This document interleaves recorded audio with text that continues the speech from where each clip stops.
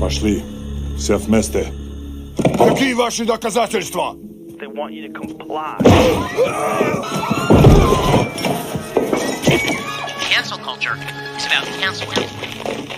Кокаином. Up yours. Woke moralists. Up yours. This is systematic bullying that's happening. Woke moralists. Up yours.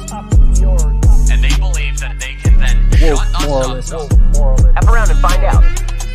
Up yours. Woke moralists. They seem animalistic is what I mean. No, they're worse than animals. The woke mob, they ruin everything. They stop Ben Shapiro from going to events and speaking. They stop Ann Coulter from doing it. I will never surrender even a single inch of ground to a pitchfork mob. You never cave to the mob. We will never bow to the mob. Ever. No matter what. Do you see the final expression of cancel culture in terrorist groups like Up yours.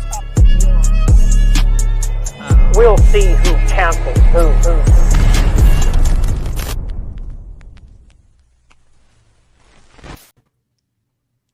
Oh, Hey. what's up?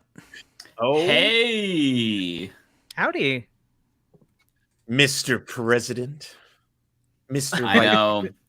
Got some big news today. But yeah, it's official. It's official. Before I talk about that very important news here, let's welcome our guest, Riverboat Jack. Thank you for coming on. Nice to see you again. Yeah, nice to see you again so soon. I really enjoyed our conversation the other day. I'm really glad we get to all be here together today. It's very exciting to be here. Thanks for having me. Yeah. And yeah. find you Rebecca- on the internet too. Plug socials. Plug websites. Yes. Oh, yeah. Hi, I'm Riverboat Jack, cover news and politics. You can find me on twitter.com/riverboatjack, or the site formerly known as Twitter. And you can find me everywhere under Riverboat Jack. That just YouTube, Twitch, all the places. Yeah, it's great to have you on, and great to have you on when we have this announcement to make that Rebecca Azor will no longer be with the Leftist. I love making that joke every time. Every time. episode. You almost got me for a second. Rebecca's going to be late as she sometimes is, but yeah, she'll be here.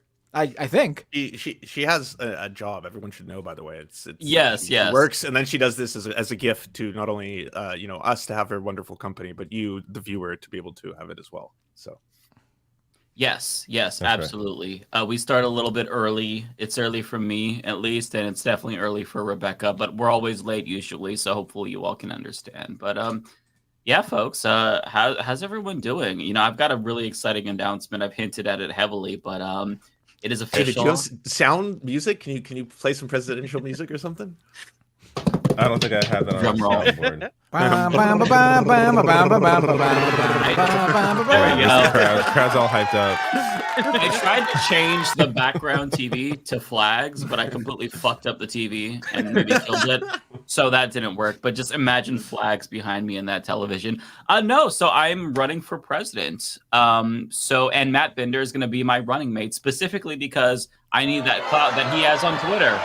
So, Right. yeah. I found out Blue after Sky. the material was already made and posted and the announcement was up. I mean, I assume that you picked me because I would be the most executable after I don't overturn the election when you lose. Yes. That, and also we're about the same height.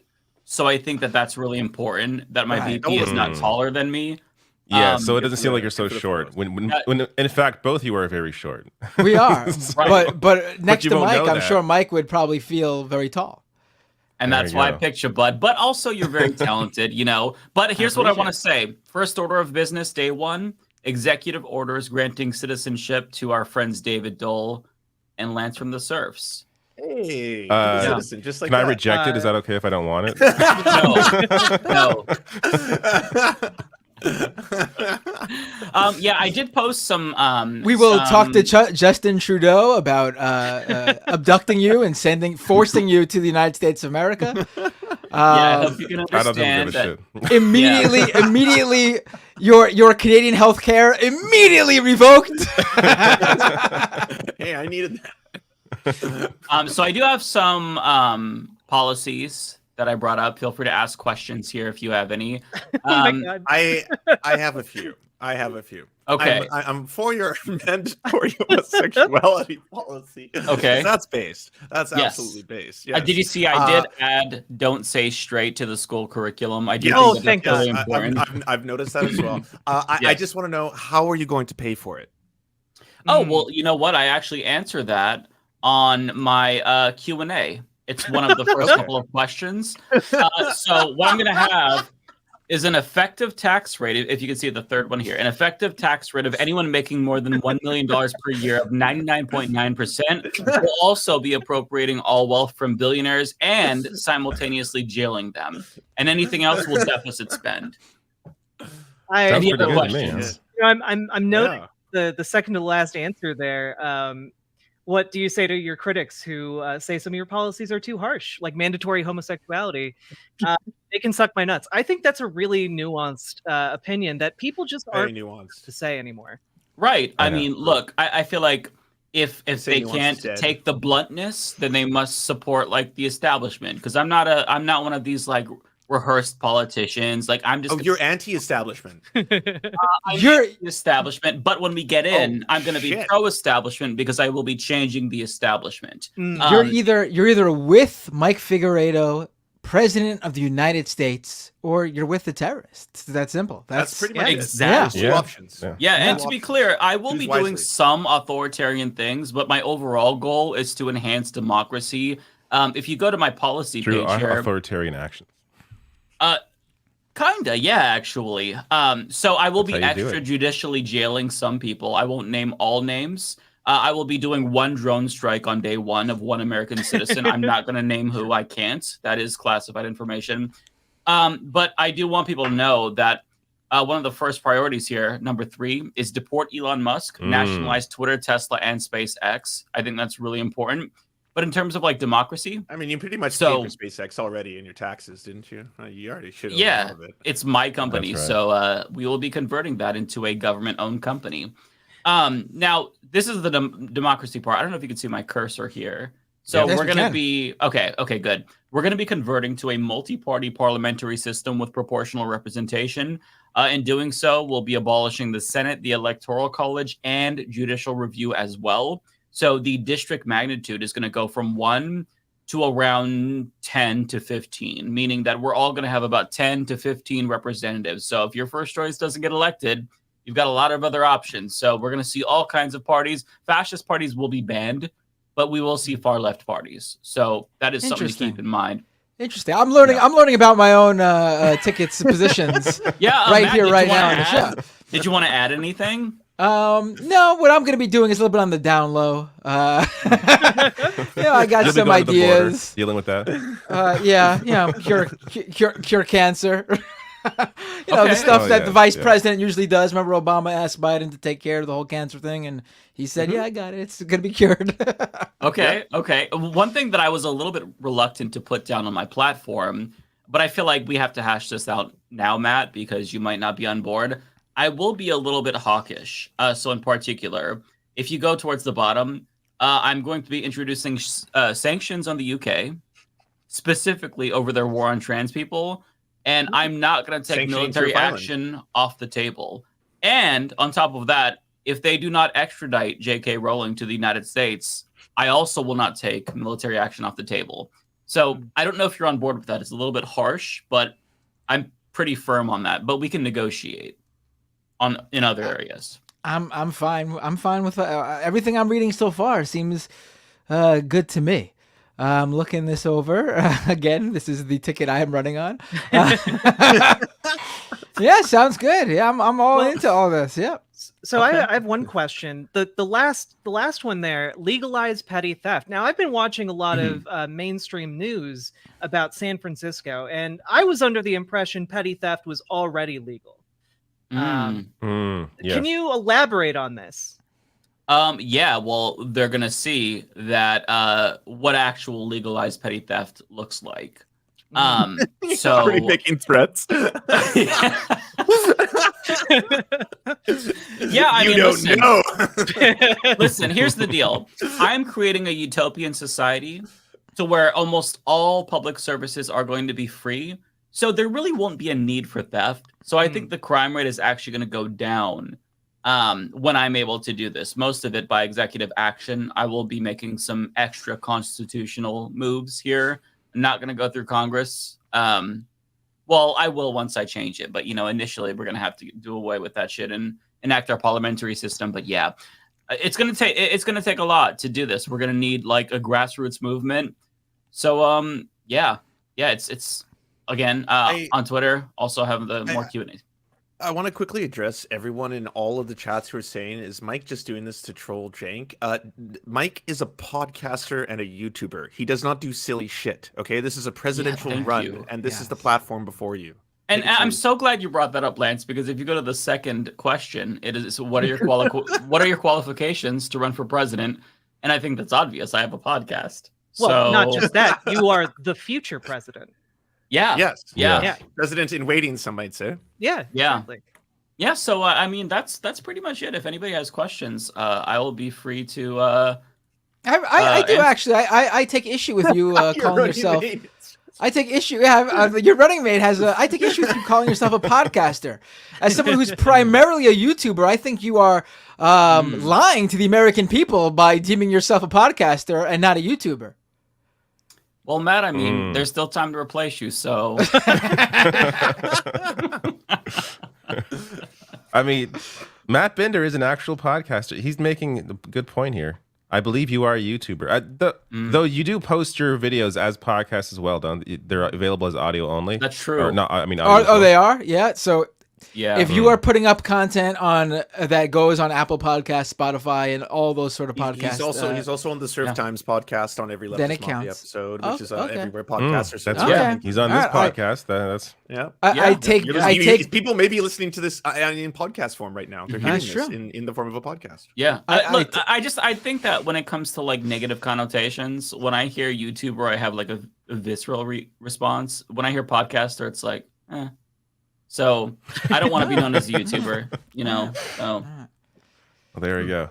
I support you. I mean, I'm outside the country, but Well, actually, some Canadians will be allowed to vote once I'm president. Then you got my the vote. Executive order granting do you some accept of them. pre-votes? Is that a thing? Can you accept pre-votes from other countries? I can't until I'm in power, but once I am in power, subsequent elections. Then you will count the votes towards the total that you already had. Yeah, Okay, absolutely. Good. Yeah, I will say someone who replied to you on Twitter made an excellent point. How I would personally read the presidential super chats, which would probably last well into a few administrations after ours. To be quite frank, I'd be reading those for quite a while, I think.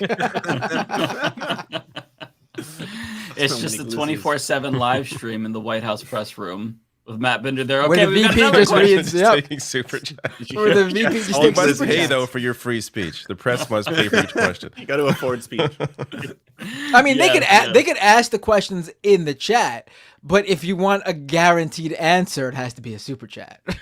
Yes, that's right. Yes, that's right. Yeah. That's true. That's how you fund the government. Actually, that's one of the ways. I think that's our new tax system. Yeah. Mm-hmm. Yeah. Mm-hmm.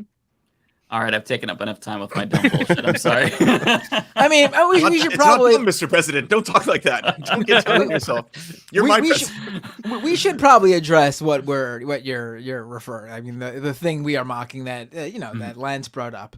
Cenk Uygur of the Young Turks is running for president. Not the presidential. Wait. What? This is unrelated, Yeah, by the I way. mean, He's taking your thunder, We've Mike. started a new topic. This is unrelated to Mike's run. Okay. Right. And I mean, listen. Whether or not he copied Mike, we don't know. I mean, I don't know what he's thinking. I mean, I've seen people claim that he can't really run for president because he's not a natural a natural born U.S. citizen, born to a U.S. citizen, and I mean. The fact that we're even debating that as if it's a real run to begin with is just to me that doesn't matter at all. To me, the thing that I mentioned online, the real thing that slapped me across the face, is this is a guy who for the past few months has been arguing with LGBTQ activists and their allies about how trans-inclusive language is going to push away Democratic voters. And then he turns around and does like the one thing that the Democratic voting base hates more than anything, and it's when you primary a sitting Democratic president. Like, I think that is going to end up really pushing away more Democratic voters than anyone who says any sort of trans-inclusive word at any point in time. Well, yeah. On top of that, all of the justifications for why he's running just don't add up. Like they just don't. Like he's saying he's gonna hit 20% in the polls and like 25% in the polls. Sorry, and all the governors are gonna get into the race, and it's like, well, the cutoff for even registering for the primaries is like coming up in like a month. Nevada is in 4 days, and he actually mentions that in the discussion with Anna about. So I watched his whole discussion. He mentions that in the discussion, but it wasn't brought up that if you're running to get other people in, then isn't it kind of bizarre that the cutoff is in 4 days? How is anyone else going to join? Like, what are you talking about? Yeah, like it just doesn't make sense. And what baffles me, like there are some people saying like, oh, it's to sell books, it's to get attention for the Young Turks or whatever. That doesn't make so much sense to me. Like, this is a guy who's built up his entire reputation over like decades now in this space, and the fact that he's like it kind of seems like he's throwing it away because it doesn't seem like he's being honest about why he's running. Listen, I've seen people do like comedy presidential runs purely for attention, but they make it very clear that like you can't donate to their campaign because they're not really running. It's like a joke or a marketing ploy. He's actually accepting donations from people. Yeah, the website's up and running. Have any of you looked at his website, by the way? Yeah, it's less fleshed out than my policy page. You actually have a more cohesive policy platform.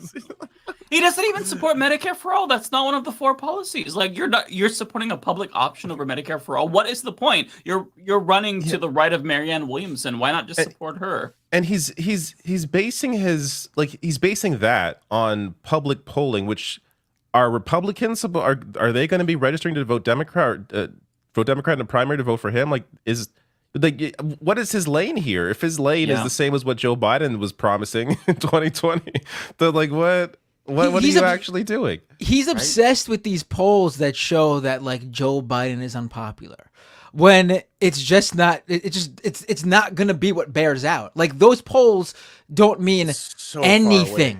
He's so obsessed that he keeps bringing up that's the reason. First of all, usually if you're gonna run on like a likability poll, you're someone who's extremely likable, and he's shown that he's not. No offense to him, but he's not. Like, he's not someone who has like broad support or anything. Like, the Democratic base very clearly doesn't like him. Like, they know who he is and they don't like him. What were you saying, Lance? No, I was saying last time he ran too, the smears that came out, that was a much smaller election in which he won like 6.7% of the vote. That you saw what happened immediately. Was like, here's all these clips of him endorsing bestiality. Here's another clip of him endorsing. Bernie had to reject his endorsement. Yeah, Bernie Sanders had to reject his endorsement because of the bestiality videos. Yeah.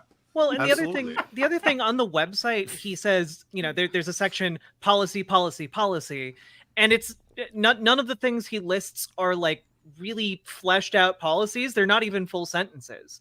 It's just the concept of paid family leave, the concept of a $15 minimum wage, the concept of a public option. It doesn't explain what the percentages are. Yeah, or how he would actually do that. Like, okay, I agree. Let's end gerrymandering, but how are you going to do that in practice, right? Like, nothing about this is serious. And so it just leaves me wondering why. And the most bizarre part is I was watching the video where he was talking to Anna that David was referencing, and there's a portion where an audience asked, are you going to take corporate PAC money? This seems like an obvious question, but I just wanted to ask. And he said yes. He doesn't think anyone would donate, but he would accept it because he doesn't want to unilaterally disarm. But like, your whole career has been trying to get money out of politics. You're not even going to win. Like, they're not even going to put you in the polls. So why would you say that? Like it's honestly, I've been following the Young Turks for over 10 years, and to me it's humiliating for me because I feel like, man, was he always this unserious and I just didn't see it? It's there's no self-awareness here. There's no done humility. Incredible things like the Right. Justice Democrats. That's a huge accomplishment. That's something like it's one of the things I had to preface all my disagreements over. All those issues related to the birthing person Rebecca. stuff. Like, hey Rebecca, good to see you. Hi. I like everyone started by saying like I have nothing but the utmost respect for like actually starting to make real political change using your platform like the Justice Democrats. That's an incredible accomplishment that you have to give them credit for. This other one just seems, I don't know, like a vanity run or something. Yeah, and like even if we're being absolutely charitable to him and this isn't just some bid to sell books. Like if it were me and I were in that position and I genuinely wanted to run for president, I would be a little bit concerned with the optics. Just like, hey, even though I genuinely want to be president, it feels like maybe people will think that I'm trying to sell books because of the proximity to the release of my book and me doing this. It's so bizarre to me. It's embarrassing, honestly. Everybody's dunking on it on Twitter. Like he's just like destroying all the goodwill that he built up over the years in the span of like 6 months. And it's puzzling. Like it's a clown show. I genuinely am stunned by this. Like I wanted a Jimmy Dore run for the lulz, and we got Cenk instead. Like what the fuck is going on? Right. Like some people in the chat seem to be misunderstanding what's going on here because they think, listen, Cenk could run. Anyone could run for president. The point is, this is a guy who is arguing something he's arguing for someone whom he doesn't represent. Like he is not the guy here. Like, if you're going to be someone who's worried about Biden in the polls, you got to be someone who can outperform Biden. You got to at least be somebody who's been putting the campaign together long enough to actually make a significant, serious run and have an actual chance. It's too late. It's too late. It's too late. I would say this for anybody. Yeah. Unless somebody came along who had a built-in campaign apparatus ready to go, like if Bernie Sanders decided to run, which he wouldn't because he also knows it's a bad idea to primary a sitting Democratic president. I mean, I don't know what to say. He's just not the guy to do this. That's it. Yeah. Well, is that it? And something he said in kind of, because I've been paying attention to this since like he kind of announced on Breaking Points, and he mentioned something that just stuck in my brain, which was that he was considering letting his audience vote on whether or not he runs to be president. And he did do that. He pulled his audience to do that. They got 76%. That was what the TYT vote showed. That's so weird. But that's not a serious thing. Like if you're actually serious about running for president, you aren't like polling your YouTube audience about. Quick question for the four other people in this stream right now. Do you think Mike and I should run for president and VP? David? Yes. Rebecca? Yes. Oh, yes. Sorry. Yes. Lance? Enthusiastic, yes. Riverboat Jack? I think you've already won. I mean, clearly that means we're going to get 100% of the vote from the American people. That's it. We're running. All we have to do is rally in the YouTube viewers, because it's easy. There's no due process. There's none of that, right? Now anybody can be president. I don't know. I know I'm just joining the conversation, but I don't know how serious we can take this man. A lot of the flopping that we see go on his channel, a lot of people have called him out. He's calling people out. His co-host is calling people out. There's nothing serious about him. What platform will he run on? What policies? I've heard a few, but there's nothing serious about him because he can't even keep his own word. He doesn't even follow. He just goes with the wave. It's a joke. And like you said, somebody mentioned on here, we know it's for you to sell your books. You know you ain't gonna win. You know you're not serious about anything. You're going up against Biden for why? What? What's the real reason? He doesn't think Biden can win. That's why he's but he's not gonna win either. I know. Biden and that's him, why it it's doesn't like, make a come lot of on, sense. nobody's gonna be like, he's going to encourage other people to get into the race. He wants Gavin Newsom to join the race, and he thinks Gavin Newsom will join if he's in the race. He hasn't explained which doesn't make any sense. I didn't know that. It's too late to join the primaries. So the whole argument makes no sense. That's what he at all. said in his announcement. I'm not joking. Yeah, like look at this is the entire website, by the way. It's one page. Yeah. Shouldn't it link to what those percentages, like what polling he's pulling? That's what I was from here? saying. I was like, So I time off assume for that means mothers. that they're popular policies when they're like, his book is about how a lot of America is actually progressive because when certain things are phrased a certain way, and this isn't something new, by the way. Bernie Sanders was so successful because he was like brilliant at conveying that to the everyday, like, you know, the non-voters, the independents, everyone repeating the same messaging over and over. The 1% versus the 99%, all that shit. It resonates if you phrase it properly. That's well, that that's and the fact that the dude was a representative in the House and a senator for like decades at that point. He had a legit history of being in there and being part of the movement. He was always known as the most progressive senator, one of the most progressive members in the House. This is a guy who would make the rounds on the media, whether it be independent media or mainstream media. He was a known figure. So when he decided to run in, people saw and said, we know this guy's history. We know he's legit. We know we can trust him. We're going to get on board. And it was an open primary. There wasn't a sitting Democratic president when he was doing it. Exactly. Yes. Like, that's like the most important piece. Yes. And even that, actually, because Hillary was so expected to win, he had trouble winning over Democratic base, like hardcore Democratic base people, because even they felt, no, it's Hillary's thing to win. Like, so even with that, like, and now Cenk is running against the sitting Democratic president. And again, if your whole thing is to get a certain percentage of the vote because you think you can push Biden further to the left, if you were one of those movement candidates who could do that, I'd say okay. But like you're not. You're not. You're not. Well, and the other thing is, we can take this story because it's very unserious to me, and I think he's making a joke out of something. We already seen a lot of other people make jokes out of, take this thing called presidency. They don't take it seriously. We've seen it with Donald Trump and other people who want to run for these higher offices and representing us. And everybody is starting to take it as a joke. And I think that one of the platforms like that one, TYT, starting out supposed to be for the people and all those things, and how they flipped and attacking now, if he's running for president, right, and he thinks he's progressive or whatever he's titling himself these days, but the main things that his channel is going up against, he has racist takes. He is against the LGBTQIA community, specifically letting his co-host rant about trans people. Like, who is really going to take this serious?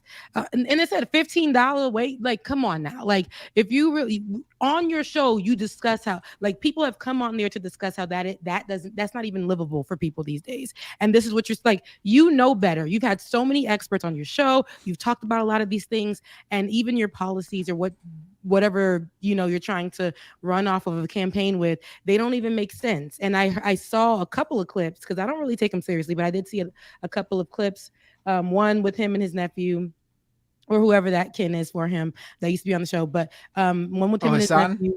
Yes, and that was unserious to me too, because I'm like, it's all giving. Let us get these numbers up.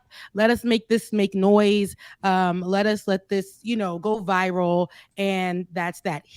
I don't see anything. I feel like the more we focus on it, he's gonna get what he wants, and I hate that. I really hate. He's playing a game. Their whole system is to literally want to go, to me, in my opinion, to go viral. Like, they started switching up and saying these terrible takes, these offensive takes, knowing like this is gonna hurt people, and this is not what they usually stand for or say that they stand for.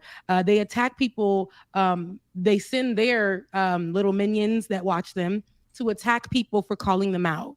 And I don't, especially him. I don't like it. I don't like how he did with Olay. I don't like his aggressiveness, and I don't take him serious. There is nothing about him that's presidential, and we got to be more serious about that. And I just don't think it's even worth any of us taking this seriously. Like, I don't think this is a threat to any. I don't think it's a threat to anything. Like, I think it's just. I think it's bad for him. I think it makes him look unserious. Like, I think it hurts his image. Like, that's out of anything. That's what it potentially damages, is him. People will buy his book. I don't think it hurts anybody else. This makes for good YouTube. This makes for he good. Might get on Sean Hannity. I don't think it's even their announcement video or his announcement video. Last I checked, had like 60,000 views, which isn't a whole lot considering like a lot like their other videos. Like it's just not. Yeah. I mean, it doesn't seem to be getting a lot of traction. Next thing you know, I don't Fox gonna have him on there, and he's gonna have a show. He's gonna take his talents over to Fox. You know how it is. Well, like that's the thing, though. Like, I don't think this is. If it gets any immediate attention, it's going to be like Fox because they want to, you know, try to create some division. He's not going to get on CNN, MSNBC. But Like, Fox will cut the. They're check talking about like whatever. they're talking about like the attacks that Cenk's going to fit. They're not going to pay attention to him. Like they're not going to mention his name. It's not. It's no. They're not going to attack you because they're not going to acknowledge you.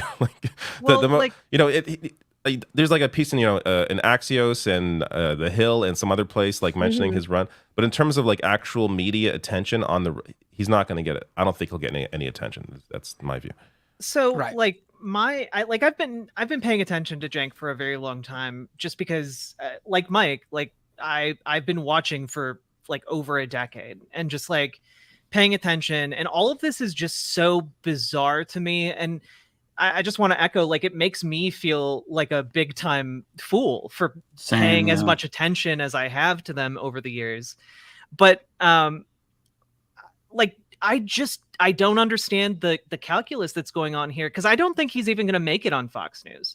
Like, I think kind of what he's gunning for right now is to do the conservative like YouTube circuit, like Valuetainment and like Patrick Bet David interviews and stuff, because he went on there like a couple months ago and was talking about how he wants a new type of progressive, the mainstream progressives, to differentiate himself from like the crazy far left progressives who are, you know, in favor of like, you know, trans people playing sports and like having healthcare even if they're children. Like, you know, it's a weird line, and he seems to be almost like intentionally alienating the base that he's cultivated, and it's just very bizarre. I know of people, including myself, who basically stopped watching the show since the whole thing happened, and I can't watch them now. Like I just have a hard time taking what they're saying seriously. President?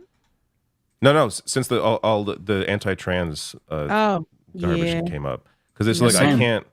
I know people who stopped watching, who like cut their membership, like all that stuff. Like maybe they picked up viewers from maybe conservatives have picked up that slack. I don't know, but I know it's definitely turned people off, because it's antithetical to what they historically had been fighting for and what that network was about for almost 20 years. Yeah, and it's not just that like like I was watching his interview with Hassan, which is really interesting, and the debate itself was illuminating in a number of ways. But like, it's not he name dropped Lance again and basically like accused Leftist Mafia without naming us, except for Lance, of like grifting off of his name for clicks. I'm a scorpion. Not Lance. I don't believe anything they say. Don't worry. But it's like, if you look at a lot of the response to the like commentators that he was beefing with publicly, just like regular people in the comment section saying, man, this really hurts. What they did, their turn hurts because I'm a trans person. And I feel like, I thought they supported me unequivocally. So it's not just like people who are trying to profit off of this for clicks and stuff, because yeah, we all know that drama does do good on YouTube, unfortunately. But like, there was actual objective criticism there, but like his inability to take criticism along with this like weird, I mean, to be fair, Cenk has always been very bombastic and arrogant, but like this is next level where it's like, bro, who do you have giving you these ideas? Do you have anyone who's a friend who could call you on your bullshit, who you trust, who's like, hey man, tone it down, simmer down, you're not going to run for president. What the fuck are you doing? Are you high? Like, what are you doing? It does seem like he's a lot more insular than he used to be. Like this is his thing. He always talks about how it's really hard to see outside your own perspective, and I completely agree with that. Absolutely, that's him right now. Yep. Like you know what I mean? Like he's become the thing he is raged against, and he hasn't always look. I've watched a lot. TYT is one of the big influences for me starting my channel. Like I've watched them for years. I had watched them for years. So like he was not always like this. I feel like now he's definitely more disconnected than he's ever been, and I hope there are people like to be fair, Anna in that interview, she was pushing back against some of the things he was. I don't think Anna wants him to run. So there are people that it seems like around him that are trying to be like, bro, what are you doing? But it's not getting through. Yeah, and look, contrary to popular belief, like I don't want to cancel TYT. Like I stopped watching them, but like I want them to be the old TYT that I thought I knew. At least, I mean, maybe my perception was skewed. Like I feel like you can still try to not be shit. Like you could try, like you burned all the bridges with the left and stuff, but those are just emotions. Like you can actually put forward a really good policy platform and still do good work if you try. And it just seems like they're kind of going down this weird path where it's like scorched earth politics, and they're just, you know, they base their political views now off of like who pissed them off, and oh, the left said this, I'm gonna push back and base my view on the left yelling at me. I don't know. It's really bizarre, and it's honestly sad. I love your heart today, because usually you be the one like we stomping on heads. I don't care about age. Like if Jack was older, he'd be like, "Fuck Jack." If Jack was an old man in his 90s. What's your policy on elder abuse, Mike? Do you have a policy on elder abuse? It's all legal, baby. I can't agree on that. Like I love you so much, but I can't, because I feel like they turned a corner. It's almost like saying, you know how even Kanye made a joke about it. I miss the old Kanye. I do, right? And I listen to the old Kanye, right? I like that stuff. I won't deny that I do think he's very talented, very genius, but he's done so much. You know, I'm not saying that people can't change, you know, people can, but when you are actively, I think he doesn't give a damn. He's doing this on purpose. His heart is dirty. He doesn't care. And when you are actively doing this with a terrible heart, like it ain't like you just going through stuff and you really know what you're doing. I know that for the saved ones, they say, forgive them, Father, for they know not what they do. That man know what he's doing, okay? And there's nothing that we can do about it. We're never going to get whoever he was. I used to watch him a little bit back in the day, but it wasn't nothing for me to hold on.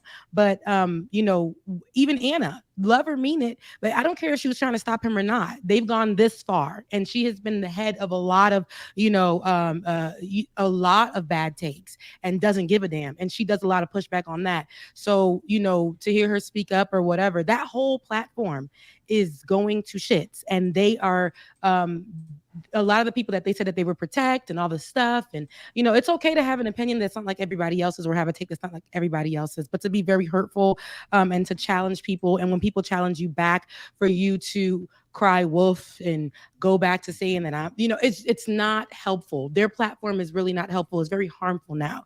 And I don't think that they can come back from it. Yeah. And like, I'm a trans person. And so like, and because of my respect for TYT, I held out a lot of hope for a long time that they were going to course correct.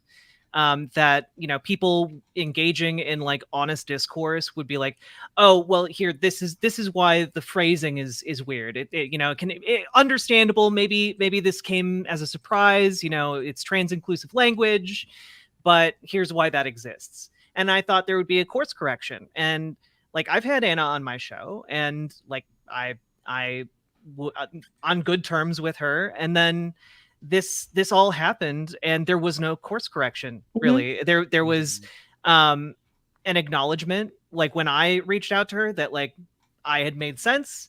And then a month or two later, it was the same discourse all over again.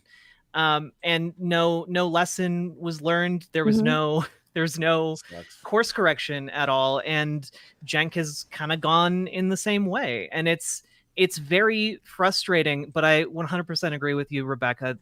There's an intentionality here that I don't know what is guiding their decision making at this point, but it is intentional. Like I respect TYT enough to know that they are not making these decisions because they are stupid. That's a great point that you made, because see, course correction, like some people just don't know, right? Like you could tell, like if the conversation is being had, they don't understand that they're being hurtful or how, you know, this is misinformation that you may be giving. So let's have a conversation about it.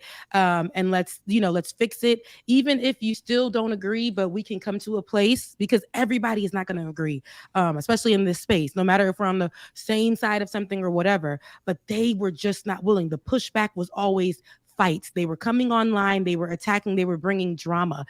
They brought, I remember Olay on, and to discuss something, and he started coming at her very Prison aggressively and argumentative, instead of allowing her to actually make her case as the expert about the situation, and then gets back online, and the co-host begins to name drop, and it's just we're moving away from what we should be doing, and now it becomes just drama in the space, and I think that's where I just lost it. I'm like, no, I can't. Yeah. Yeah, no, it's not constructive. It's just it's like this scorched earth, burn bridge, tear down the left thing that I don't want to be a part of. But I agree with what you all are saying. It's just sad. But that's where we are. Move on to another. Yeah, topic. I thought We've we'd been bring talking that about up this so for a we long could. time. What was that? I just want everyone to vote for Mike and Binder, and that's thank all you. I I'm appreciate doing. that. Yes. Yeah, And are you going to be the campaign manager, Lance? I feel like you should be. Am I allowed? I don't know what the rules are. I'm a I think Canadians can be campaign managers. Here. Yeah, an elected position. Oh, You can yeah. do it. Absolutely. Oh shit! The maniacal laughing. Yeah. What have I done? I don't know. Before we talk about obviously the very serious and horrifying news that's been probably the reason none of you have been sleeping lately, like myself, we can talk about Steve Scalise just dropping out. That just happened. Wait, that just happened? Yeah, he just dropped out. It was like less what, a day? I have a video going up tomorrow. That's done. That's why you don't hold your. That's why you don't hold news stories. Why you don't hold the news videos? You gotta put them up right away. Yeah, those you got. That's not evergreen. Like that ain't nothing you gotta put. This is why I can't pre-record any videos, because things can change in 8 hours and that's it. Like, that's news. So when you want to drop it when it's hot, you gotta drop it when it's hot. Now I know exactly what type of guy Mike would be. He'd be one of those New York Times reporters who finds out something insane that Donald Trump as president did, but then kept it months later for their books. They could sell books. That's the type of guy Mike is. I say, got it. Okay. I'm just gonna attach this Leftist Mafia clip to the end of that video. So that way it's like, oh, he knows. Okay, good. Because otherwise the comments are going to be, Mikey dropped out. I'm like, oh my God, I know. Fuck. Watch Mike's video is going to end with him. He's going to put this on after him saying, mark my words, no matter how terrible Steve Scalise is, he will be the next Speaker of the House. That literally happened to me yesterday. A week ago, I predicted that Steve Scalise would be Speaker, and then yesterday he won like the Republican nomination. I'm like, that's right. So I posted my clip with the crystal ball, like, look at me. And now today he drops out. So I replied to it being like, I predict no. It's okay. That's funny. Are they gonna? How are they gonna pick a speaker? Like it's a complete mess over there. What's who is possibly gonna get no Jim votes Jordan now, right? Wasn't it Jim Jordan or Steve Scalise? And now Steve Scalise's out, so Jim Jordan. Why would Jordan get any more? I mean, maybe he will. I don't know, but they're maybe both the same to me. My big question is: are they going to be able to find anyone who doesn't have like the worst thing in the world attached to them already? Like, like, holy shit, David Duke without the baggage. Drop. The only way. Jim Jordan abuse enabler. That's what they have. That's the qualifications. You have to have the worst thing attached. Yeah, you need baggage to win. Actually, and it has to be the worst type of baggage, and so that the Republicans can romanticize it and make it like it's like, hey, like that was like 3 years ago. I mean, like that was like 2 months ago. Hold on. I hate to do this. Everybody in the chats are complaining that our audio, something's happened to our audio. It's clicking and it being weird and it sounds bad. An hour in. It just started. It just started. When I came in, what we looking like? No. It just started. No. People just started. So I'm gonna. I don't know who did it. So I'm gonna leave the. People started saying it when I was talking, so I'm gonna leave the room and come back in. If that doesn't fix it, we'll just go down the line, leave the room, come back in until whoever it gets fixed. So see you in a minute. Matt for president. Vice president. Vice president. All right, now that we're rid of him. God, Like, you that gotta drop nice him. guy. Who's the new vice president? Rebecca. Okay, I mean, I don't know if I All can right, fight, there but you I think it's you know, Dream ticket. diversity is very diverse. I like that. Yeah. All right, is it stopped? It's good Someone now? said it good. It good. So it was when I left. It's clear now? Clear Maybe. now. So it's just Matt? This is... Maybe doesn't I make any fixed it when sense I though, because I heard, yeah, but I heard you fine. That's so Yeah, weird. it's been crystal clear on my end. Sounds good. Okay. No, I didn't hear anything either, but everyone in the happened chat before, from yeah. all the channels started saying it. So it had to have been a StreamYard issue. Yeah, But when we had I- Emma on, my it two chats happened said in it's like the fine. first 10 minutes. It happened, right at the very beginning. It happened. Just like I think it's a StreamYard problem randomly. But They say Rebecca for chief of staff. I'll be chief of staff. Okay. Okay. I'll be chief of staff. Okay? actually, We'll could have you be some could, part. could you be our press secretary? I think you did a good job on that. Oh, okay, no, you're yeah. right. Let me go ahead and the Yeah. press secretary. It's more fitting. Okay. Yeah. It is. Like, yeah, I could be the press secretary. I'm gonna make Olay Attorney General. I think that'd be Oh, yeah. Good pick. yeah. Yeah. David, what? I'm Canadian, so Well, you're gonna get citizenship if I you. win. So Like, why would which I don't want. So it's Against- okay. yeah, don't against run her away will. from something? I'm from Canadian. Listen, this is inclusive over here. Anybody, everybody. I'll be the I don't know, the Ambassador Canadian to the correspondent. Saudis. here's what it is. Saudi ambassador. There I'm you go. gonna establish a special committee to study the effects of nationalizing some video game companies and potentially making them free to the public, free recreational activity. And I'll be in David is charge of going to that. be the head of that. There you go. Damn, I'm good with David. that. Mike just Sounds made good up to me. a dumbass An position. awesome to- job. That's a sweet job. That's your president, Matt. Show some respect. Not a dumbass position. Listen. Hey, anytime a president makes up some new position, it's often just to give to one of their buddies who he knows can't do anything else right. Like, come on, imagine being like the general Don't of the let him say, Space no, Force. David, Come that's- on, we know you can't do anything else, and that's why you're head of Space Force. See, Matt just gives us vice president energy. You right, Mike for president. He's going to end up being a Cheney. I I was might gonna have to say do away Bender's with giving him. very Dick Cheney energy over here. That's what I'm. Yeah. Very strong. He's gonna I don't take know control. if I can do this, man. I might have to throw you off the ticket. Mike will get assassinated, and I will install a monarchy. Oh Jesus! Oh god, I've had way too much fun with this shit. Which is good because the news has been horrible this week. Yeah, I know. I feel like none of I us want to sorta actually wanted start to- that conversation. Yeah, it's been Yeah. haunting me every single minute of the week. It's just really bad. I know you're I all wanted the to, same. I wanted to do that touch on either. all these other stories because I have a feeling that once we start this Yeah, do that. story, obviously Yeah. it's gonna take us till the very end That's of the fair. show.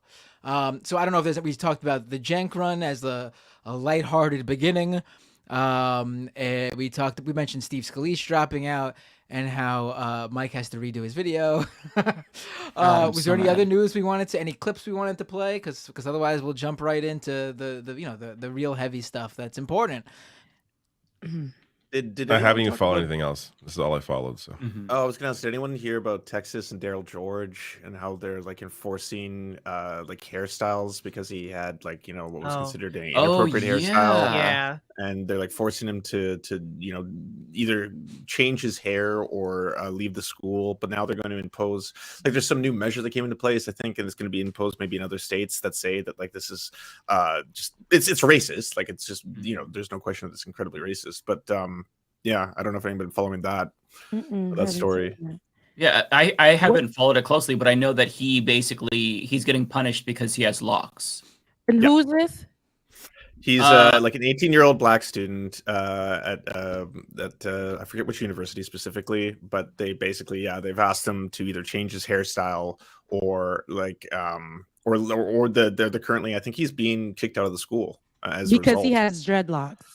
Yep. This is how why is that like legal?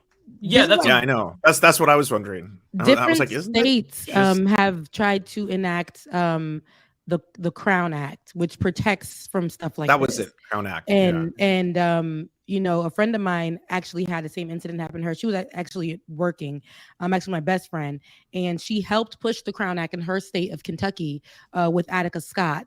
And because she had braids, and her braids happened to have, first of all, they were braids and they had gold streaks in them. And she was pulled to the side. She's HR. She was pulled to the side and was told that her hair was inappropriate. Yet there was another woman at work who happened to be white, like Riverboat with the beautiful red hair. But they allowed that. And the woman wasn't originally redhead. But they were saying, because my friend, that's not her natural hair color, she cannot, that's seen as you can't come in, it's not professional, and it stands out too much. So my friend took it, and Attica Scott, who was trying to push at the time the Crown Act, and different states are trying to adopt that, which protects you from those type of situations, from prejudice or being pointed out or whatever as a Black person because you have a certain hairstyle. For some people, dreadlocks can be religious. Dreadlocks are a part of the culture, and it doesn't matter why you have it. Our hair is our hair. Yet there is stipulations and that they put on people of color, specifically Black people, and their hairstyles. So for him to be possibly kicked out the school because of dreadlocks is out of control. Yeah, I have the story here. So we could just read a couple of paragraphs so we get the full story, but this is the kid. So after serving more than a month of in-school suspension over his dreadlocks, a Black student in Texas was told he will be removed from his high school and sent to a disciplinary alternative education program on Thursday.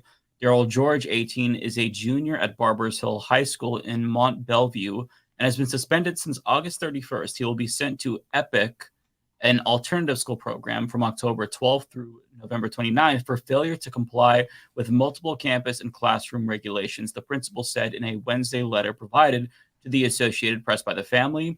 Principal Lance Murphy wrote that George has repeatedly violated the district's previously communicated standards of student conduct.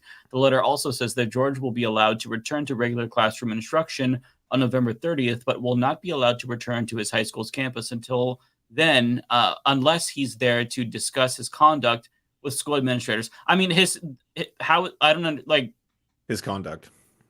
This is so wild to me. I looked up Mont Bellevue in Texas, correct? Mont Bellevue in Texas? Yeah, in Texas. And that's a 78.8% white. I just had to look at the demographic there. 10% Hispanic and 9% Black. So I'm assuming that the school might be predominantly white and there's certain standards and looks and whatever. So the Black kid with the dreads, which is beautifully done, is going to be singled out and looked at as, like what he's doing is disrespectful, harmful, shameful in some way. It isn't professional, doesn't present well. And that's, just because it doesn't present as in whiteness. So I think that's where the issue lies. Yeah. And that's why the Crown Act is very important. And, so a lot of different state leaders have been trying to push that and so that it's all across the nation. But it's been hard to push something as simple as the Crown Act. Which protects Black hair in professional spaces in schools and those type of areas. So, yeah. And I mean, the entire idea of what is and is not professional is largely a product of white supremacy. It is a tool to keep certain people out of certain professions and certain professional spaces. And what is professional? You have to look back in history, who was allowed into those professions predominantly, who was allowed to make those standards. And that we are still living in a very white supremacist nation that we need to undo in a lot of different respects still to this day. Yeah. It's just straight up racism.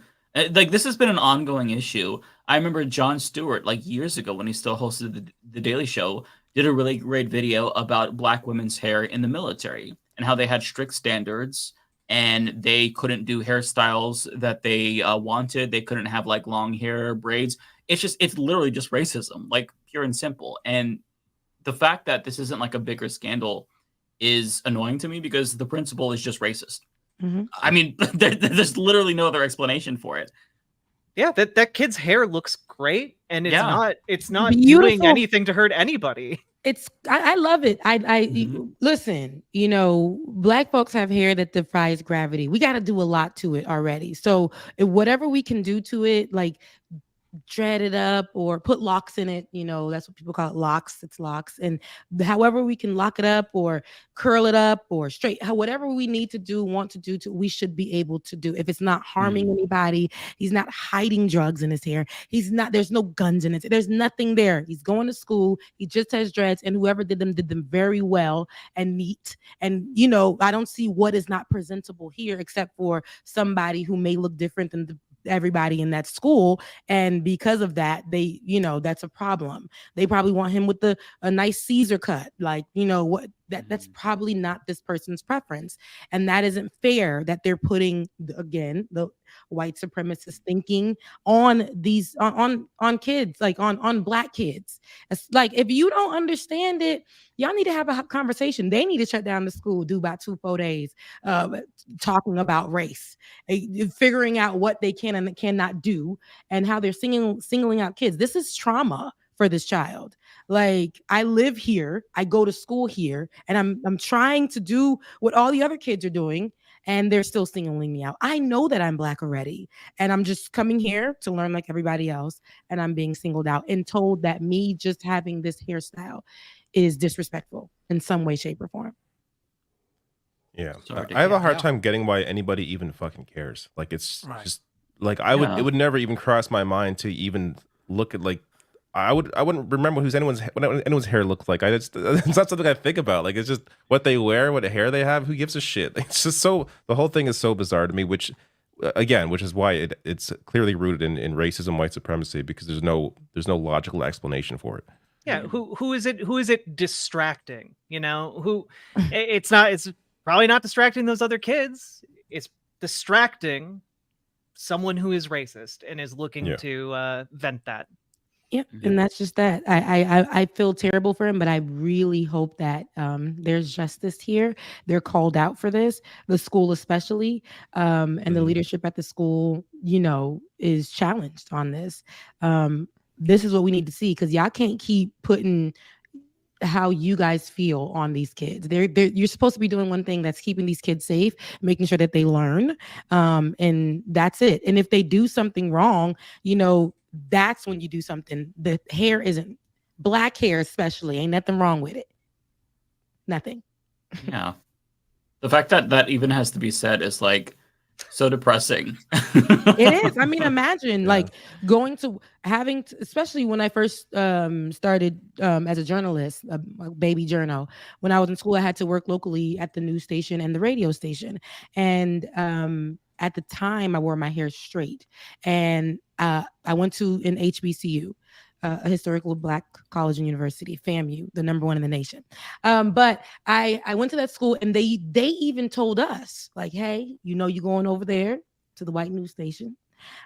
So you have to look a certain kind of way. Couldn't do my nails like this. Of course, this was considered unprofessional, especially back then. I mean, I went with that. I understood that. So I had to keep them short, keep them nude. But then it was the hair thing. I kept my hair straight, but I didn't always want to wear it straight. I didn't always want to wear extensions. Sometimes I wanted to wear my hair curly, but it confused people inside of the newsroom. So a lot of us young Black girls had to wear our hair like that. That's why I was really glad to see the evolving of that. As many Black women in the news spaces were going to work without the wig on, or going to work without their hair being straight, and going in with their curly hair. And people were writing in saying, "I'd rather you look more professional with your straight hair. You look better with your straight hair." I have two friends who work at the news station now, and we all went to school together, and the same things, but they have taken, hold of how they want to look, right? The power. They took that power back, because that's not going to prevent me from being professional. I still do the news correctly. I still do this better than anybody. Okay. That's how, they present themselves. I'm still a professional in this. I'm still the expert at this. I'm still going to get the news. And that's what I think we need to come into, because I see other people, and like white people, who can come in with 2 braids and be just fine. If I just came in with 2 braids, I would be looked at crazy if I was working in that environment at that time. But I see there is changing there. So in these predominantly white spaces, they just got to get with it. Like it's making you uncomfortable. Why? And then don't ask to touch it. It's making you uncomfortable. Don't ask to touch it. So I hope that the Crown Act, that's why I really I am so for it. The Crown Act needs to be pushed in every state to protect our kids, to protect us, to just be okay with being ourselves. It doesn't make us less professional. Okay. It doesn't. Yeah. I'll embrace it as president, Rebecca. Day 1 executive order. Yes. All hair matters. Okay. In fact, everyone gets locks. You must have them. Mandatory. Mandatory. Yeah. Yeah. Some of There are y'all, some people in the chat. It might be a couple of tries, but There are some people in Unless the you chat don't that- look good in them, then please, we don't want you wearing them. There are some people in the chat that appear to be confused, asking if is it like a real run that Mike is doing, and yes, it's real. Yes. Absolutely. Really I'm always, I'm Just to be coming clear, up with these big ideas. I'm very serious about shit. So yeah, I will be filing the paperwork very soon. Which I don't know what that paperwork is, but I'm gonna Google it. Present that as the press secretary. I'll be talking about that. But There we're we just go. keeping it right now, for the person in the chat, as Karen, who is the press secretary now, she told him, listen, we're not calling on you. We'll talk to you later. We'll have that conversation. Well, and Mike, don't stress out too much about the paperwork deadlines. I'm sure that with your massive base of support, you'll win even with a write-in campaign. That's true. I mean, I have a YouTube channel. You are a podcaster. So yeah, therefore I will win. I mean, come on. Simple. What else do you need? As president, Mike will retroactively put himself on the ballot in Nevada and declare himself winner of the Nevada election that he was not on prior. And there you go. Yeah, and if we can 50 state sweep. 50 state sweep is what we're going for. 50 Jeb states. Bush meme, baby. If we can't do that, then I will just rig it in Nevada. It's that simple. And what There party you are we with? Democratic Party. Well, We're trying to Democratic push- primary, yeah. No, People's Party. What are you talking about, Matt? I'm out. Hell yeah. You guys are not on the same page. Well, it's going to start Democratic Party, then he'll change to People's Party, then it'll be Green Party, then he'll be Independent. So that's the whole track.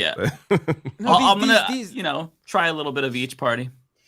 These movement campaigns like Mike and I's, our goal is to push Joe Biden straight out of the Democratic Party. He's gone after we're done with him. He's gone. Hey, Joe Biden, Mr. President, sir, there is a candidate with a YouTube channel that just announced full-blown communism. How do you respond? Well, I have no choice but to exit. I'm dropping out. Right. And they have almost 2,000 viewers live right now watching them. So it's over. It's the over. establishment is over. done. There's nothing how can you compete with that? Like, come on. We have a very realistic goal, and that is to get around 99% of the Democratic primary vote, and then make Joe Biden rethink his campaign. Yeah, very Look realistic. at this team. Like, come on now. Like, Joe over. Please. So Joe over. Yeah. Oh, I forgot to mention my qualifications. Aside from me having a podcast, I have beat every single Soulsborne game, all of them, including Lies of P. So I've got a lot of skills. Yeah, first gamer president. I don't think you pointed out, Mike. You just said this on Twitter, I think. I didn't see it in your little sheet you put up on the screen there. Mm-hmm. You're not accepting donations because you're a man of None. principle, right? I can tell you I have no principle. You can donate to this campaign by sending a check directly to my bank account. You can wire transfer. I'll give you the routing number if needed. Super chat will also do. and as the diverse person in the group, I know with Kamala, she was, she's our diverse person now with Joe Biden. And even though I'm press secretary, I know we haven't seen her so much. I haven't seen her, but you guys will see me. I might show up late, but I'll be there. You'll be the face of the campaign. Yes, I'll be there. He'll be there for a good time, but not a long time. Right? Okay. There you go, David. They know it. This is why she's the press secretary. Everything she says sticks. It's great. All right, I'll be the person. Are we gonna keep delaying, or like? We're all okay. We're all filibustering. I'm crying. This is crazy. We're like, listen, okay, now there's who's been sleeping? Who's getting good sleeps? Who's getting rest? No. All right, so you probably all know by now that over the weekend, I mean, here in the United States, we pretty much woke up to the news. There was an attack in Israel. Hamas basically invaded a number of locations in the south of Israel, along the border with Gaza.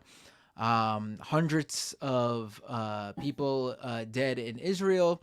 And in retaliation for this horrendous attack from Hamas in Israel, the Israeli government and its military, the IDF, are now just a horrific campaign of what seems to be indiscriminate bombings in Gaza.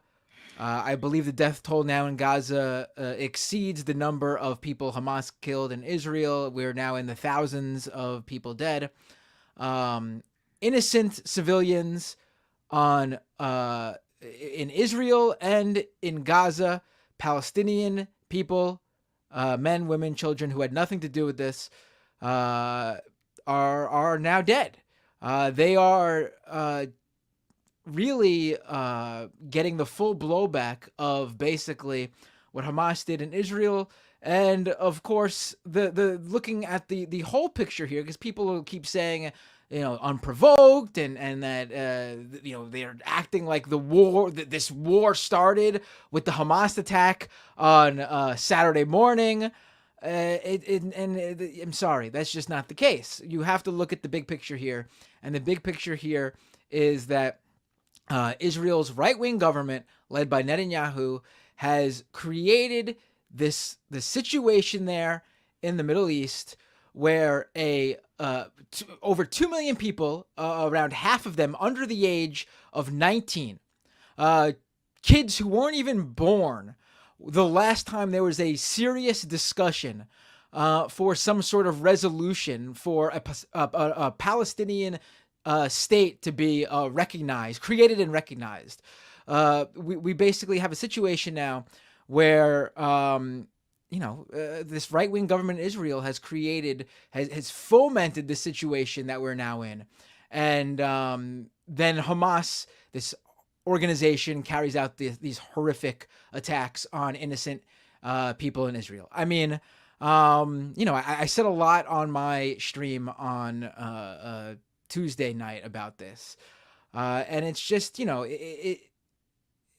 you can't talk about this. And it's amazing, too, because everything we've seen, Haaretz, that is the third biggest newspaper in Israel, has been putting out opinion piece after opinion piece by Israeli people who are rightly talking about this with the historical context, pointing the blame for this in the big picture on the Israeli government, the Netanyahu government, the far-right government that has ruled Israel now for decades.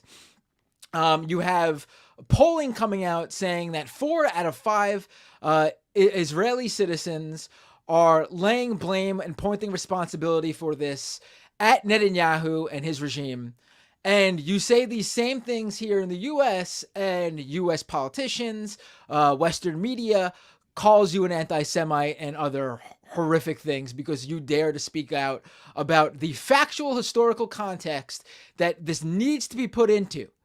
Condemn the attacks by Hamas, but look at the broader situation here, because it's the same thing that happened. And we've seen U.S. politicians like that representative in Massachusetts put out this statement how no one told the U.S. after 9/11 to cease fire and hold back. And you know what? A lot of people did. Those people had no power. No one listened to them, and I wish they fucking did. Because The U.S. is not a good example to be made, to be used as to how we reacted after 9/11. Osama bin Laden was not in Afghanistan. Osama bin Laden was not in Iraq. We didn't even get Osama bin Laden as a result of our illegal wars in Iraq and Afghanistan. We got Osama bin Laden based on intelligence. And even then, we couldn't even, do it right and take him in and have him go through the U.S. justice system, which would have been the ultimate slap in the face to him. We assassinated him. So, I mean, the U.S. government and what we do here should be no beacon on the hill for us to look at.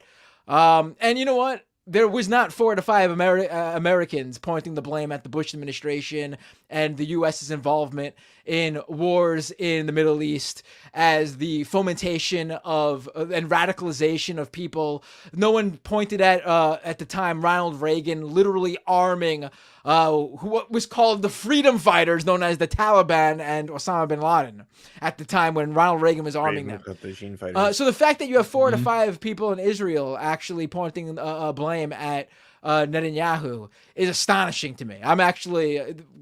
Hopefully, this situation will not deteriorate even further, even though it doesn't seem like the far right-wing government in Israel is swayed by the public opinion. I'm sorry for talking so long. If any of you want to jump in.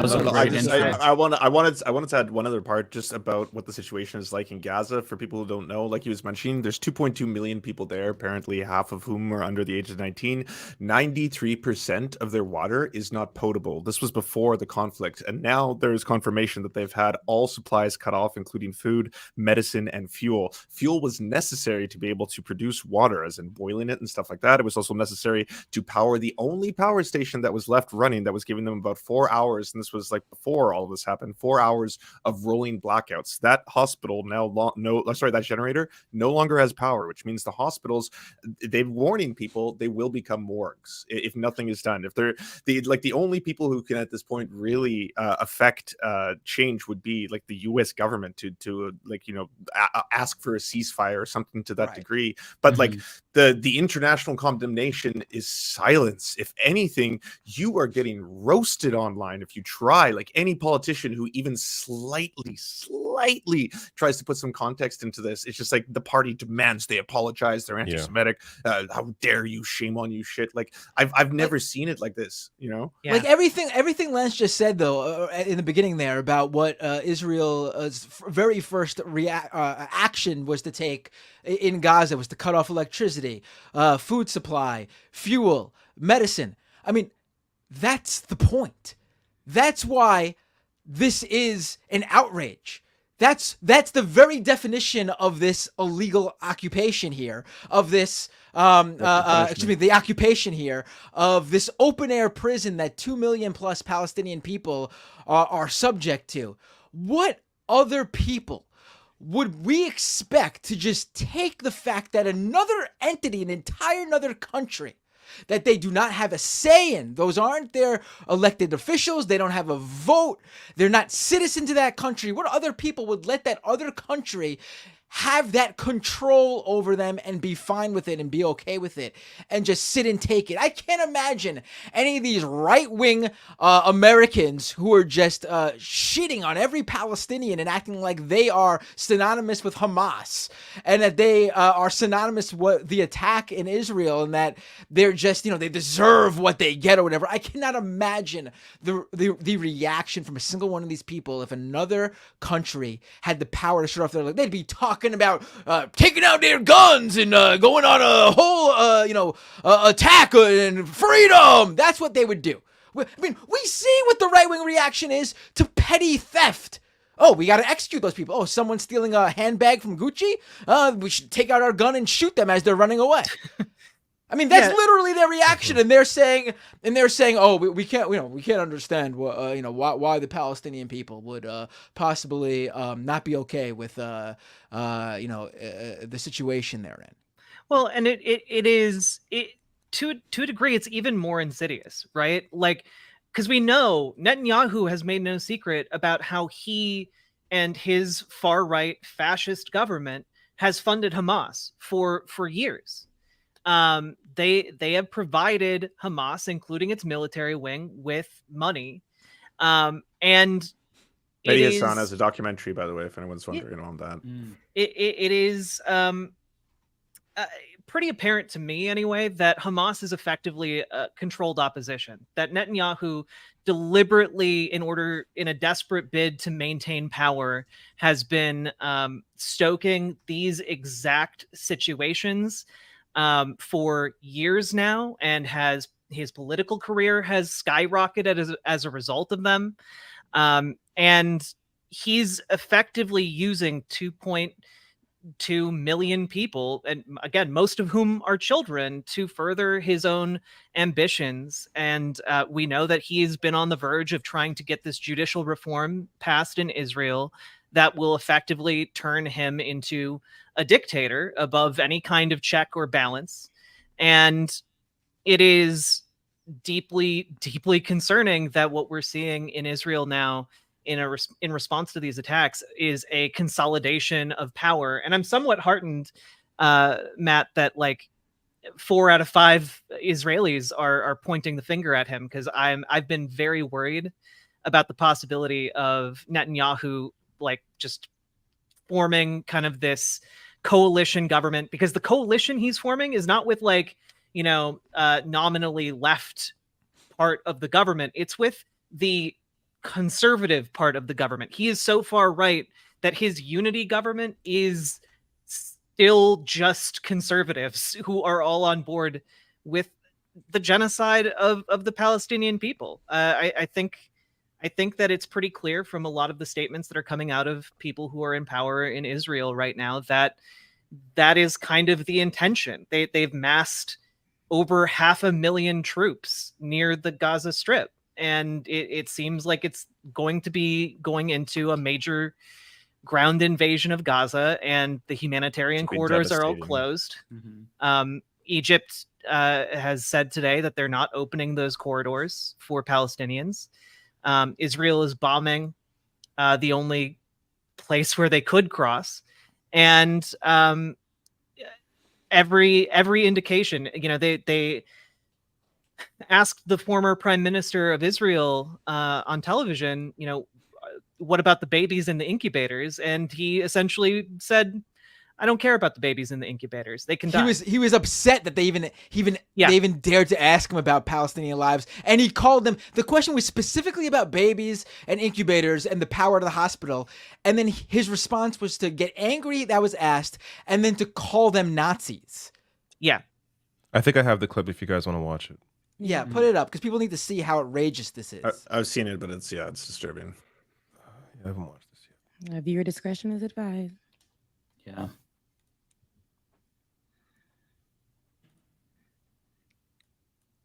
And what about those Palestinians in hospital who are on life support, and babies in incubators whose life support and incubator will have to be turned off because the Israelis have cut the power to Gaza? Are you seriously keep on asking me about Palestinian civilians? What's wrong with you? Have you not seen what happened? We're fighting Nazis. We don't target them. Now, the world can come and bring them anything they want. If you want to bring them electricity, I'm not going to feed electricity or water to my enemies. If anyone else wants, that's fine. We're not responsible for them. This is the point. But you this keep is the on. point. I want to tell you. No. Listen. You listen to me right now. I've heard you enough. No, I understand. We're trying to have a conversation here. Listen, this is my program. This is my show. And I am asking the questions. You're raising your voice, and I've asked you, and we've already stopped, please, and let me finish. We've already distinguished between Hamas. I want to tell you, shame on you. You're trying to speak over me. We are not. Shame on you. It's nothing about shame. We're trying to have a conversation about a very serious situation here, and you are refusing to address it. Because he has no fucking answer. Despicable. He fucking knows. That is disgusting. They want disgusting. They want to kill all of them. Like, I don't know how much clearer the genocidal rhetoric needs to be for people to understand that is the intention here. That's, today Human Rights Watch confirmed that white phosphorus was dropped on Palestinians. White phosphorus, for people who don't know, dropping that is a war crime. It is something that is untargeted and is known to disproportionately kill civilians. They are trying to do that. That is the plan. There was an Israeli member of the Knesset who went and on Twitter and was calling for nuclear weapons to be used in Gaza, tactical nuclear weapons to level the entire Gaza Strip. These people want them to be killed en masse. There's no other way to interpret what is happening here. And it is absolutely, I there's no words. There are none. All right, absolutely. I mean, the kudos to that BBC. Was that BBC or Sky? What was Sky that? News. Was that? Sky News. Kudos to that Sky News reporter for asking that question. And like, listen, like what was something he said? The former Israeli PM said was interesting to me. How he brought up about the people who died on Saturday. Again, horrific thing. Hamas committing this attack on innocent people. I've seen some people very fringe thought that these people were settlers or whatever. Listen, this wasn't a situation where like this happened in the middle of Palestinian people being evicted from their homes. These were people detached from the situation here. They were completely innocent. Most people have no idea the political realities. The people at that music festival had no idea. They're completely they're innocent parties no matter. So yes, wrong, distasteful for dancing a couple miles outside of the Gaza border. Sure, blame the people who put this festival together or whatever. People who attended, completely innocent in this. They didn't deserve any of this. They are innocent parties. What Hamas did, completely despicable. With that said, though, the killing in Israel is over. It ended Saturday morning when the Israeli military forced Hamas back into Gaza in hiding. What is happening now, the reason people are talking about Palestinians now, former prime minister or whatever he was of Israel, is because the Palestinian deaths are now ongoing. This hasn't stopped. The attacks are now. The ability to stop the killing is now fully in the hands of Israel. Now, does Hamas still have hostages? Yes. In my opinion, if your true motives right now were to save as many hostages as possible, you would probably be working some sort of hostage swap, not bombing indiscriminately to the point where, hey, you could maybe even be dropping bombs on said hostages. It is very clear, and they've made it quite clear, that the point right now is to cause as much pain and suffering in Gaza as possible in retaliation for the attack. Whether that kills Hamas members seems completely insignificant right now. Just by what you see, by the people walking out holding the bodies of their dead children. Yeah, damage, not accuracy is the quote from the Israeli defense minister. They're not concerned about these civilian deaths. They're just causing as much pain as possible. And to me, that in and of itself is horrible. It's like watching a slow motion train wreck, right? And we don't even know now what's happening because they lost internet, so they can't charge their phones or lost power. But the entire Western community is just, they're not just remaining silent. They're literally greenlighting it. In an interview with Keir Starmer, he was asked, do you support them cutting off electricity and water? And he basically said yes. He said as long as they adhere to international law. And I was like, that is contrary to international law. This is collective punishment by definition. This is a war crime. Yeah, it is illegal under international law.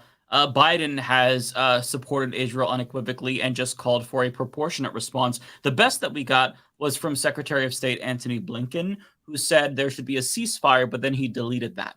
So they're just basically giving Israel carte blanche to murder indiscriminately. And then when you see politicians on Fox News, Max Miller, for example, who's trying to get Rashida Tlaib's Palestinian flag banned from Congress because she has one outside of her office, saying that we're going to turn that into a parking lot, when you have Lindsey Graham saying we should level Gaza, when you have Marco Rubio saying that we have to eradicate them, I mean, what we're seeing is a genocide happening before our very eyes. And it's just like it's so hard to, like, you know, we're joking and laughing at the beginning of the show because it's good to distract ourselves, but like it's hard to pretend that like everything is okay when there are so many countless people we won't know for months dying right now, being injured. And like, just even if the bombing stopped, just cutting off electricity is going to kill so many people. For example, if you are on dialysis, you don't have that much time. If you don't dialyze, like my dad was on dialysis, if he missed more than two sessions in a row, he could die. If you needed a surgery, they can't perform that in the dark. If you needed like a life-saving, the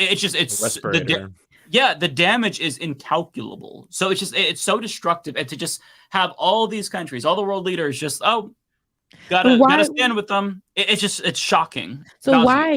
And this is for the people in the back like me. Now I've always known and read about a lot of the Israeli-Palestinian wars or problems and issues. This has been known, especially Netanyahu and stuff. But for a lot of people who are just finding out about this, what is the importance or the significance of Hamas?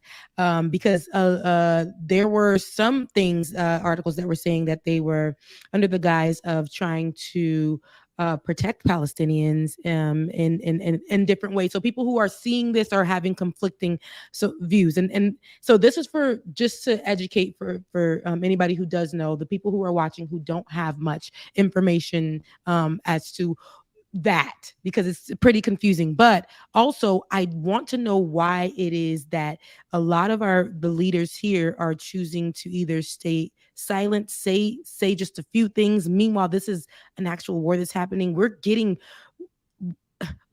all of this footage on our timelines, on our feeds, people dying, the destruction, bodies being carried around.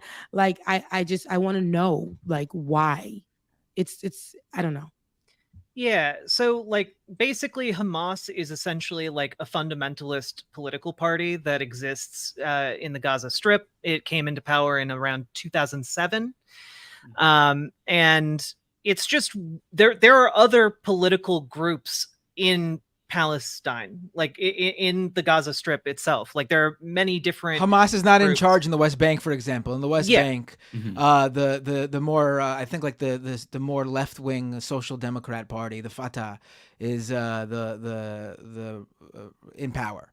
Gaza's also not had an election for a long time, I think. Yeah, Hamas does not. Years after now. Hamas won in the 2006 election, there hasn't been a vote since.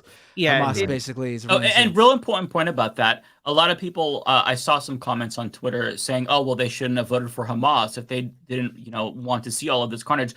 50% of the population were children when Hamas was elected. There hasn't been another election. So this is not who they put in power. Like, you can't place that blame on children. So I'm sorry. There was also a far more secular party at the time that apparently, according to the Mediasan documentary, you can also see it on The Intercept, they were intentionally, Hamas was at that point, and this I didn't know it until I watched it. That's where you can say there's a correlation between the creation of your own enemy in the similar way that you've seen the same thing happen with the United States and say ISIS or Al-Qaeda, and how a lot of these can develop in a vacuum, and sometimes it's almost like, or Saddam Hussein is another good example, because Saddam Hussein, horrifying person, but Saddam Hussein also trained and met Donald Rumsfeld. At one point he was an ally of the United States, and then later on he becomes an enemy of the United States. So that secular wing and movement within Palestine got suppressed and quashed as then Hamas came to more power, and obviously they're using tactics that are condemnable by any measure. No one here is supporting Hamas or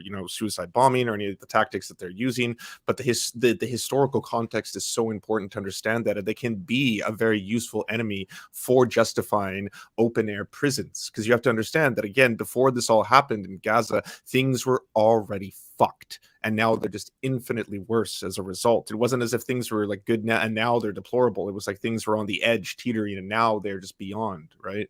Yeah, there are we mentioned Fatah, Hamas, and then there's also other political groups like the Palestinian National Initiative, which is run by Mustafa Barghouti. And they are explicitly a peaceful organization dedicated to kind of restoring the 1967 borders of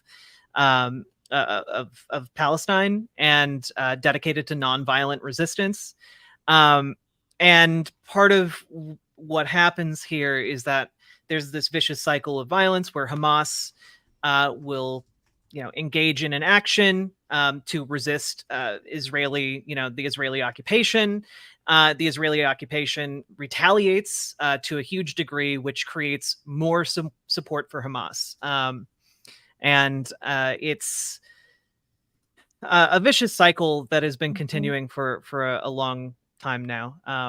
And I'm worried that the cycle is going to be broken now. Rebecca, to your other question, why exactly do Christian right-wingers have such a strange hypocrisy? On one end, they can act completely anti-Semitic most of the time, but they also have such a stalwart support for Israel. Well, that's because they believe it's a religious prophecy to bring in the second coming of Jesus, and the chosen people have to be located there at the time. It's also deeply horrifying and troubling.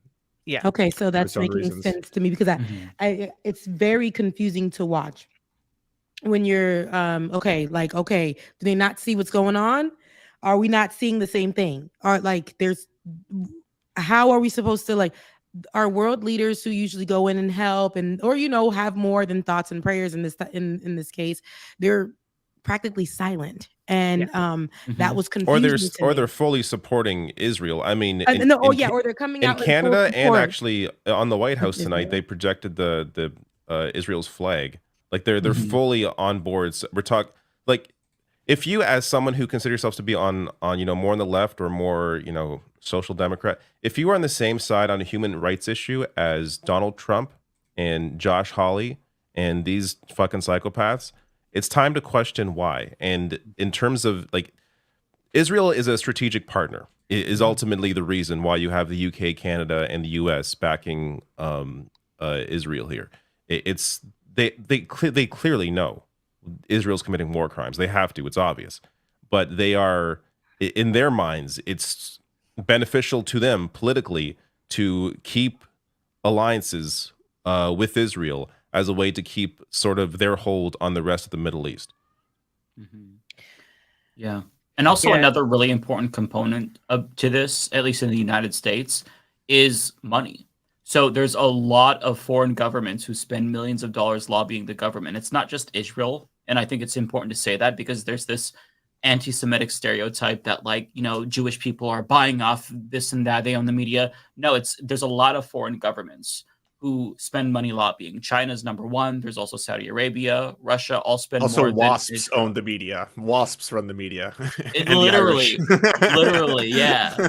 And so the reason why you see such a one-sided approach, for example, the reason why, and I made this point in my video today, the reason why we're giving Saudi Arabia weapons, for example, when we know they're going to use them against children in Yemen, is because Saudi Arabia lobbies. And Yemen doesn't have the lobbying power like that. Right. And the same is true in this situation. The Israel lobby is massive. Right. Palestinians don't have a lobby like that. Yep. And it's not just that, hey, I defend Israel because they donated to my campaign. There's also an indirect effect to that, to where if you speak up and you say, I support Palestinians, I support a one-state solution potentially, or Palestinian statehood, then they can still lobby against you. We saw this in 2021 with Nina Turner, where she had a 35-point lead. And the DMFI, Democratic Majority for Israel, a Democratic supporting Israel interest group, came in and they bankrolled Chantel Brown, and she won. So there's this incentive to keep quiet. So that's why I think that politicians like Rashida Tlaib and Cori Bush, who actually speak out, and AOC, although a bit to a lesser extent, those who speak out are much less common, because it could end your career literally. And that's something that is really important, because money in politics, it has a lot of influence over what politicians support, if not, the main factor. And so that's why you see so many people like Richie Torres, for example, going after Rashida Tlaib, going after Democrats, accusing them of being anti-Semitic, disingenuously so.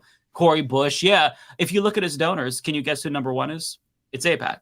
So that's a really important component as well. Like, these interest groups are buying complicity. And to be clear, they're not lobbying on behalf of the Jewish people. They are lobbying on behalf of the far-right government in Israel. You've got to make those distinctions because anti-Semitism is going to be on the rise. And also Islamophobia is going to be on the rise as well. I think that's really important that we keep that in mind. And one thing that I've seen... there was already an attack. I was just going to say that, yeah. There was already an attack in Brooklyn, either last night or today. It's being reported. 3 men waving an Israeli flag attacked 3 dark-skinned men in what police believe was an anti-Palestinian hate crime. Jesus. Yeah. There's been, you know, rocks thrown at mosques as well. One thing to keep in mind though is that the thirst for like blood against Arabs has not diminished since 9/11. Like, if you were alive during the post 9/11 days, the Islamophobia was, I mean, it's shocking. Like, I don't think people could believe how bad it was. I'm seeing that again. I know you all are probably seeing that too. Like, where you have people openly on camera, we all saw that viral video saying, we need to wipe Gaza off the face of the planet. There's signs saying kill them all. There was a guy with the picture on his phone saying, hey, here's Gaza in 2022. Here's what it should look like in 2023. And it's a picture of a parking lot. Like, they are literally saying kill every single one of them. I don't care if it's Hamas. That distinction is not important at all. And that is really something that you have to look out for, right? Because even in media, like Jake Tapper was talking about how, well, you know, it seems like the left, they've really shown their cards as anti-Semitic when they talk about dehumanizing language when it comes to Hamas. But that right there is a trick. They're trying to conflate Hamas with all Palestinians when that is not the same thing. And it's a propaganda trick that you have to be on the lookout for, because that's how they are using that as a justification, right? To demonize all Palestinians. So you think, oh, okay, well, Hamas just attacked people, therefore I guess killing them is fine. When we're not talking about Hamas. These children, mostly children in Palestine, have nothing to do with that. They weren't alive when Hamas came to power in Gaza. So you cannot place blame on them in the same way that you wouldn't want to be blamed for George Bush going to war in Iraq. I wasn't old enough to vote back then. I don't want to be blamed for that. You cannot blame the citizens for what their leaders do. It's just they don't have control over that. And I think Mike makes a really good point about Islamophobia, which we need to take into account because we have countries like France. I don't know if any of you guys saw this, but France has literally outlawed protesting in favor of Palestinians. The Palestinian flag specifically. Yeah. And what's wild is Dave Rubin is celebrating that. Dave Rubin, who at the same time free speech guy. The free speech guy, going off about free speech, but apparently not. It's got limits. Well, I mean, he's always been a clown, so it's not surprising at all. Dave Rubin has also always been in favor of killing Palestinians, like even back when he was at TYT. True. There's a famous clip of him defending Israel bombing like schools. Like it's crazy. And it's not like the world in general is unaware of what is going on with the Israeli occupation of Palestine. Like, Israel is the most, I guess, condemned nation on earth by the UN. Like, you can combine all of the world's nations and how many times they have been condemned by the General Assembly of the UN, and Israel still has double that. People are aware. It's just that the United States is such a global hegemon that, like, it just doesn't matter because Israel has US backing. And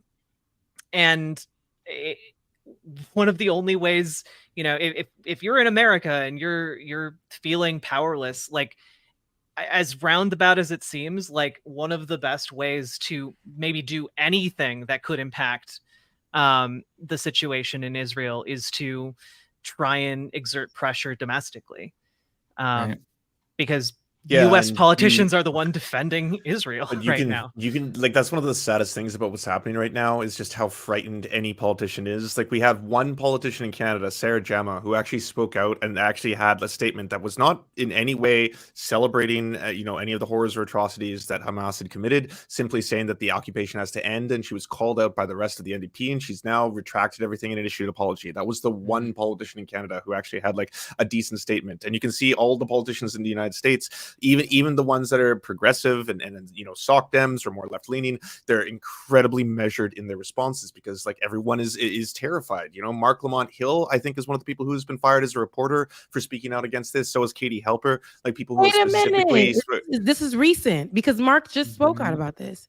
Yeah, but Mark's been hired by a new company. I think he works for Al Jazeera now. He works for the Grio, but okay.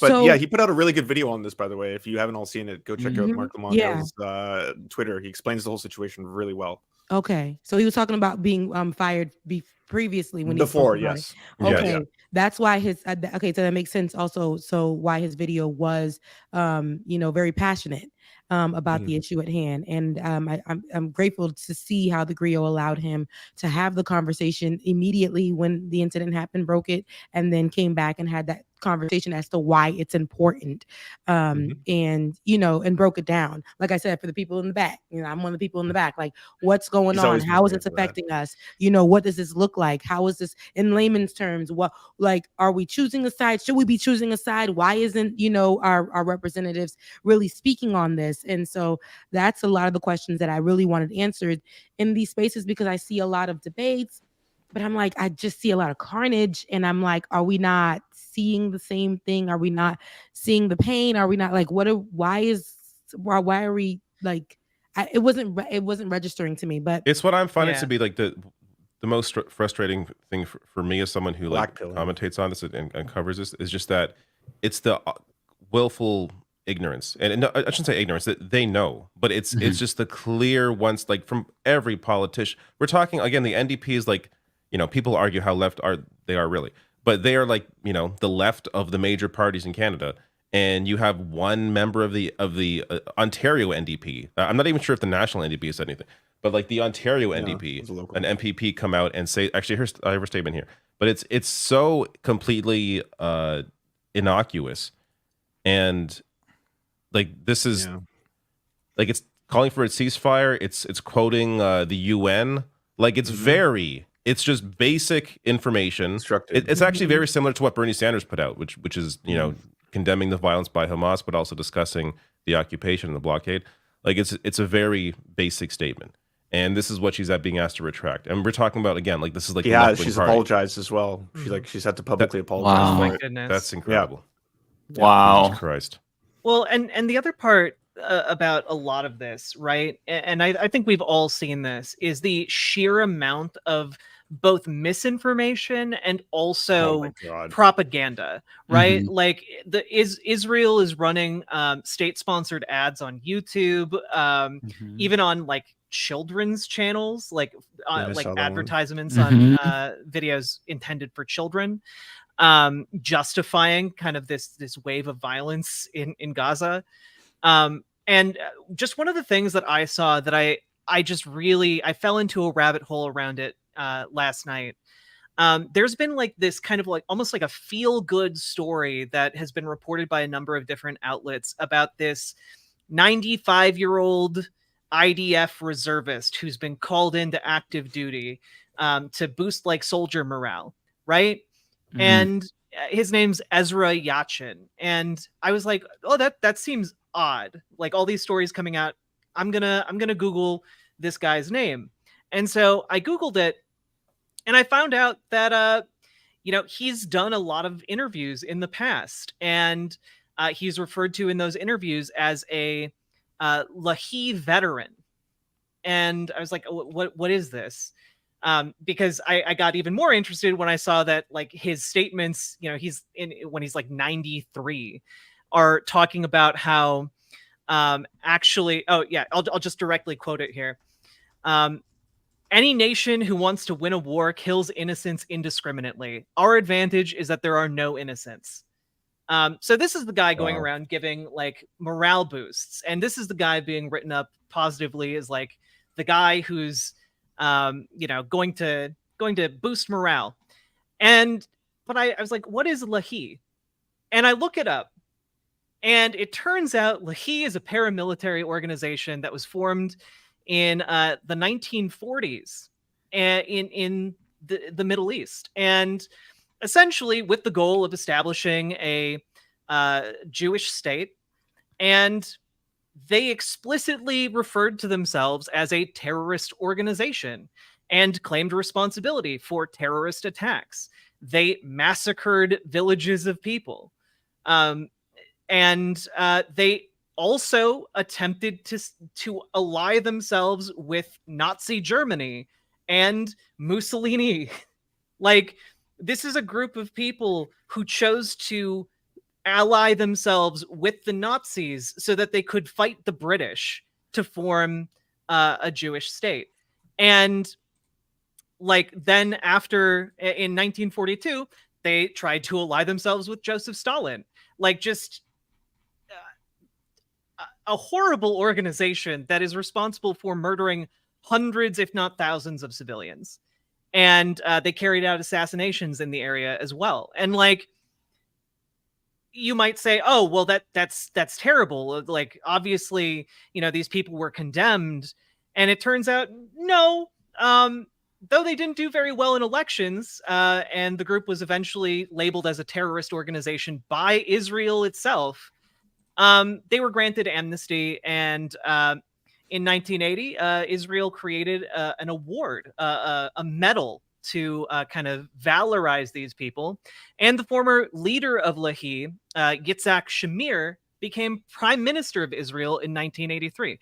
Like, this, one thing people need to know, is that the propaganda is so strong that it will spin actual war criminals who have carried out massacres of civilians as feel-good stories. And the other thing is that this has been going on for a very long time, and these people have ingrained in them, and this is not all Israeli citizens, obviously, but there is a certain thinking that is ingrained deeply, that has been active for, almost 100 years now, that this is how one should treat Palestinians. And it's deeply, deeply ingrained, and hard to break.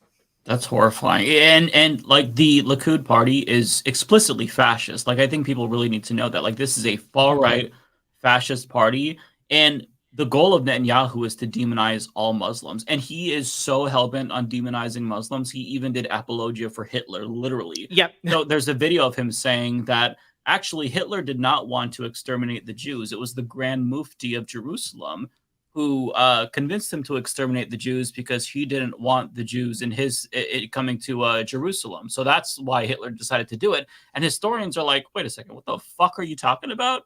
Like, just making things up, because even though you're kind of like doing apologia for Hitler, as long as Muslims look the worst, then that's his goal. Like, he's a sick person. That's with that point about how, right wing Netanyahu is, and then earlier David Dole brought up the Trump and how people taking a position that's the same as Trump.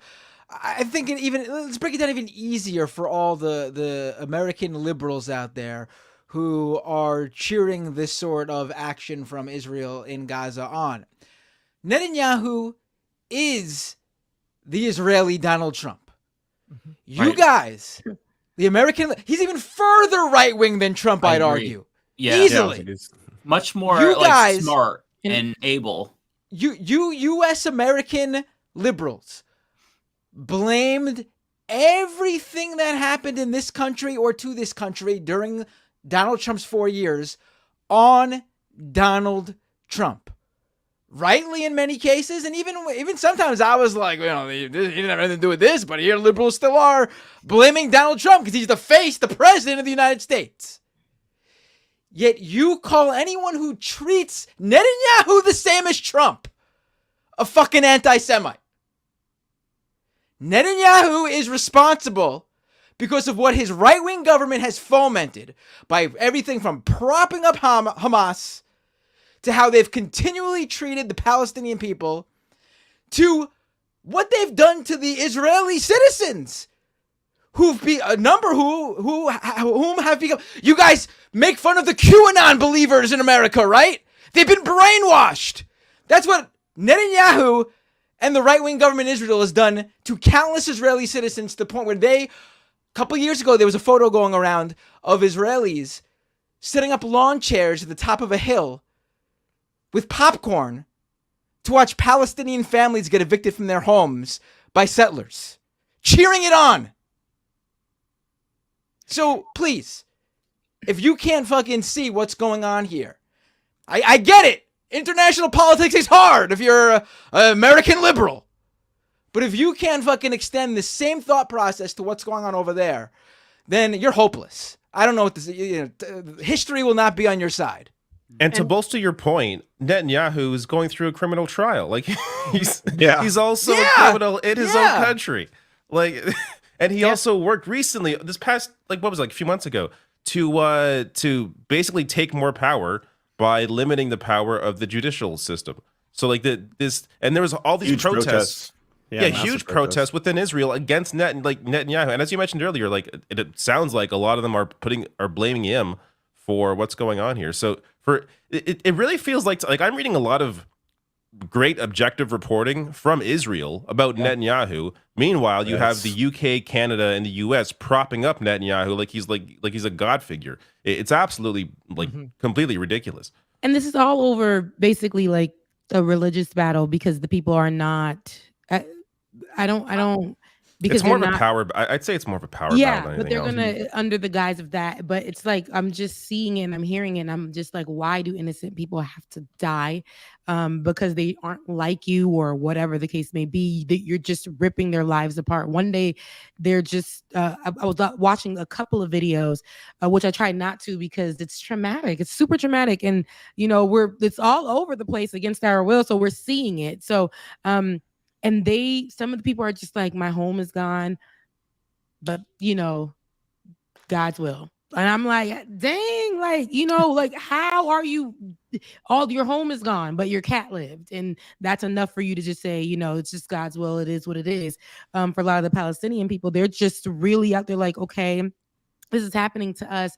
But we're not going to let it happen to us. We're still going to be who we are in the midst of all the people are dying.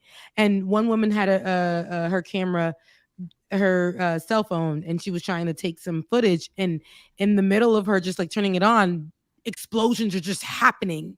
Kids are in the house. People are just trying to find solace in their living space. But the explosion was so heavy. It's just going through the home. And I'm like, this is ridiculous. And this is like a power grab. It's ridiculous because people aren't like you guys. So now it's like, what is the worst that these people have done that they deserve this? It's nothing.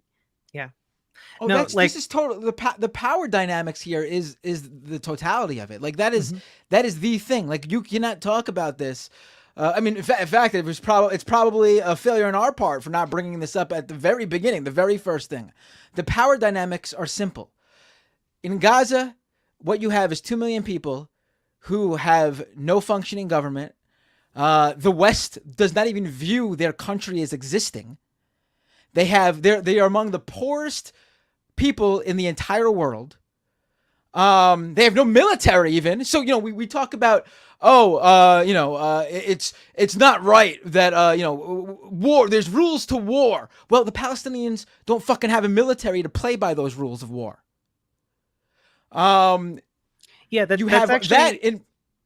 actually just a really good point because Hamas has a military wing, but that is not the military wing of the Palestinian people. It's just a group. It's just a militant group, a terrorist group, if you want to call it that. Even that's Hamas's army. And then on the other side of this, if you even want to call it sides, I hate to even bring the word sides up here, but you have the Israeli government, the biggest superpower in the Middle East, backed by the world's biggest superpowers, the entire West, from the United States to the UK to the entire EU, Canada, you name it. Canada. You have the government who's actually the ones creating this border, keeping these 2 million plus people in this tiny strip of land. And they are also the ones who are continuing to, little by little, take away more and more of that land for settlers. Yeah. They have the end on top of that, as we've mentioned multiple times, they control That other group, the Palestinians, food resources, water supply, electricity, medication. Nothing goes into Gaza. Nothing comes out of Gaza without that rubber stamp from Israel. They also control the water outside, like the shores. That they control that you can only go out so far as a Palestinian in your own waters because Israel controls that, and there's no airports, of course. Like there's no Egypt's the only border, and Egypt's the one border, and it's often closed randomly. It's being bombed right now. Right. Like there's no escape for these people. Even within the fence, like there's a big barbed wire fence. If you get too close, you'll get shot at. Like watch the Gaza Fights for Freedom documentary. It's free on Means TV right now. It was produced by Abby Martin. It explains that like you get too close to that fence, if you're a kid, they're gonna shoot at you.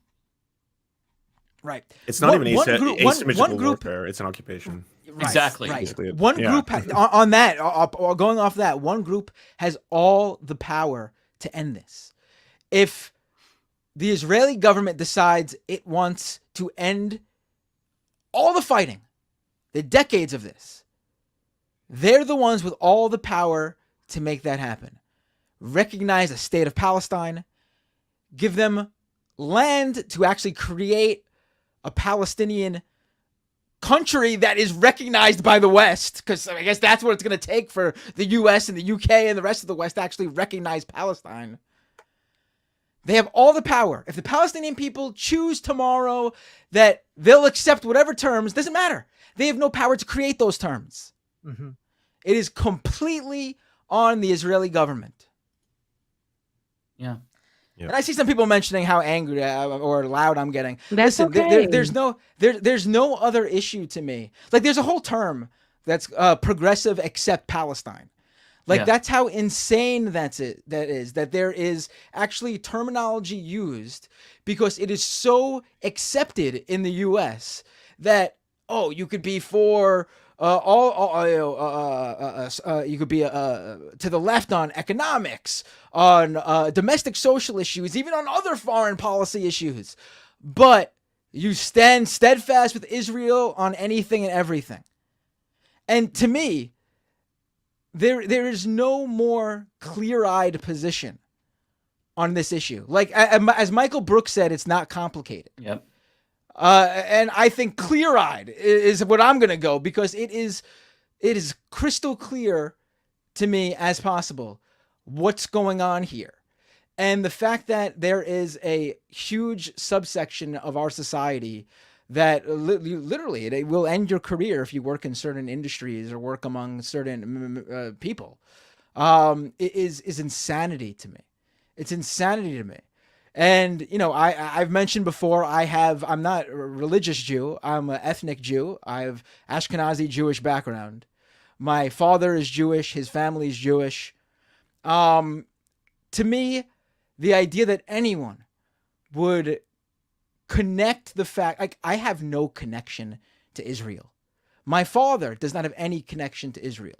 The idea that there would be the equivalence of the Jewish people and the Israeli government. Because I want to take that a step further even. Mm-hmm. Not even just equating Jewish people with people from Israel. Jewish people with the Israeli government is insanity. It is insanity. And that in itself is anti-Semitic to equate Absolutely. Yeah, well said. One last thing that I do want to say is I started reading a really great book about the entire history of this dispute. It's called The 100 Years War on Palestine by Rashid Khalidi. It's Khalidi. Really highly recommend it because he's very thorough. He's a Palestinian scholar. His uncle was actually the individual who had an exchange with the creator of Zionism. Really fascinating stuff, like really comprehensive history. Just wanted to put that out there in case people are unfamiliar with the details and the history. Very, very informative. Yeah, I would. Yeah, one other quick thing. Stop telling every single Muslim person to condemn Hamas before they're allowed to talk about this. And stop telling every person as a Jew, what do you think about this? Like I'm seeing both of that happening so much online. Like what the fuck? Yeah. That's why I think, for, Matt, you have to clarify that, but you can be passionate about this because the human aspect of it and everything else, and historically, so you can be passionate about this, you can be angry about this, and that's all right. This is literally a war that's happening, and if people aren't angry about what's going on to people, that people are being murdered like this, slaughtered like this, this is genocide that's happening. If people can't say that or have that conversation, that's that. People can't come at you and tell you how to feel. This is an actual issue that's happening, and I think it's okay to have a feeling about it. So yeah, it's I think the thing on top of it is like any other situation, the vast majority of smart or empathetic people would clearly recognize what's going on. This is the one. There's nothing else there's nothing analogous to this. Makes you feel like you're going crazy. It breaks people's brain. It's amazing. Of our society does not view the Palestinian people as human. They just Literally, don't. yeah. They just don't, and that's even further, I would say, than their view on brown-skinned or Arabs, Muslims. I think it's even. I even think as bad as it is, it's even a step further, because you're hearing calls that you usually hear from idiots and fringe members of the right. You're hearing those same calls against the Palestinian people from politicians and from our government. And from full organization, the fucking NBA teams are coming out and declaring that they must support Israel. What when they don't even come out and talk about children being mass shot up at schools here in the U.S., but they feel like they have to come out and stand with Israel. Yeah, I'm seeing Israel has more in power. hockey too. And again. Absolutely empathize with anyone in Israel who lost family members, friends, any victims. They're completely innocent parties here. Completely innocent parties here. I don't care what anyone says.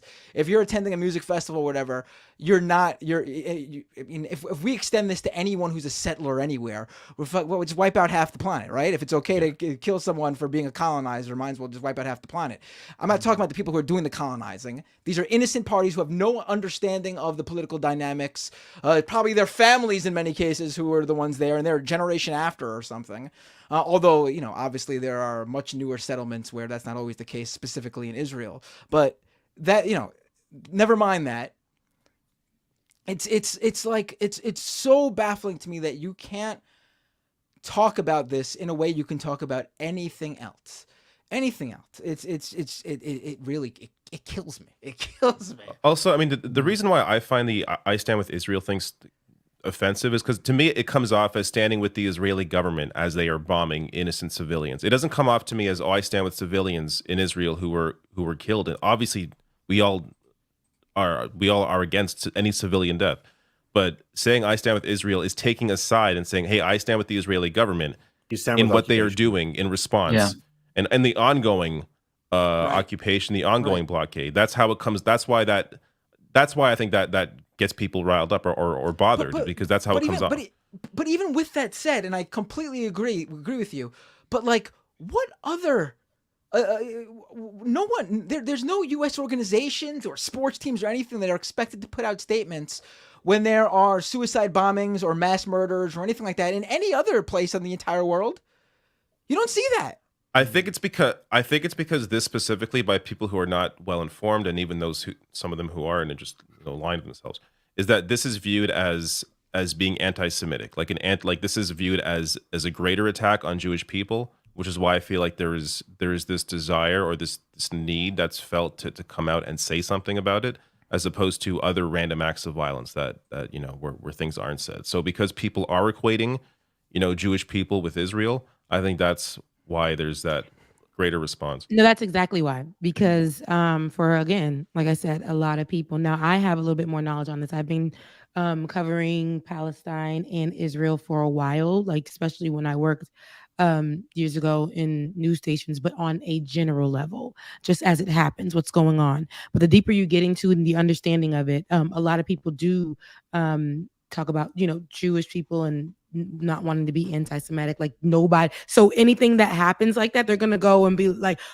instantly somebody who's not going to gather more information is going to just say Israel, like, you know, I stand with Israel. Yeah. And they think any criticism of the Israeli government is a criticism of Jewish people, which again in itself is anti-Semitic to like think. they think that too. Even people in the, ridiculous. like you said, the NBA, anywhere you speak against Israel or anything that's anti-Semitic, that's it. And the Harvard students are being doxxed currently for signing that letter. Yep. I don't know if you all saw that. I pointed out that those groups that stand against anti-Semitism and the ones that usually have that in their name are usually right-wing funded groups. Like this one, Accuracy in Media is a right-wing group. Right. They always come out and they publicly shame college students who stand who support Palestine vocally, or criticize Israel vocally, or support BDS. But you never see them roll out the fucking public shaming vehicle for white supremacists, neo-Nazis, any other group that is directly, completely based on the beliefs of believing Jewish people are subhuman and are completely 100% based their anti-Semitism on the fact that they view Jewish people as subhuman. They never do that. Never, ever, ever. And I should also say that the public shaming of these students is completely based on who they believe is behind the letter. Because no student put their name on the letter. It was by the group as a whole. So the students who they're publicly shaming out there, trying to, who knows what they're trying to foment against these people, these students, some of them might not even be behind this thing. Yeah. It is a hysteria built on kind of these foundations, like we've talked about, of like this evangelical fundamentalism, the money in politics, all of it kind of comes together to form this wave of hysterical hatred and like kind of the we gotta circle the wagons, you know, we gotta circle the wagons. But you got to look at what you're circling the wagons around. And like, when you look at Israel, like how many people would defend like the US military coming in and just taking your house, you know, kicking you out on the street? No one in the United States would stand for that. Americans would endorse terrorism. Well, they're calling terrorism in general for anything that Palestinian people do. Not talking about Hamas attacking innocent civilians. I'm talking about if Americans stood up against the U.S. military, which Palestinian people have done against the IDF, they'd be calling themselves freedom fighters, true patriots. If they were to attack military taking their homes. Yeah, and like what happens with for those of you who people who might be watching who don't know, like what is meant by like a settler is basically an Israeli who crosses into officially recognized Palestinian territory and just takes a house. They can walk into a house and just be like, this is mine now. Or the house just gets bulldozed, sometimes with people still inside of it. And if you want to like get upset about that, well, the IDF backs the settlers' ability to just take your house. You have a well that functions in the Gaza Strip. Well, settlers find that inconvenient, so they go to your well with a cement truck and they fill it in with cement. So you don't have any more water. And if you want to make a stink about that, well, the IDF is there to make sure you don't get too unruly. Like this has been like a slow rolling ethnic cleansing for a very long time. And I just have to say what I said at the beginning of this. I'm very, very afraid for the Palestinian people because ethnic cleansing has already been normalized, and the genocide of the Palestinian people seems like it's gaining more momentum. Yeah, I just wanted to showcase what Riverboat Jack was talking about here, because this is not hyperbole. People literally just come and take their homes, homes that they've lived in sometimes for generations. So this video went viral a couple of years ago, but I just want to play this for you. You are stealing my house. Oh wait, you can't hear it. Give me 1 second. No, we can hear it. I can hear it. Oh, you can hear it? Okay. I heard it too. Oh, good. Okay, let me reshare that real quick. Sorry.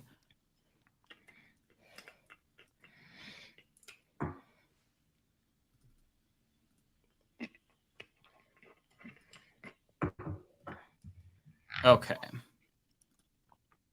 You are stealing my house. And if I don't steal it, someone else is gonna steal it. No one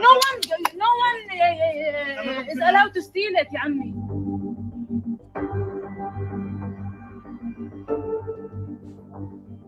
Jacob, you know this is not your house. Yes, but if I go, you don't go back. So what's the problem? What are you yelling at me? I didn't do this. But it's easy to yell at me, but I didn't do this. You are stealing my house.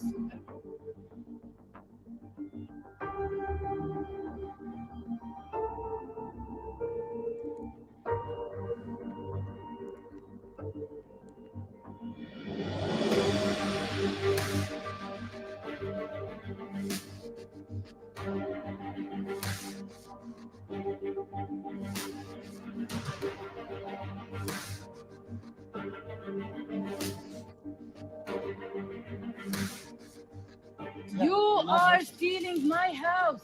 And if I don't steal it, someone else. Yeah, so Americans would never put up with that. Well, you could tell he ain't even from there. That is terrible. He just came in and was like, this it's law that's gonna let me do this anyway. So like that is terrible. And he's like, if I don't take it, if I don't take it, it's gonna be here. So he wants to be a part of. Like that is terrible to see. And I know that you said that was years ago, so I can't imagine like what's been happening over the years. I've also read a lot of that is committed by like Americans that come in. I can tell Israel. that man looks like he's from. And they're the ones like that he's take from over. New York. Yep, Like, he's from Brooklyn. Yeah, there you go. Yeah. And I mean, just put yourself in their shoes for a second. If somebody came into your home and said, "This is mine now. Get the fuck out." And like sometimes most times the military is doing this. So you're evicted at gunpoint.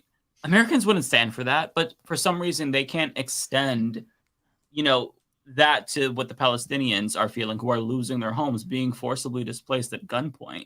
Because you know what? That was a shareable clip because there was no violence, like often happens with these evictions. Right. Or in death. What's really interesting is like the people who keep saying like, oh, the Palestinians have sure set back their cause with these Hamas actions, which like again conflated the Palestinians with Hamas. But set back what? There's been no fucking movement for decades. Like just think about it.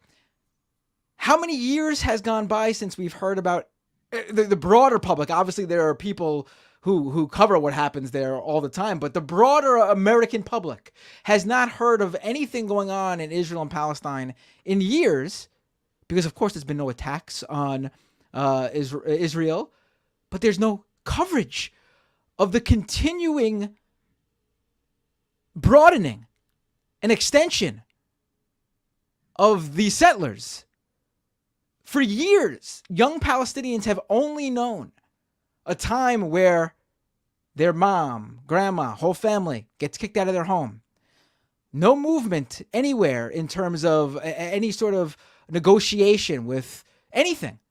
I think the last time there was a negotiation on creating an actual Palestinian state was something like in 2007 or something like that. What's ruined here? There's been nothing there is no hope. There is no hope. And the entire world stands by and endorses this. Yeah, just with Trump's administration, he moved the capital from Tel Aviv to Jerusalem. I mean, they're losing ground. They have there's nothing left to lose. So it's like, oh, this is just going to turn, the sentiment again. There was no sentiment for them at all. There was nothing. It's so sad because it just feels hopeless. It does. And I think that, again, America's,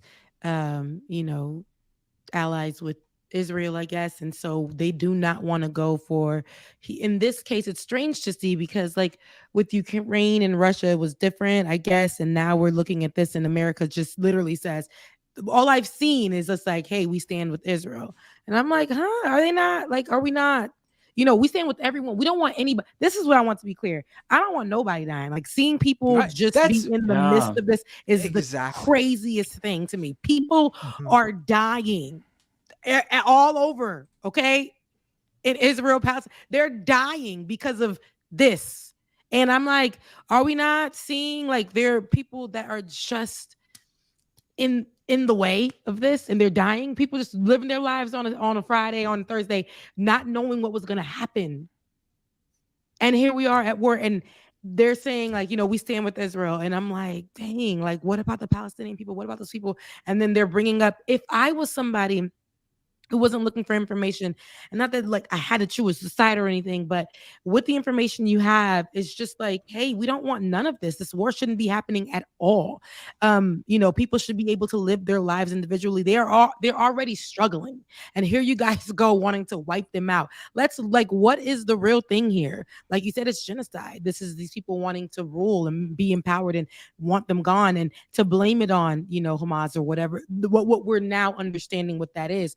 And for people to just come out, like, if nobody knows anything and they just get that information, they're going to be like, okay, the Palestinians must go. They've been like, they're the terrorist groups. They would think that. Seriously, this is what people would think. And that's what America, honestly, with their silence, is saying it is. And I think that's very problematic. Yeah. And it's just, there's nowhere for those people to go. There's nowhere they can go to be safe. And so, like, that's where you're seeing, like, video of, like, people just having minimal reaction to bombs dropping around them. Because where are they going to go? They can't leave. They can't even get in a boat and, like, try and row to somewhere else, because they'll get blown out of the water by warships. Like, there's nothing. There's nowhere for them to go. It was there was an interview video of a body being just passed around. I think the first day of a body just being passed around. And I said, come on, guys. Like, this ain't it. Just being paraded around. There was an interview with, it was Wolf Blitzer on CNN. And he was talking to, I believe it was a doctor in Gaza. And you see that, you hear the bombs going off. And he's like, do you have to get to a bomb shelter? Like, are you going to be... She's like, there's no bomb shelters here. Like, this is not, they don't have the infrastructure to have, bomb shelters for civilians in Gaza. They literally were there because they were pushed out. And now you go there and now you want to wipe them out. Like, this is crazy. They have nowhere to go. And what I mean, like, do wrong but be? They just are who they are, and it's not enough. Free Palestine. Free Palestine. All right. We should get to super chats. Yeah. I need to let you know. There's no easy way to transition. My super chats were not I just got, while we were on the show, YouTube said that I didn't meet guidelines or something. They said that I know. Bullshit. I met everything too. Rebecca, send me the email. I'll see if I can help, because I've dealt with trying to monetize channels before a few times. Okay, thanks. Because I don't know what I did, and it could be the show that I have, like it or not, that I did on Saturday. Maybe something on that, but it ain't like it's not. No, I don't. You should be fine. Content. I was gonna say, maybe if your channel only has Leftist Mafia live stream on it, they might view it as, it's not. It's like reused content or something. They said I'm reusing content. Interesting. And whatever. But I'll send it to y'all to let me know, you're in the videos. This is your like, that's what doesn't make any sense for usable content. Yeah, it's your content. You can use it as you like. You own it as well. But like, I've dealt with this too. Not with they've actually demonetized me before for reusable content. And it was when I was doing a debate with another channel, and I uploaded the debate stream on my own channel. They demonetized me for uploading reusable content. But the point of that is so you don't just take another channel's work and put it on your channel for views so you get monetized. You are in this work. This is your work. This is your creation as well. I don't know. They told me no, but we'll figure it out. And to everybody who's been pushing, we'll try to fight it. But everybody who's been pushing, and who's been helping get the page monetized, I finally got there, did what I need to do, and here we are. But it's all good. As long as you guys are watching, you guys are here with me. We're all good. So that's, love you, mean it, and we can have these conversations together. We still gonna be pushing them out, so we still gonna be pushing these videos out. That's it. And you can always donate to Rebecca on Cash App, Becca's Voice, if you want to send her a super chat. Yep. Because I want to read them too, you know? Yeah, it's so frustrating. YouTube is. I hate them, but it's all good. It's all good. You know, I like the work that we're doing here. I think that's very important, and to have these conversations. And I think this specifically, this conversation was very educational, and helping people understand, because a lot of people just see it surface level, and again, very general. They don't have really a viewpoint of the conversations. They're just going to go with what America's giving them. And, you know, so I'm grateful that you guys were able to have this conversation and flesh it out. I know there's so much more that we can talk about as it's ongoing and stuff, but yeah, it's sad. Riverboat, why don't you plug your socials one more time? Yeah. Everyone All can right. find you. Yeah, people can find me over on twitter.com/riverboatjack or youtube.com/riverboatjack or twitch.tv/riverboatjack.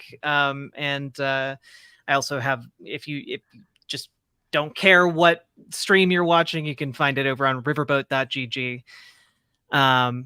But yeah, those are the majority of my socials. Come say hi. I love talking with people, and got questions about me being trans. Always happy to engage in discussion about that. Any questions, I'm happy to answer them. And if you have questions about me not being trans, always love answering those too. And she has great interviews on her channel. There's one guy she interviewed lately. I'm not a big fan. Humanist Mike Figar, great, you know, future great interviews for president. Aside from that one, yeah, presidential candidate project for presidential candidate. Yeah. Yeah, we always tell guests, Jack, that we do super chats and these go long. You are free to stay as long as you want, or you could bounce. Sometimes I bounce beforehand, but Binder stays. You know where I'm going. Yeah, you know, David be right behind me. Lance be going with me. I may be rushing through my super chats. So yeah, listen, you know, this is my time. You know, I'm not here for a long time. I'm here for a good time. It was a great show. Love you guys, mean it. You know, if there's any super chats that mention my name, read them for me in spirit. Love you, mean it. Riverboat Jack, you're amazing. Absolutely loves you on the show. And I will see you guys on next Thursday. Matt, love you, mean it. I'll see y'all next Thursday. You take care. Bye-bye. Bye. I'll stick around. All right. All right. Awesome. Love it. Awesome. I might have to jump off a little bit earlier tonight because I have to redo my video, apparently. You don't want to leave. I get it. Yeah, earlier tonight on the West Coast, where it's like, what, 3 o'clock? Like it's 8 o'clock, okay? It is very late here, David, okay? I feel so bad for you. Mike is actually streaming from Hawaii right now. Give him a super chat. This is for me, Ezekiel Osiris. Lance, why are you so terrified of Jason something? Jason Derulo. Jason Derulo? Why are you so afraid of Jason Derulo? That's an old reference. So that was a dude I had a funny internet beef with, and then we were supposed to have a debate. He came on, and then he just bailed, and then Caleb Maupin and all these other people just uploaded it. It's like Surfs gets owned. Listen to this, and he was like, "I'm not going to take you by," and that was it. I was like, "All right, well, that was that." You might want to talk to your Lord and Master about that one. Yeah. This is also for me. Zeitwise, 11.99 euros. Would be interested if any of the Canadians here have heard of Ashley Waxman Bakshi, makeup YouTuber, but also now expert in regards to Israel Palestine, featured by the Ministry of Strategic Affairs. I've not heard of this person. I'm guessing their takes are not good. That's what I'm getting from this. The expert in quotes. I can feel that sarcasm. Yeah. I mean, when you're featured by the Ministry of Strategic Affairs, I'm going to guess. No, I haven't. Lance, have you heard of this person? No, I haven't. There you go. We don't know. This one is from me and Stark 007, I should say. $10. Thank you so much. Easy to be cyclical, but none of you have changed anything at all on any systemic level. I think that means cynical on a systemic level. I guess it's easier to make money at home than sticking your neck out. God forbid you risk your comfort zone. It is, honestly. It's easier to make money at home than sticking your neck out. So I'll continue doing that. Thanks for the $10, bud.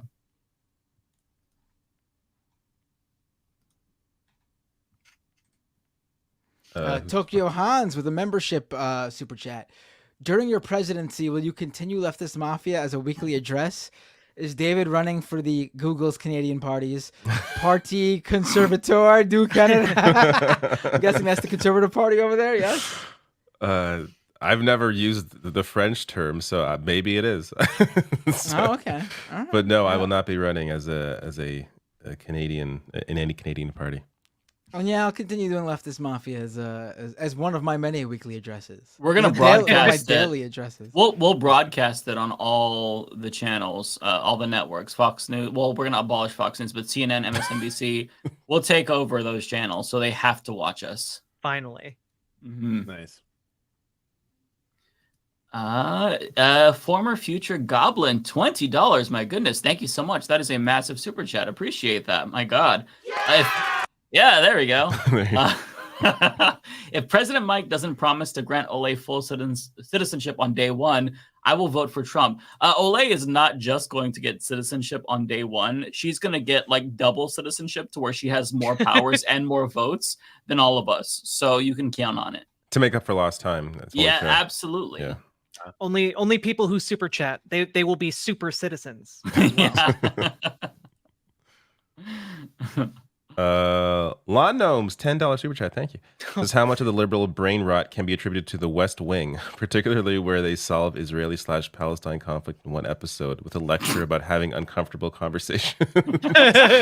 I never watched this. I never watched the West Wing. I know Luke Savage has been a big proponent of like how much. I think it's Luke Savage has talked about this. How much the West Wing has like destroyed brains.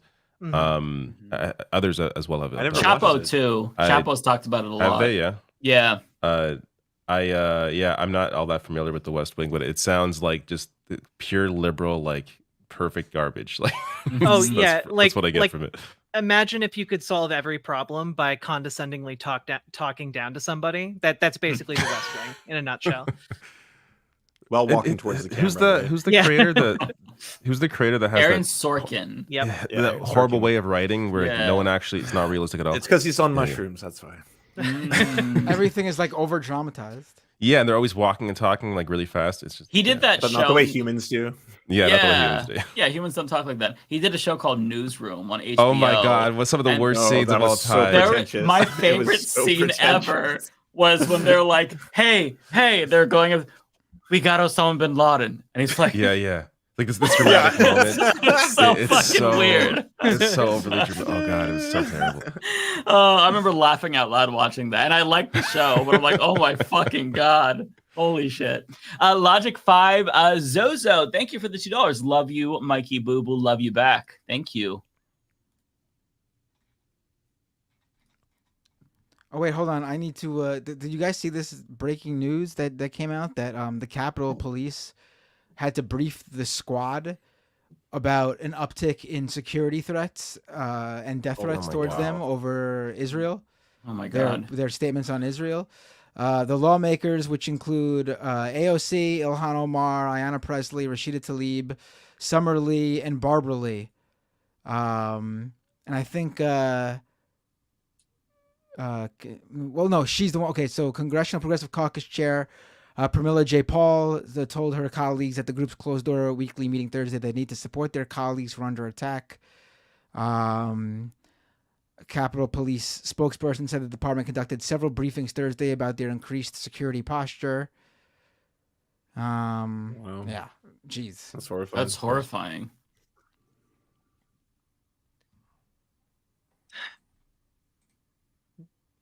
Marcus Tan with a super chat. Thank you. Fans from Singapore. Oh, that's awesome. Who do you think from the left that if they run for president, they can easily take over the country like Obama did? I think Jon Stewart can do it. Thoughts? Well, I mean, Jon Stewart's a likable guy, but he's not a politician. I mean, obviously, I don't know. It's YouTube, right? Right? Right. Yeah, that's true. Yeah. Well, no, but I see what you're saying.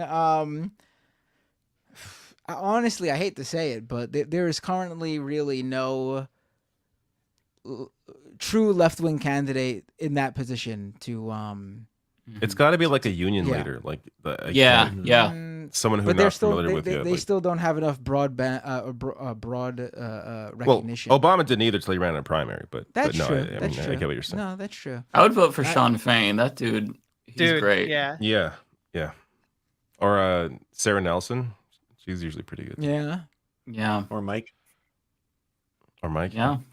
Thank you. One problem, honestly, is that a lot of people who have really good politics, honestly, don't want to become president. I mean, it's because a sane person who has good policies. Yeah. Same people know they can't actually do the things they want to do. Yeah, no, exactly. Do you think like Bernie Sanders? Like, I mean, obviously, he wanted to be president because he very much cares. But do you think he wanted to be president? Do you think he wanted to do the kissing baby foreheads and all that bullshit? Population of the earth hates you. He's not that kind of person. No. Yeah. Which I totally. Half the world hates you. I am him in that. Like, I don't call you on your birthday. I don't fucking care. Yeah. That's me. Right. That whole attitude of his. Right. That's not. That's someone who that personality type doesn't align with someone who wants to be president, right? I mean, which is why he's perfect for you want someone like that who really doesn't, who kind of, his first term was like that. Like, I don't think he really knew he'd be so successful. Yeah, kind of fell into it. Like a lot of the people who maybe would run for president and be successful, like I feel like they need another like 4 to 8 years minimum before they could even come close to doing what Obama did, you know? Yeah, I agree with that totally. Yeah. Charlie Jinmir with $5. Thank you. Will the president Figueredo finally trans all the athletes? Yes. I will tell you this. We will be weighing a ban on cis athletes. So it will be finally predominantly trans athletes. In 10 years, if we do ban it, we will revisit the cis athlete ban, but we're going to let the trans people have a turn. So, I'm announcing it here. Cis people will be banned from sports. No, Excellent. I have to put as someone also on the ticket. I think we should allow cis people to play, but they automatically cannot win any medals. They can't, there you go. They can't place on a podium. I like that idea. If it's a team sport where scoring is involved, they automatically start at a deficit. So yeah, things like that. I like that. And I will be banning some sports, just FYI. Golf. Sorry, Kyle. Kyle Kalinske, I know you love golf. I will be banning that. Oh, golf is out. Yes, absolutely. Yeah, day one. American football can stay, but it's no longer the American sport. The American sport will now be the true football, soccer. Yeah. That's now America's most popular that. sport under a Mike and Matt regime. Yeah. I support that just semantically. Makes way more sense. Yeah, thank you. Yeah, that's why I'm supporting it, because I don't follow sports, but semantically it needs to make sense.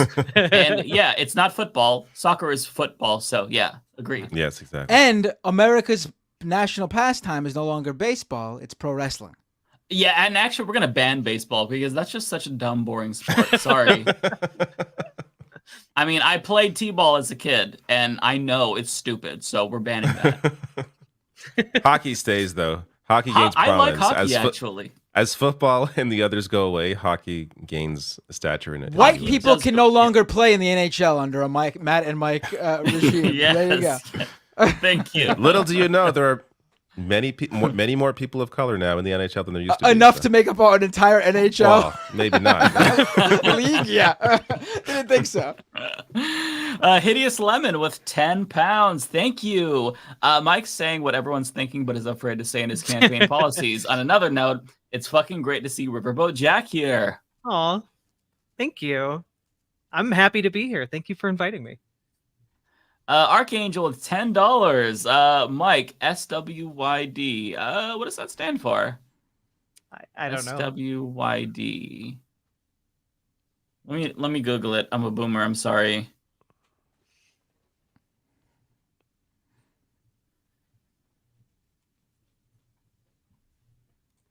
Sleep when you're dead. Okay. I would not have gotten that. Mike, sleep when you're dead. What do you think of Cenk running for president? Okay, that still doesn't make sense. Let me go back to the... Stop what you're doing. I think that's what that means. Stop what you're doing. Yeah. I'm not... It's I'm completely so unnecessary in the sentence, regardless. Yeah. I'll try to come past it. What do you think of Cenk running for president? Seems like vanity / ego to me.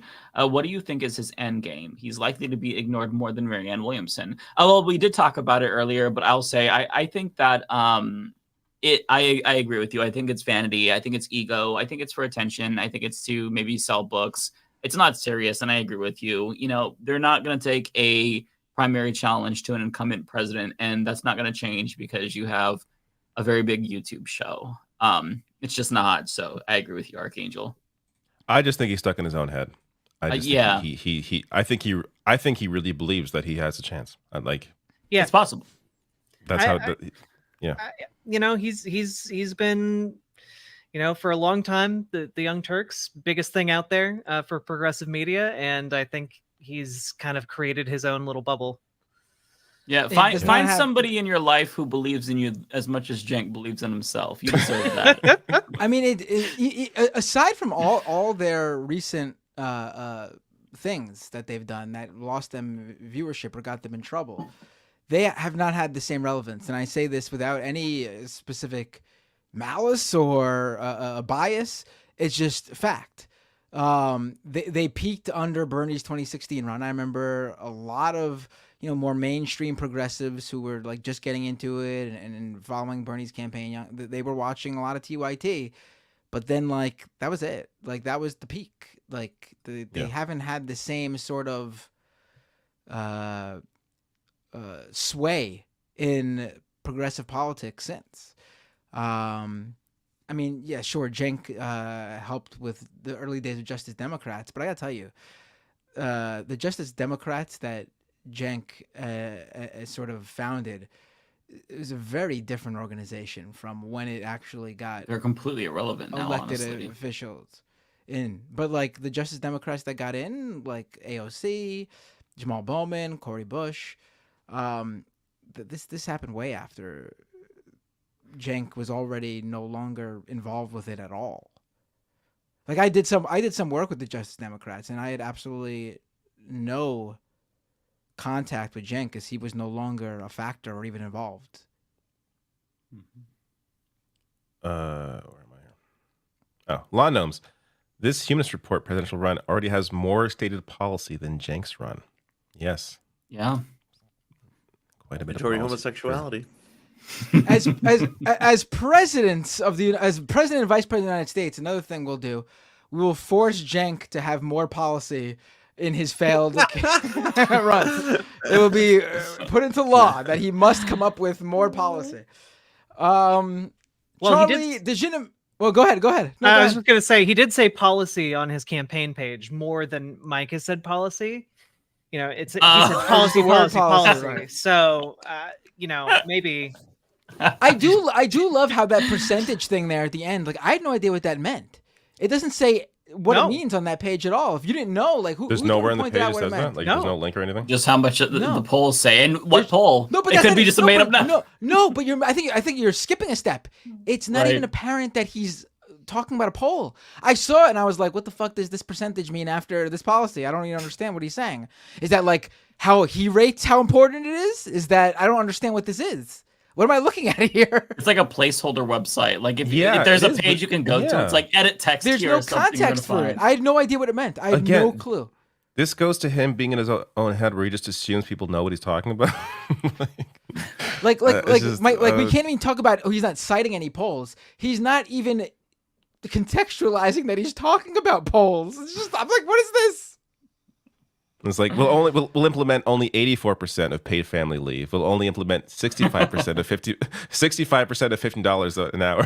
That's his level of enthusiasm. 84%. That's how you maybe you can take some of the public option. Well, 68% of a public option. That's what we'll implement. Yeah, that's what it could be. That we don't know. It doesn't say. And gerrymandering by 90%.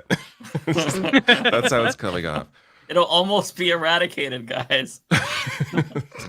No, Cenk will allow 90% gerrymandering. It's not going to be allowed in New York, California, Chicago, Illinois, Hawaii. Yeah. Sorry, Charlie DeGinamera with a member super chat. President Figueiredo will be taking LGBTQ refugees from the UK when the attack commences, but only the LGBTQ ones. Yes.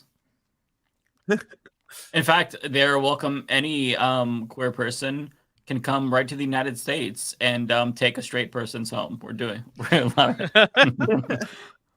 Well, I don't support. I wouldn't go that far. I don't support that. Right? Yeah. Does not support. Draw a line somewhere. Yeah. Steve Scalise just dropped out of the speakership. Yes, thank you for the $2 Canadian. I'm gonna have to put a little note at the start of my video. Hey, some of this shit is irrelevant now. It's a big video. Like, there's more to it, but it's just kind of irritating that the news would happen after I have it already. I think sorry to jump in. I think we have to unveil your new poster for president here. Let me add it in. Poster. Here. Oh, shit! The letter hack. Oh, wow! As heard on Leftist Mafia. Wow. Of course. And he's gonna be the White House cartoon. Human. Wow, that's amazing. While it I is love saying that you're a human, Mike. While it is obviously playing off the Obama image, he specifically drew you as like one of those like Soviet era. A human candidate for a human country. I genuinely hope that like some right winger like picks it up and thinks I'm being serious and looks at the platform like, this is insane, mandating homosexuality. We've been telling you that this is what they want. Yeah. You rise in the polls further than Cenk does. You're propped up by the right. Oh god, that would be fucking hilarious. Just thanks again, Letter Hack. Always Yeah, really that's quick. amazing. I don't know how he's so quick. Yeah. It's amazing. Crazy. Did we read this already? I forget. I just read it. Yeah. You did. Yes. Yes. Bay Photo with $1.99. Can't wait for you to read super chats at the State of the Union. Yes. Actually, I'm gonna cancel State of the Union. That shit is. Thank you. We don't need it. Thank you. Time. Yeah. Man. No, State of the Union will happen, but it'll just be me and Mike playing Fortnite. There you go. Well, Mario Wonder comes out soon. We got to play that online. That's Yes. We need to do that. If it has an online, which I didn't think about. I don't know if it has. I think it does, doesn't it? It has some kind of online. I forget if it's 1-to-1 immediate, or if it's like more of a Dark Souls online. If it does, then we absolutely need to do like some sort of a charity stream or something. I think that would be fun. But Das Bos Fleesh with a $5.99. I'm still trying to figure out why Lance has all items in his room twice. He even trained his 2 dogs to move synchronized. Lance, how do you do that? Magic. It's all magic. Yeah. By the way, do you, if Lance or Riverboat Jack have any super chats or any subs or anything they want to read too? Yeah, I can. Do you want me to rattle some through? Yeah, for sure. Spin me a sailcloth with $1.99. No message, but spin me a sailcloth. Thank you so much. Hunt as Farmer with the $5. You all should seriously run. I'm a libertarian and wouldn't vote for you. Oops. Well, that's, what? That's Would or wouldn't? Hold on. No, there's more. But I'd rather lose to you than the usual suspects.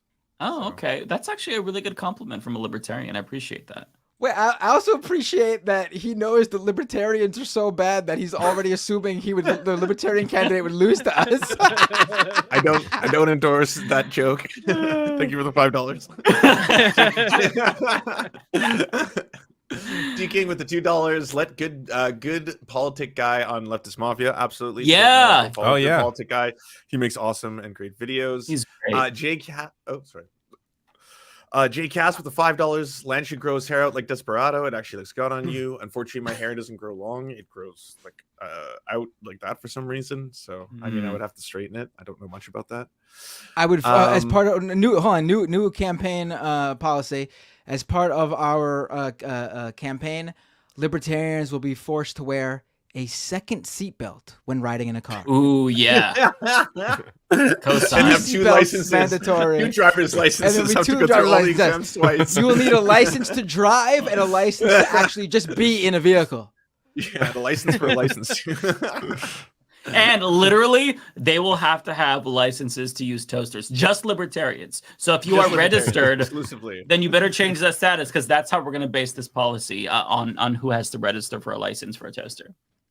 And we will give every American citizen, no, everyone in America, $10 every time they burn a "Don't Tread on Me" flag. Yeah. A stimulus package for the country. I like that. And the American flag will now be the LGBTQ plus flag, the newer one.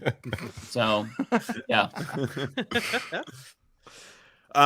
This is a serious question. Lee Baratinel with the $5. Views about the Israeli-Palestinian war. The past few days have been a mask-off moment for, quote, leftist men with respect to violence against women.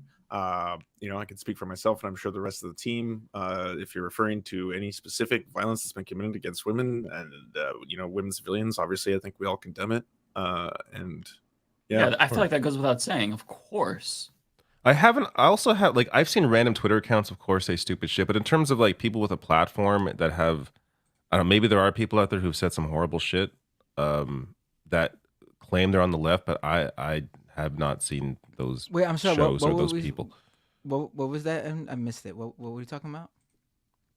Just like, I think that they were saying that, like, leftist men were effectively condoning the rape of Israeli women by Hamas, which, I mean, no, obviously unequivocally. Yeah, if someone has done that, obviously that's terrible. Yeah, yeah. What? Like, I'm a humanist. Human life is precious. I feel like we shouldn't have to say that though. Like, I feel like some things are just obvious. I feel like they're obvious. Yeah. Wanda MV with the $10. 1 year anniversary is fast approaching. I didn't even think about that. Thanks for reminding us. For the Leftist Mafia, are you planning a celebration show? We are now. Can we have Olay back for that show and all the fave guests, clips, and a fundraiser? Oof, that's a lot to organize. Oh my god. I don't think any of us have the time or the organizational skill. Yeah, we still don't even have a website. We don't even go to our Discord. That's a lot. That's a tall order. We're all like, I was rushing to get here today to finish the video that I'm now gonna have to go to re-edit. So it's hard. It's hard. We should do something a little bit special. I think like we a should very do something. special guest, just a very special guest for that episode. Yeah. Yes. Yeah. I absolutely agree. And finally, Prairie Barack Fire Obama. $1.99. I mean, hey, you got the context. You're the journo here. Prairie Fire with the $1.99. This is my last super chat. Mike will officially declare war on Christmas. Mike? I love Christmas, but I will do something about conservatives celebrating it. Like, I want them to celebrate it. But not only as much Christians as us. can't celebrate Christmas? Is that what you're saying? Yeah, like they can't. Listen, they can celebrate it, but they can't put up a tree. We still get I love Christmas, No, man. you No need way the you're tree. doing this. Christmas is staying. Christmas is staying. I love Christmas too. I'm a Halloween guy. I'm all Halloween, so don't You know, take that away from me. And you got my vote. I think if conservatives want to celebrate Christmas, they should have to dress up in full like army fatigues, and because of the war. The war on Christmas. Oh yeah. They need to may enjoy actually that, put though. their money where their mouth is and fight. Yep. Yes. That and it will be illegal to gift your children guns on Christmas. Yeah. But that's Yes. also going to be because That one. guns will no longer be in the United States at all under Matt and Mike presidency and vice presidency. Oh. Because there'll be no guns, right? No guns. This is sounding Actually, good. I was going to give free AKs to all trans people and to leftists, and then take away the guns from all the right wingers. So I don't know if a total ban. No. Total ban on guns. Total ban on guns. Okay, you know what? Sure. We can I give guess all if trans nobody people. has them. We can give all trans people chainsaws. Mike, Okay. I've been thinking about this for a little bit. What about finally delivering on the promise Barack Obama made to America of Hobbit homes? A Hobbit home for every person. I Is that mean, a- we what are is this going in to do reference some to? sort of. I don't even know this meme. Oh, yeah. you don't know no. this meme? Yeah. No. Yeah, there was a whole conservative conspiracy theory that Barack Obama was going to use like FEMA to move people into holes in the ground that conservatives called Hobbit homes. And that was going to be They'll like make up anything. There's gonna be like FEMA camps, Under- cars were gonna be taken away or something like that. Like under a Matt and Mike regime, all Americans will be mole people. Excellent. That's just how it is. Everyone will be living in a hole in the ground. Sounds fun. We'll all be mole people. Yeah. Well, on that we're note, headed there anyway. Here's Tokyo Hans with a super chat. This The is Figueiredo totally Binder true. administration will go down as the most bearded administration of the 21st century. Absolutely. It'll be so bearded that just by watching us run the country, Lance will be able to grow a beard finally. It'll just appear. Yay! It'll just pop out. I'm there. Tony Crump, $20 super chat. Oh my goodness, very generous. Thank you. Says I can go door to door in my neighborhood for Mike's campaign. there's no need. We've got a podcast, baby, and a YouTube channel. Grassroots. Just tweet about it. That's all you need to do. Yeah, just tweet. We're all good. Just Don't tweet worry about it. Yeah. Win by tweet. Change the world.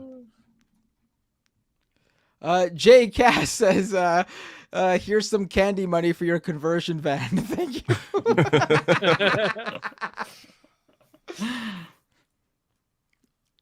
Blex actually with a super chat. Mike and Matt, what's your campaign stance on pineapples on pizza?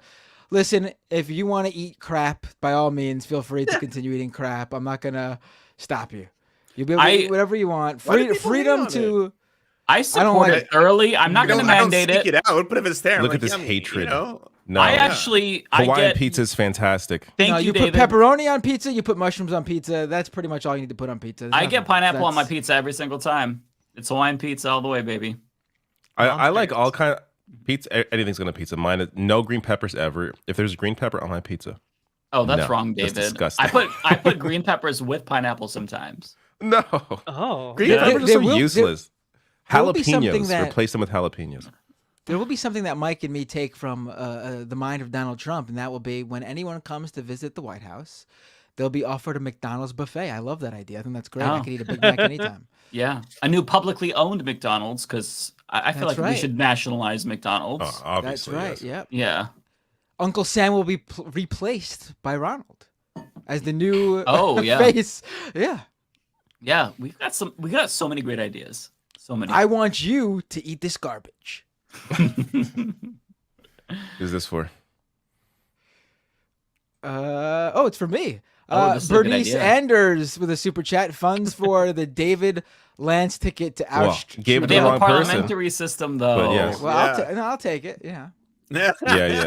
Well, we will funnel- change our we'll parliamentary system. illegally under the Madden Mike administration, it will now be legal to fund foreign governments as long as they're left wing. We could send money to the opposition. To the complete other countries. It's completely fine as long as they're left wing. Mm-hmm. I support this. Lizzie Bennett with $5. Presidential candidate Mike Figueiredo. I'll be more than happy to vote for you, but what would you do about your evil twin Matt Walsh once elected? Do you remember earlier when I was going over my platform and I said I will be doing one drone strike, but didn't name that person? That's all I'm going to say. Please accept JCast $5. Please accept this corporate PAC money super chat. Thank you so much. I hope it's from Raytheon. I'm sure it's from a bunch of them, a mishmash of corporate donors. Snack Panther, member for 4 months. Thank you. Says Cenk would have a better chance running against Erdogan in Turkey. I mean, I don't know enough about the political landscape. Honestly, in Turkey, he might have a better chance of becoming president than anyone beating Turkey. Or Erdogan in Turkey. He wouldn't be able to use the excuse for his run being because the public polling shows that Erdogan is not popular.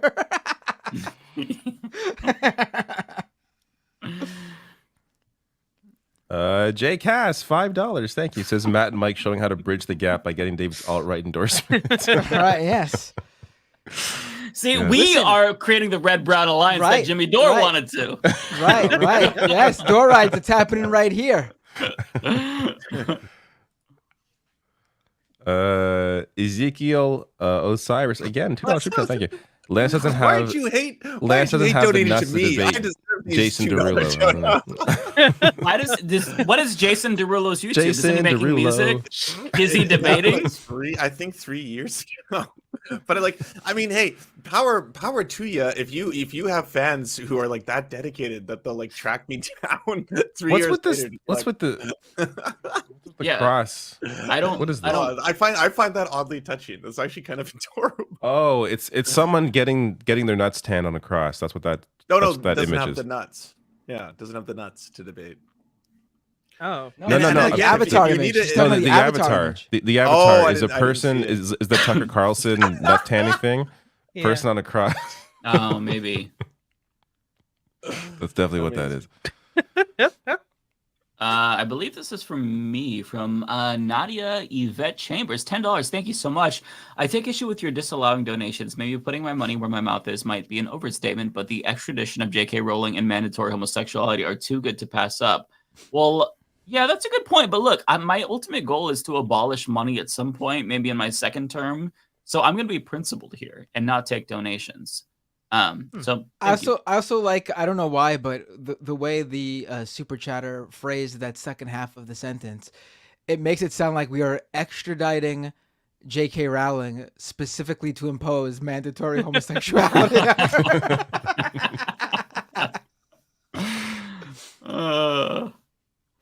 Wanda MV with a $10 super chat. Thank you, Wanda. Virginia elections, on November 7th. All state seats up for election. Governor just put 4 million in Republican races. If they win, abortion ban is imminent. Get out and vote if you live there. Wanda's been reminding us every week. It is super important to do that. This is going to be a huge election in Virginia. Unfortunately, because it's on an off election, like a off election year, it's not a presidential election or midterms, so probably be overlooked by a lot of mainstream media outlets. But I actually think, being that it's every single state seat, it should get some pretty good play in at least like the major political outlets like Politico, and then CBS News and those things will cover it. But please get out and vote. This is super important, and these are going to be elections that really matter and will matter in the years going forward. If you're someone who only goes out and votes during the midterms or even just the presidential election because that's just what counts, no, this is what counts. Yeah. Atena Sophie Giltis Grasheva, 1,000 Rs. Whoa, someone gave you $1,000! Oh my god! It's in Argentina. I think it's Argentina. I think Argentina. Okay. I think. Well, thank you. That's really cool. Hey there, people, talking about running for president. We have elections in my country, Argentina, coming up. The leading candidate is like Trump, but worse. I heard about that. Yeah, please help us inform people around the world about the threat. Thanks so much. He went on Tucker Carlson's show, yes. He looks like a Harry Potter villain. He's very disheveled looking. That guy. Yeah.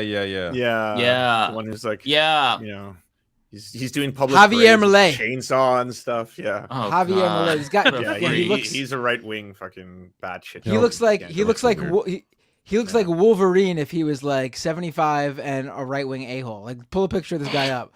Oh my god, he really does. Oh my god. Yeah, I know, right? Javier Milei. Yeah.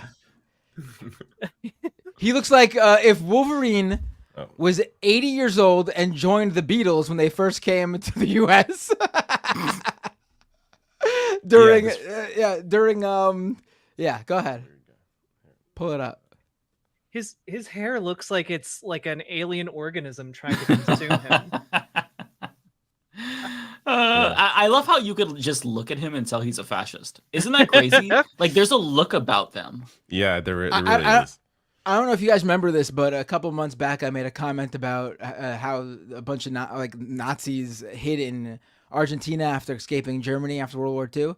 And I had a bunch of Argentinians, like thousands of Argentinians on Twitter, started attacking me for just stating this fact. And I would say like 90% of them, when I checked their profile, they were retweeting this guy. So that's what happened when I talked about Bolsonaro. I got a bunch of people from Brazil like pissed off because it was like this cult following like Donald Trump. It happens everywhere. It sucks because we just got rid of Bolsonaro in Latin America, and now we've got this dickhead popping up. It's like, goddamn, it's fascist whack-a-mole. Snack Panther, $5 super chat. Thank you. Says 212 leadership felt themselves. I'm guessing they went through a war with the online left. They thought, I think. Oh, they thought a war with the online left was going to grow the brand. Maybe. Yeah. I don't know what their thinking was behind what went down. I don't know. Progressive Boomer, $10. Thank you so much for you, Mike and Matt. Well, thanks so much. I will be sure to send this over to Matt, or half of it. Yeah, being that you're not accepting donations, I expect the full $10, by the way. So be sure to... Well, this is... No. This doesn't go into the presidential fund. All of this is YouTube fund, not the presidential fund. So okay. That's how, yeah. Let's see. Mike Hahn with $5. We need a Canadian POTUS. Time to do away with the natural born crap. LOL. I mean, look. No. We get to get a Mexican president. We definitely don't want a Canadian president. Excuse me? Unless, listen, I will accept President of the United States, Bret the Hitman Hart. That's as far as I'll go, though. That's as far as I'll go. But here's the thing. I'm generally in favor of getting rid of the whole natural-born citizens provision. The one thing that I saw that scared me that somebody said is that this would open the door to Elon Musk being president. That's horrifying. So, like, I never thought about the billionaires just coming in and... Maybe get, money out of politics first, and then go to that. Yeah. One. Although, it might be very funny, kind of like Bloomberg's run. Yeah. Although that was terrifying. I don't think he'd be very successful, actually. No, yeah, he can spend as much as he wants. I don't think he would do well. Yeah. Charlie Jinmir, $2 super chat. Thank you. Says David Dole for House Speaker. Third in line, baby. See, there's someone who wants a Canadian. Bay Photo with a member super chat. What kind of VP will you be, Binder? Will you sit back and rarely make appearances like Kamala Harris, or will you be shadow POTUS like Dick Cheney? Could you really imagine me sitting back and not being on television everywhere? I would be milking that shit for all it worth. I'm in every late night talk show. I'd be on so much they'd be like, we don't want the vice president on our show anymore. It's too much. Not him again. There'd be like hit pieces about, how it's like, oh, Trump is golfing again. It'd be like Matt Binder is at wrestling tournaments again, and they brought him out on stage. And I'd be the first VP doing YouTube debates with every third-rate YouTuber. Let me tell you. So the vice president is debating somebody with 10 followers on Twitter currently, and he just accepted another debate challenge. Yes, exactly. Finally, our first debate bro VP. Damn right. As for me, Archangel with a super chat. My time in the army, I've seen the issues African Americans face with both hairstyles and shaving. Ingrown hairs hurt men. Glad they opened hairstyles for women. And that was about the conversation we had earlier. Yeah. Important story. More people should know. Paladin lost $20 super chat. Thank you. Says, can each of you predict the first scandal to rock the Figueiredo presidency? I already know what you're all going to say. I'm not going to say. The first scandal to rock. When it comes out that he's actually secretly straight. That's a scandal. Yeah. There you go. That's my prediction. I don't know. Yeah. My prediction is that the feminization camps aren't up and running fast enough for the massive demand. Yes. My prediction, he still watches Jimmy Dore on the regular. No. Only for Oppo research, that's all. No. The scandal will be after people have already voted. And it'll be that he cast his vote for Dore 2024 instead of for his own campaign. See, I thought you all were going to say that like I beat up an old person or something. That's like the run-in show. Why would we? Oh, because of the Nazi. I feel like your voters would support that, though. Yeah. that is true. Yeah, that is true. My it's like red meat to the base. That makes sense. Charlie Jinmir with $5. Thank you, Charlie. We did the poll in Binder chat. Many people voted for you and none against. Anyone who says The win now is stealing the election and fake news. Yes. Thank you, Stop Charlie. the count. Stop the count. Exactly. That'll only, honestly, just not to go on a off topic here, but anytime I see that, it's probably one of the funniest things ever. That they would just start yelling "Stop the count" whenever Trump would go ahead as they're counting the votes. It's so funny just to think about that. Stop the count. Stop the election over.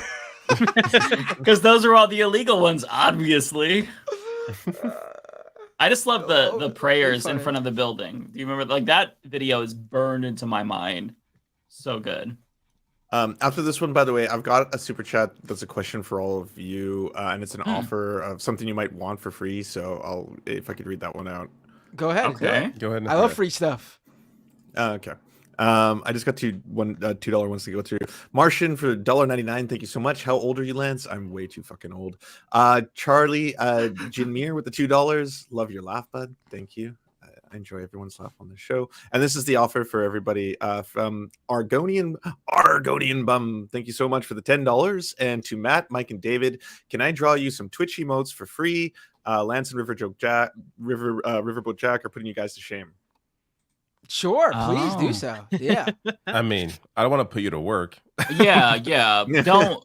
If you have extra time, that's a lot. Time. Right. That's what Mike and David are saying, but I'm expecting something on my desk by tomorrow, so we better get to work.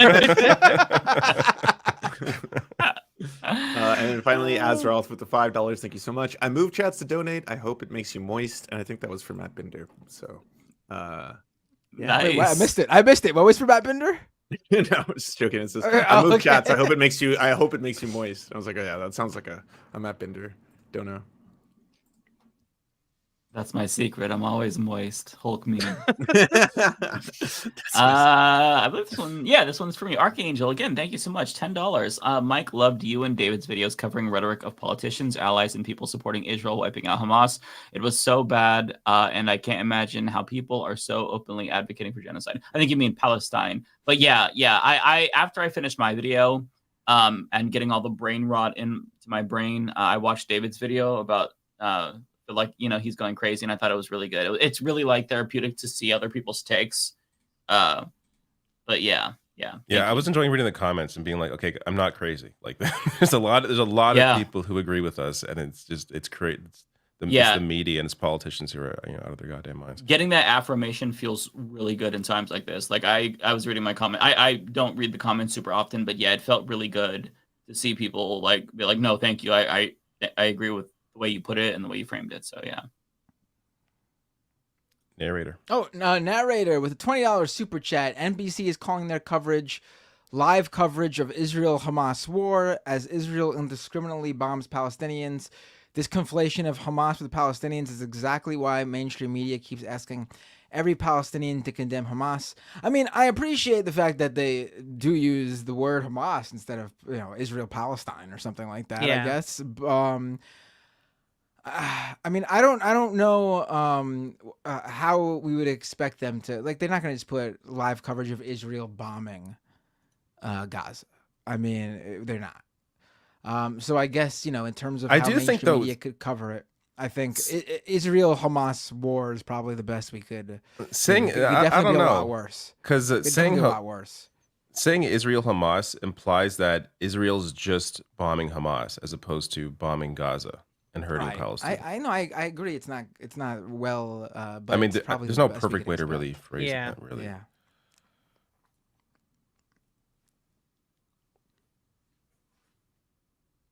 For Mike? Oh no, it's for me. Narrator, another $10 super chat. Pod Save America unironically compared the Hamas attack in response to 9/11 to support Israel. Had to turn it off when they said it's wrong and evil to even contextualize the violence of Hamas. Oh my god! What do you mean unironically compared the Hamas attack in response to 9/11 to support? Well, they basically said the attack was like 9/11. That's what it sounds like to me. And then and then didn't care about. And then I guess you can say the attack was like 9/11 if you're talking about the context where both happened as in the broader picture due to the historical involvement of what Israel has done to Palestine and the U.S.'s role in destabilizing the Middle East. I mean, again, 9/11, horrible. The attack, obviously despicable, disgusting, the people who carry that out. But again, if you really want to understand why things happen, you need to understand like these horrible people did not just wake up and decide to be evil. Like there's too much in this world of people just going like the bad guys, the evil. Yeah. They hate us because they hate the axis of evil. Acts people commit can certainly be horrendous, horrible, evil atrocities, but no one just wakes up and decides to just be evil or the bad guy. Yeah, and that's how this is treated a lot of the time. Yeah. Tayray88, thank you for the super chat. Says Gaza Fights for Freedom is a great documentary by Abby Martin. Yes, it's free on Means TV. Very good. Subscribe to Means TV. Yeah, if you're looking for a worker co-op Netflix alternative that has a lot of lefty documentaries, go subscribe to Means TV. Yeah, Lance and I are both on there. So, also, I got a dono just real quick. Oh yeah, nice. with an offer. If Mike follows through on his promise to use eminent domain to seize Trump's properties, I will be his campaign organizer. I have IRL experience for it. That's from GamerG for $5. Okay, well, I absolutely intend to follow through on that. You have a campaign organizer already. Wow. In a single day, we built this massive movement, mobilized. This is a revolution. This is. Narrator with another $10 super chat. Thank you so much, narrator. The open-air prison in Gaza is a concentration camp. Prisons are places you legally hold criminals. Concentration camps are where you keep ethnicities for political reasons. I mean, I think I think open-air prison has sort of become the vernacular used by, like, even Palestinians and its most strongest advocates. So I think that's just become the vernacular for that reason. I don't think there's any sort of anything else behind it's that, not supposed to be a defense. That's for sure. Yeah. Right. And it also elicits like a really, I think, accurate image of the situation, right? And you think prisons, you can't leave. There are walls up, people are controlling. They control what goes in and out. Yeah. Oh, so someone on Twitter seriously, this reminded me, someone on Twitter seriously tried to refute that by point that it was an open air prison by sending me a link to hotels available in Gaza on TripAdvisor. I could not believe it. Like, even with the analogy of it being an open air prison, like you realize that outsiders can visit a prison. Yeah, like people can go visit a prison. The point is the prisoners cannot leave. Yeah.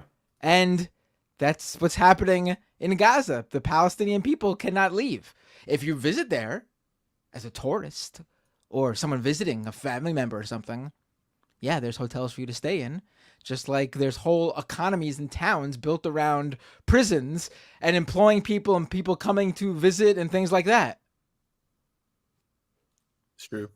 Fam, I gotta take off. I love you all. You're awesome. Riverboat, it was awesome to have you on the show and good to see you again. And thanks for all the hard work you do. If everyone doesn't know, Riverboat Jack does a lot of kind of like organizing to try and get people out to vote, especially youth, and it's really, really good. She's an MVP. Awesome. Thanks for remembering that, because I totally forgot to talk about that. See you, Lance. Take care, Lance. See ya. Pitchforks Dragon, member for 3 months, says, who's going to tell Republicans Jesus was from Palestine? Jesus is actually white. He's from I don't know, what's a white state? All of them? He's from Connecticut? There you go. Rhodesia.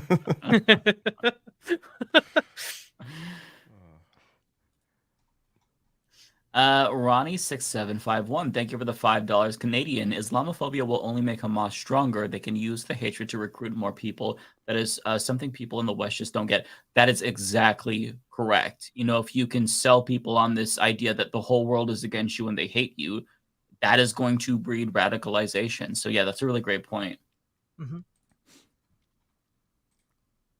Prairie Fire Kowalski with 199. Thank you so much, President Mike. I'd like to be Secretary of Agriculture. Done. Oh, Kowalski would actually completely not. You could actually be really good at that. Yeah. I mean, you literally couldn't think of a better person than Kowalski. He's a farmer, so yeah. Oh, okay. I'm glad someone named Prairie Fire is qualified to be. Oh yeah, he's legit too. He sometimes calls in while he's on his tractor. Like you could see him in the thing and on my stream, and then he calls in the majority port. You would hear it in the background. Yeah, he's legit. That's so cool. He also has a YouTube channel as well where he kind of goes over. Yeah. Social Lust, thank you for the super chat. Says, remember Shireen Abu Akleh, and in her casket they beat the Palestinians carrying it. Yeah. I actually saw a journalist. Yeah, I saw a clip of actually Hassan today, and he was talking to Ethan about it, and he broke down. Like it's the amount of atrocities and just the inhumanity that is on full display on a constant basis is just insane. Dusty Partition with $5. Fascism is hating people of other races and or other religions and or from another place and or disagree with you. More than that, but how many apply? Yeah, I mean, fascism is it's a criteria. Like it's kind of a difficult thing to describe because there's a lot that goes into it. It's, the demonization, the otherization. But yeah, you certainly got some of the components there. There's more to it than that. Hold on, I gotta say, the viewers can't see this. Maybe one of you could screenshot it and pull it up. But I looked down at like the guests in the room, and I was like, "Who the fuck's that guy next to David Dole?" And then I realized, yeah, it shows the host my screen. So I still have people. the. You gotta show people. Hold on, I still have. it. Yeah, it does look like he's like another guest down there. Yeah, everyone's seen this guy down there. That's down there, like just in a box with the rest of us. Yeah. I was like, wait a minute, what? Cleat and Beans, $10. Thank you so much. Thank you for the book suggestion. I've been looking for one. Yeah, it's a really, really great book. I read the first chapter last night. Seems like it's going to be a great read. I would highly recommend it based on what I've got so far. Oh, for me. Brandon, $19.99. Wow, very generous. Thank you.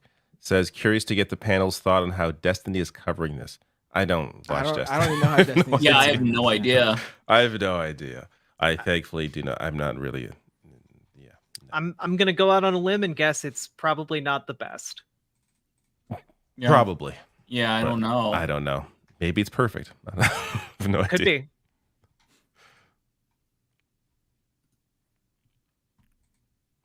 Cleat and Beans with a $20 super chat. Thank you so much. You're on fire, Matt. Your voice is so necessary. Some of the only good to come out of this frustrating, awful situation is strong, passionate voices on the left and otherwise standing up for humanity. It gives me hope. Oh, but I really appreciate that, Cleat and Beans. It means a lot to me. I lost my place. There we go. For me, Tayray 88 says, let's not forget what Israel did to Yasser Arafat.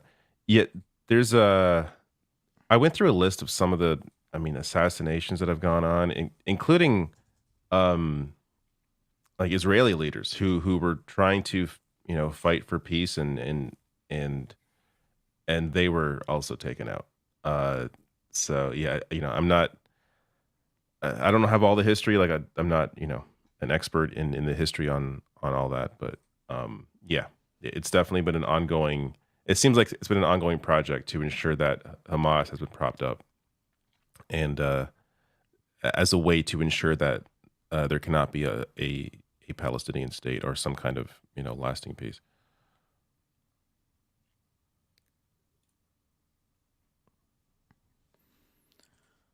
Is this for me? Yeah, narrator with another super chat. Thank you so much, narrator. Israel either has enough intelligence to know where not to bomb because Hamas has the hostages there, or are willing to bomb the hostages.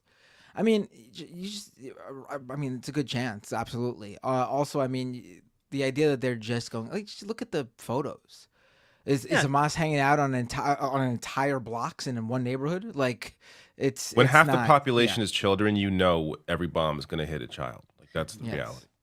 And let's be real, like, do they care if the hostages are killed? No, because they'll just blame Hamas. They'll just say, "Oh, Hamas just killed the hostages, so we bombed." They them. call them. They claim that they're being used as human shields. Like, that's the excuse. Oh, they're being used as human shields. That's why they died. No, you bombed an apartment building. Like, that's what. Like obviously Hamas took hostages with the intent to do some sort of get something out of it. Otherwise, they wouldn't have taken hostages. And if the whole claim is that they use the Palestinian women and children as human shields, then they don't need hostages as human shields. Hostages are for another purpose altogether. Also, you wouldn't drop white phosphorus at all. You would not commit an active war crime. Yeah, that literally it suffocates you. It burns your lungs. There's a reason why it's a war crime. Yeah, like and it's indiscriminate. They would not be they would not be dropping these types of munitions. They would not be bombing to the degree they are if they cared about hostages. Archangel with a $10 super chat. Matt, love to see your fire on this issue, but the rest of the world ignores it. Both in the West Bank and Gaza, Israel's being horrible to Palestinians. Thank you all for talking about this. Yeah, I mean, I do think, like, my feelings on this is, like, sort of like two-sided. Like, one, I am actually genuinely surprised about the bloodlust and like thirst for revenge and retribution from a lot of voices. It's the first time it's felt as it's the closest it's felt to post 9/11-esque as possible. Yeah. In terms of, like, people's reaction. On the same note, though, I am also hardened by the fact that the support for the Palestinians and the understanding of the situation from the average person seems to be much more than it would have been in the past at the same time. Yeah, well, we haven't learned from 9/11. I think a lot of us have. You know, a lot of us grew up with those mistakes. So I think that, you know, that is one thing to keep in mind. Some of us are never going to unlearn that horrible time because, yeah, it is. But it is really scary to see the level of Islamophobia, because you would think that it wouldn't be that bad ever again. Like we've had, you know, Zed Tabani on the show who's talked about it. You know, as a kid growing up after 9/11, how bad it was to be the brown kid in school and everybody is just like looking at you. So to think that, like, we're right back there, like that, it honestly is distressing. But yeah. I'm gonna run through mine, guys, because I need to go to bed soon. So, yeah. Just trying to find where I am here. Paladin Lost says, just remember, when the people I hate do it, it's terrorism. When it's the people I like, it's justice. Kowalski says, we need Jason Miles on LM, one of the good ones. I just looked up and I recognize him. I've seen him on, I think he was on Majority Report before. Anyways, I recognize the guy. He seems like a good person. Narrator, where are you? Narrator. Jason Miles from This Is Revolution. You're right, yeah. Oh, I was only getting like a jazz singer. No. He may also, well, he's also a musician, I think. Oh, okay. I've been on their show before. Good stuff. Yeah, we should definitely have him on. Narrator, 8,700 more UAW members went on strike from a Ford plant today. Solidarity. Yes, while all this madness is going on, there's also these ongoing strikes. You know, some good news. This, I mean, well, you know, as good as it can be when it gets to hopefully a resolution. But yeah, definitely. And I believe that Ford plant was the largest Ford plant. Like, yes. Kind of like one of the last moves in their toolkit. Yep. Oh. I don't know how to say that name. Where do I start here? Reed Dix Dorg. I feel like there's real words in there, but I can't pull them out. Red Ixtoragon, $20 super chat. Thank you. Says, thank you so much for being loud and angry at what's happening in Palestine. We have to all be upset, angry, and loud publicly about what's going on there to stop a genocide from happening. That's the hope, that there's enough pressure put on, governments around the world to do something.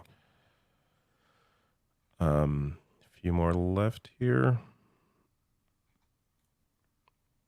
Meg Sumra, thank you, says, what are your thoughts on the UK plans to ban waving Palestine flag? Obviously ridiculous. Like, just because you're, yeah, this idea again of it's like equating Jewish people with Israel. You can't equate Palestinians with Hamas. Did you see that Washington Examiner article about how serious reporting on how Rashida Tlaib still flying the Palestinian flag outside of her office days after the attack? Oh, how dare she be Palestinian? Did you see Hillary Vaughn from Fox News following her around? It's like, do you condemn the beheaded babies? Do you condemn the rape? Just like following her around. She was silent the whole time. Like, why won't you answer? Like, it was so ridiculous. Like, if you go look up Hillary Vaughn, she's a Fox News reporter. She posted that. She's very proud of it. It's insanity. Paladin Lost, Figueiredo Binder, 2024. Money for humans. Pretty good. Money for humans. I like that. Good thing he sent it to David.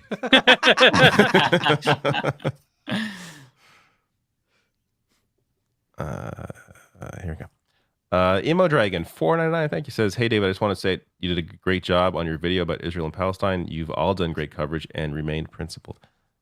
Thank you. Appreciate it. Tony Clark, super sticker, thank you. William Kelly, David, do you have any thoughts on the independent media group Canada Land?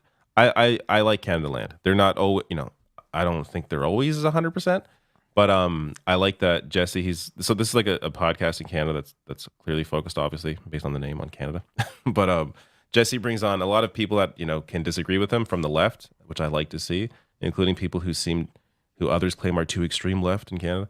So I think it's a good podcast. It's definitely one of my main Canadian podcasts that I check out. Okay.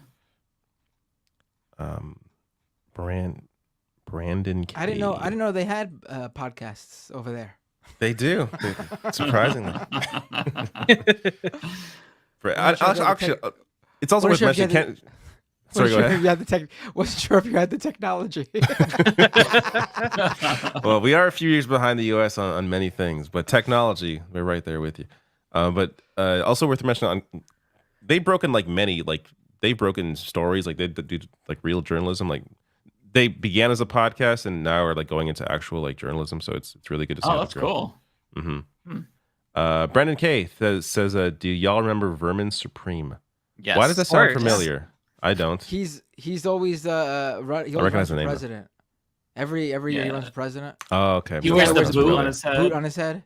He stopped the limo with Pete Buttigieg in it and just stood in the middle. He's like, "Stop!" He runs for fun. That's how you. If you're gonna run for president with a no chance campaign, that's how you do it. Exactly. We know from experience now. Socialist says, "Nice Michael Brooks shirt, David." That's right. Letter hack. Yeah, I love it. It's a great shirt. 2 more left, and I'm out of here. Just gotta find this.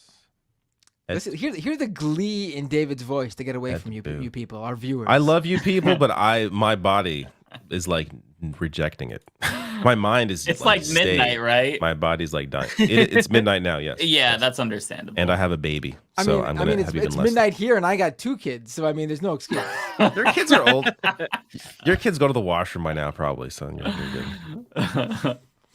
Etboo, $5 says, next federal Canadian election. If the election is tight, what is worse between conservative winning and voting liberal?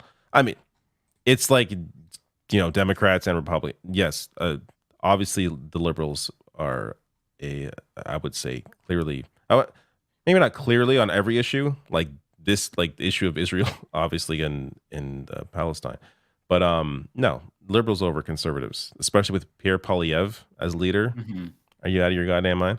And we need a liberal so that way us LGBTs can cross the border and get asylum status just in case. So Yeah, that I mean, in just mind, on social Canadians. issues alone, like that's one very clear difference in Canada between liberals and the conservatives.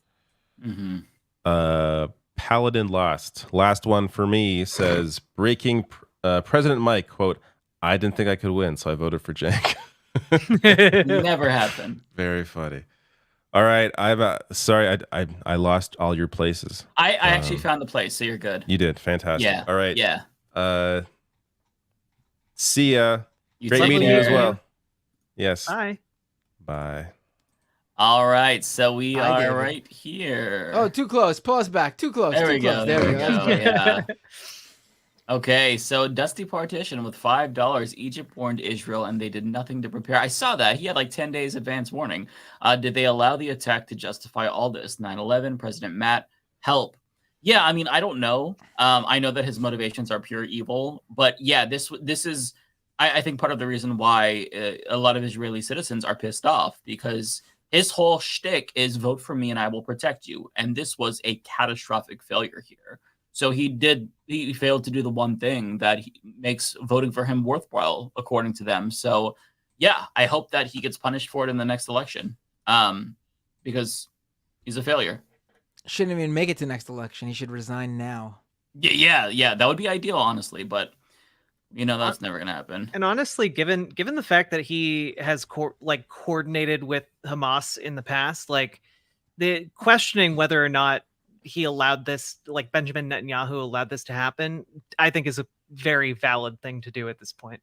Yeah, you think that would be so outrageous that he would never show his face in public again, right? Like, yeah, but he's trying to become a dictator. He's straight up said in 2019, like if you are against Palestinians, you should be in favor of funding Hamas. Yeah, like he's publicly made these statements.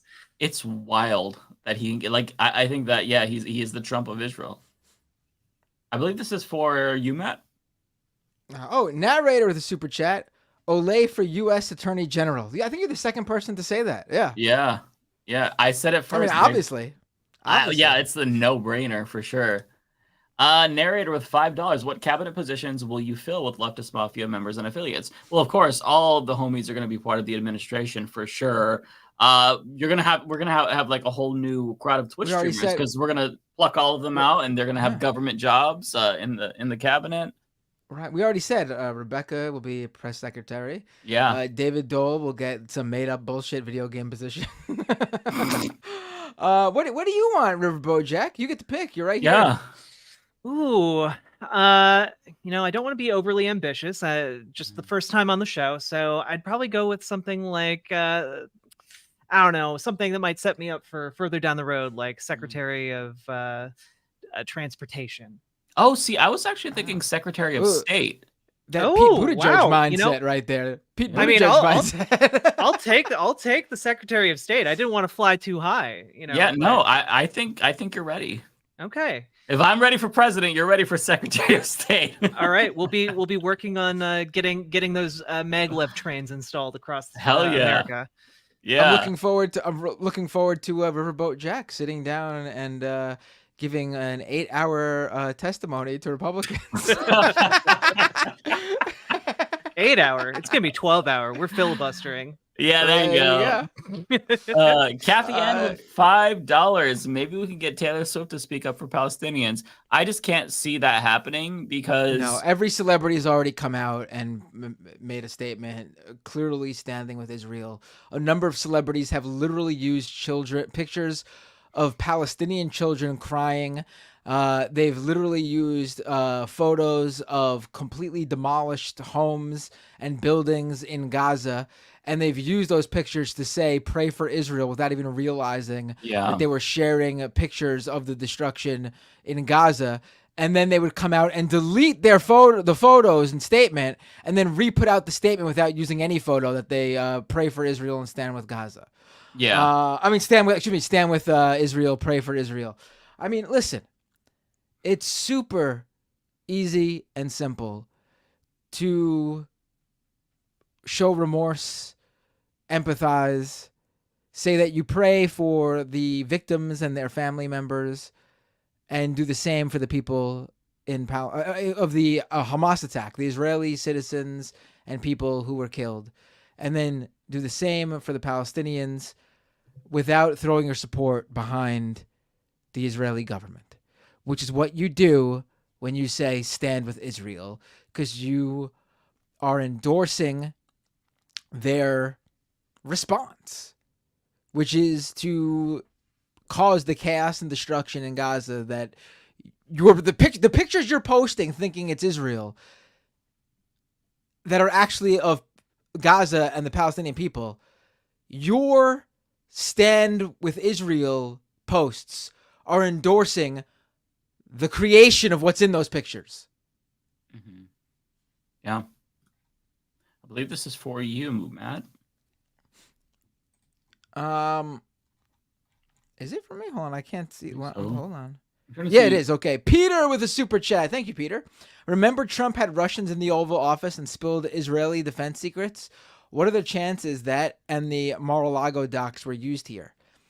I mean, I don't think listen, it's certainly a possible, I guess, but I don't think Hamas. I mean, Hamas obviously has help getting their their weapons and their supplies and their bombs and things like that. But from what I understand, I know there was a report from the Wall Street Journal that Iran was behind this.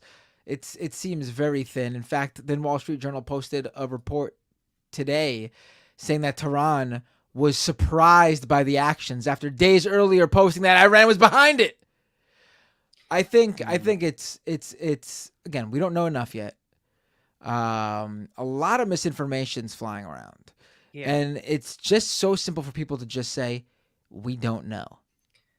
Just don't share things yet. We just don't know. Like I see people, the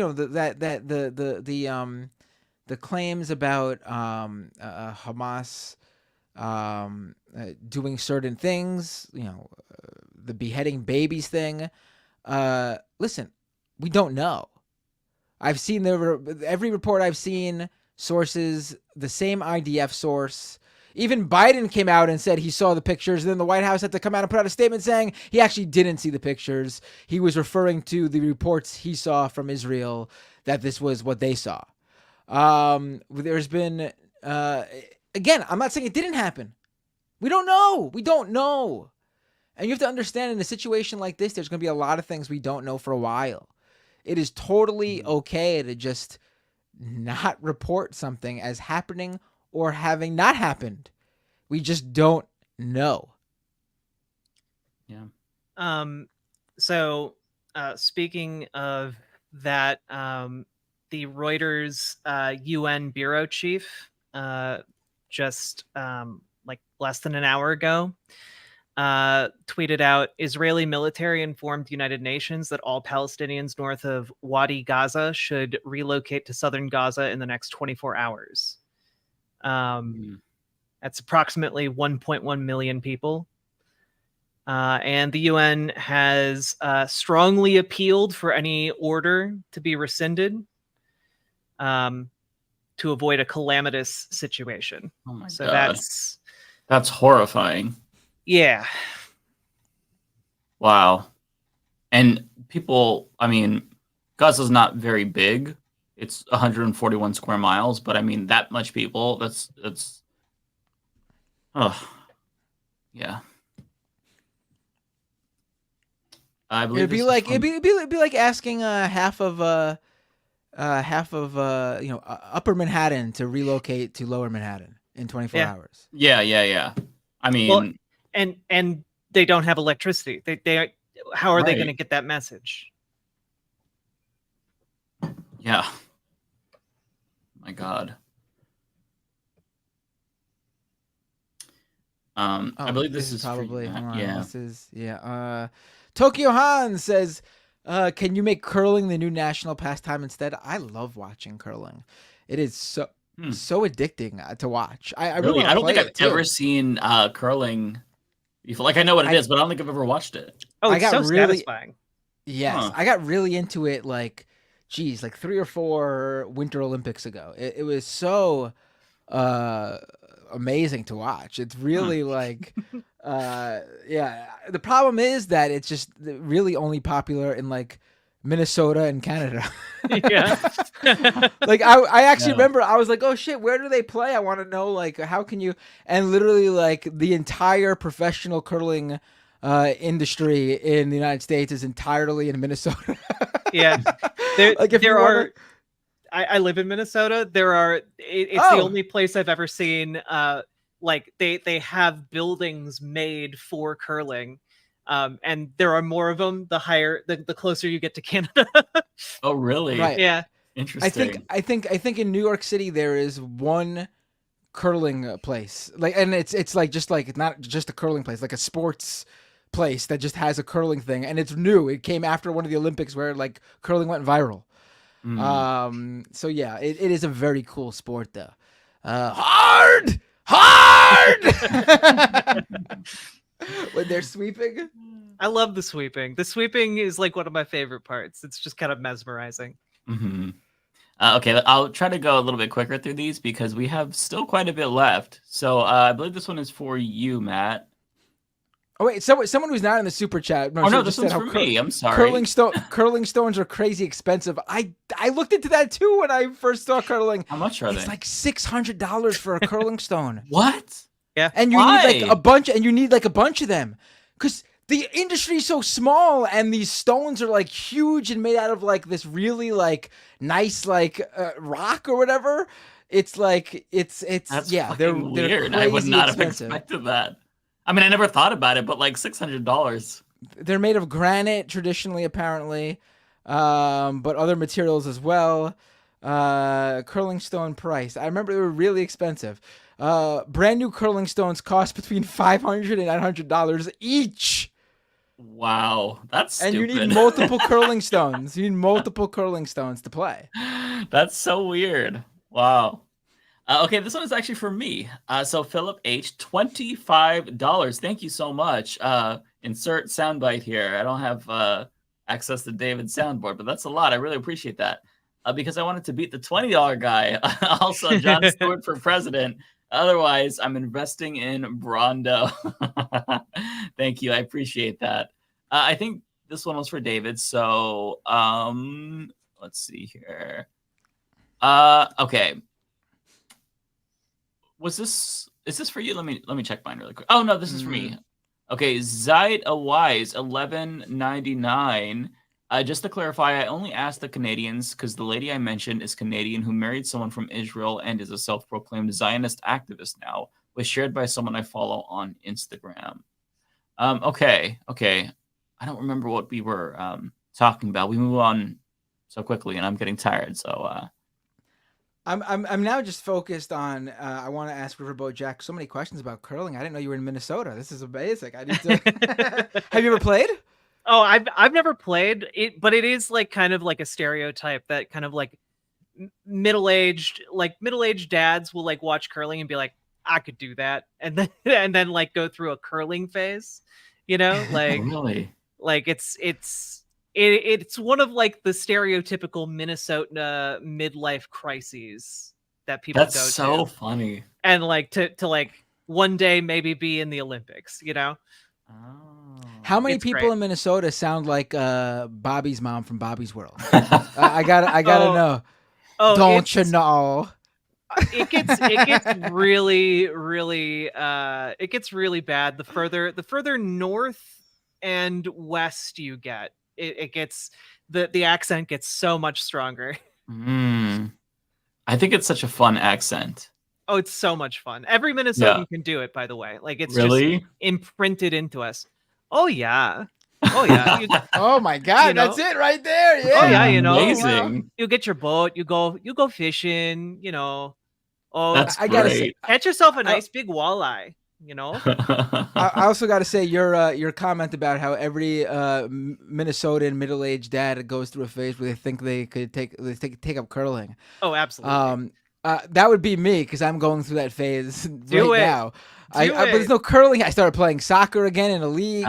I looked up pro wrestling schools and actually attended one for like a trial. That's awesome. I'm going through a total do everything I ever wanted to do before it's too late phase right now. Do it.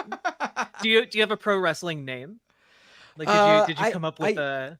Over the years, I've actually had a number. Because like back in high school, I would do backyard wrestling with my friends. Oh, that's so but I wouldn't use any of those names now because they're looking back, they're lame. But no, I don't have any current one. I would have to come up with a new persona. Okay. The Bender Blender. So I think this is for you, Matt. Kind of echoing what Axios with $5 super chat from just user O. Axios 20 minutes ago, we just mentioned this, right? Israel tells UN to evacuate northern Gaza Strip within 24 hours. That was so chilling. It's not going to be good, and I don't know when it's going to. There's no end in sight here. That's the thing too. Like, what is the end game here? When will it stop, and what's going to be the response after? I don't understand. There's no calls for anything. It's just have at it. It's so horrifying. And the unity government that Netanyahu put together, has a war cabinet, and basically everyone, the 4 of the members are people who have actively been saying that all Palestinians should be wiped out, and the one other one is the opposition leader, who is also conservative and was like the defense minister for several years. So none of them are in favor of keeping Palestinians alive, and I'm terrified of what 500,000 boots on the ground are going to do. Yeah. God. Okay, so we have Archangel, $2 following up. Thank you, Archangel. Mike, I don't know why I added SWYGL. Okay, because I wasn't quite sure. I was very confused. So I appreciate the follow up, but you didn't have to send a super chat for the follow up. But thank you for making it clear. So this one was for David Dole. Hold on. We missed one of the older super chats that were sent to me. I don't think we put it up, so I'll just read it. For Resto with a super chat. Careful, guys. Jenk might have very strong words of complaint about Ole for your criticism. That would be really funny if they went after. Yeah. So this one is from me, Mr. Sushi, 22, 199. Thank you. Did you guys see Tim Pool wage war on OnlyFans? I did not see this. That is very stupid because I'm assuming he's subbed to some of them. Subbed to a number of them, I'm sure. But I mean, if he's not, dude, get a life. I'm really enjoying the Tim Pool trying to set himself up as a red pill influencer. No, is he? Absolutely. It's been part of his recent content coverage. He said I did see a clip where he recently said something like he goes down the street and women check him out because he looks like a rock star or something like that. Yeah. He did not fucking say that. Yeah, please. yeah. Oh my god, I cannot handle. I cannot. This world is too fucking stupid. He's such a nincompoop. Yeah, he is. Celeste with $4.99. Can I be your VP? I will be the first Gen Z and Latina in history. Well, hey, if it doesn't work out with Bender, I'll give you a call, Celeste. I will say I'm sure when Tim Pool walks down the street, there are some women who stop and turn and stare, but it's usually probably because they're saying, hold on, wait a minute, is that the fucking beanie guy who gets owned all the time on Twitter? Yeah. Or do you smell that? I think it's him. Charlie DeGenemer with a super chat, as long as they keep Christmas in the bedroom. Oh, you gotta let Christmas out sometimes. Lyrida with a super chat. Victory to the moletariat. Yeah, we're gonna be mole people. It'll be good. Yeah. The mole of America. I love it. All right. Steven with $2. Pineapple pizza. In that case, bananas and grapes too. Oh, come on. That's a straw man of the pineapple pizza argument. Okay. I get it. It sounds weird. It's a fruit on a pizza, but look, it works. Lee with $5. On a serious note, since Prez Mike will be mandating gayness, may I suggest directing David to create a gay OnlyFans to help pay for universal health care? Listen, I'm not going to mandate anyone create OnlyFans, but since he is a Canadian, I am going to require Canada to donate 50% of their healthcare in the first couple of years as we roll out our system. So they will be helping. Sure. Right. Damn, a lot of people really want to see David Dole naked, apparently. I know, sure. Let's see here. CBF with a super chat. Are you telling me that Steve Scalise struck out at the plate? Ooh. Damn. Is that yeah? Ooh. Had they paid any attention? Had they paid any attention to his stats, they should have seen that coming. Oh wait, because CBF actually stands for, if I recall correctly, this is user Congressional Baseball Fan. Ooh. Oh no. Oh my god. Okay, that's maybe not as dark as I thought. Maybe. No, I think we're all thinking the same thing. I'm not going to comment. This viewer just clearly likes baseball and enjoys when the members of Congress hold that classic annual Democrat versus Republican. I'm not looking any further into this. Nobody likes that. This viewer does. Okay, end of story. Okay, let's move on. Let's move on. Yes. Tokyo Hans with a super chat. Do you guys have a campaign slogan yet? Like get woke and wash your ass or something? I don't know. I'm workshopping it. Beards to believe in. Okay. From the podcast to the presidency. No, that's not really a slogan. That's like a autobiography title. I don't know. We'll have to think of something. Maybe you all in the chat can give us some recommendations. Kosh 963 with $5. One solution for the people in Gaza. They could do a mass walkout.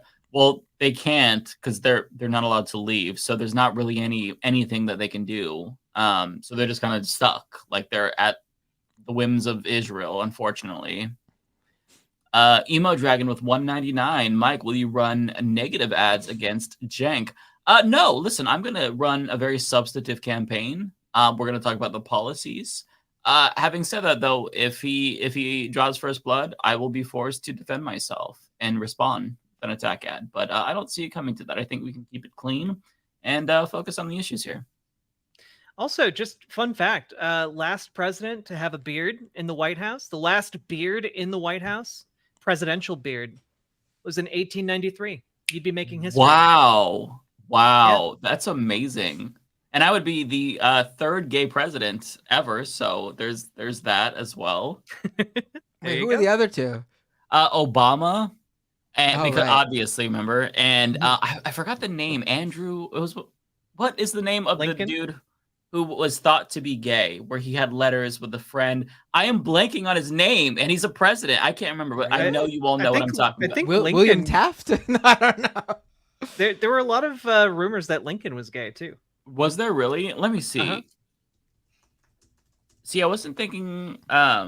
James Buchanan? Yeah. So when I Google gay president, James Buchanan comes up. maybe there was rumors. I'm not sure. I'd be the first openly gay one, though. Whoa, hold on. Who was James Buchanan's first lady? This is the question when I just search first gay president on Google. Harriet Rebecca Lane Johnston acted as First Lady of the United States during the administration of her uncle, lifelong bachelor, President James Buchanan. Oh my God. I did not know that. I did not know that. I can't believe they had an. How did we just find this out? Yeah. Wow. Okay. Well, certainly wouldn't be the first gay then, because that's weird and yeah. I never even knew we had a bachelor president. Yeah. That's the gay one. That's the one they all thought was gay. Let's see here. I think this is for you, right? Someone in I think my Twitch chat just said just 2 words, Uncle Fucker. Oh no. Okay, Ryan Lennon fan with a members super chat. Good job not falling for the meme about mass leftist support for Hamas. That viewpoint is super niche and has no material effect, unlike support of IDF. It is the dumbest thing for. I've seen some people writing for major news outlets. Some people I even once thought highly of and respected, writing entire pieces focused on calling out this super powerless fringe group of people as if they have any bearing and we should be spending a single minute on any idiot saying something stupid in a speech somewhere at some event. Mm-hmm. It is completely bogus to spend a single minute on this. Agree. Yeah. We abhor the death of any innocent civilian. We abhor and condemn what happened to innocent Israeli civilians included. It goes without saying. If you care about human rights and have basic human empathy, you do not want to see any innocent party injured, dead, inconvenienced in any way by something that they have no role in. Yeah. And to think you need to come out and say something because some people are requiring it of you to show that that's how you feel. It is a tactic for them to talk about anything but the real issues here. And the fact that that's what people are concerned about and not the people who are very open, like the people in power, the politicians who are saying we're going to turn Gaza into a parking lot, the fact that that's not the concern, I think it really tells you everything that you need to know. Yeah. I know that David got this one too, but I got it as well from Chris. $5. If Mike follows through on the promise to seize Trump's properties with eminent domain, I will be his regional director. I'm an experienced organizer in DSA. Yes, absolutely. The Matt Mercy with $10. Thank you, Matt. Some don't feel the need to condemn civilians, conscript Hamas deaths, because Zionists don't condemn IDF murders. I hate violence, but eventually the chickens come home to roost and make a peaceful revolution. I think I know what you're saying. Make violent revolution inevitable if they don't allow peaceful revolution. Look, I mean, when it comes to like these types of situations where you have people who are being colonized, violence is definitely inevitable. That doesn't mean that you should justify like deaths against civilians, but what that does mean is that like there's going to be violent resistance sometimes. Targeting civilians is bad, of course, but you know, military targets, that's something that you see all the time. Look at the Battle of Algiers, for example. Right. The second you lose your humanity and morality, is the second you become just as bad as the people that you're speaking out against. Yeah. You always. It's important that you maintain that. It's that simple to me. I mean, if you care about people, if you're truly a leftist and care about, I mean, that's what we advocate for. Why do we want Medicare for all? It's not Medicare for all, but the far right, like even they need it because there's a number of reasons why. Means testing doesn't help anyone. But like it's a basic human right.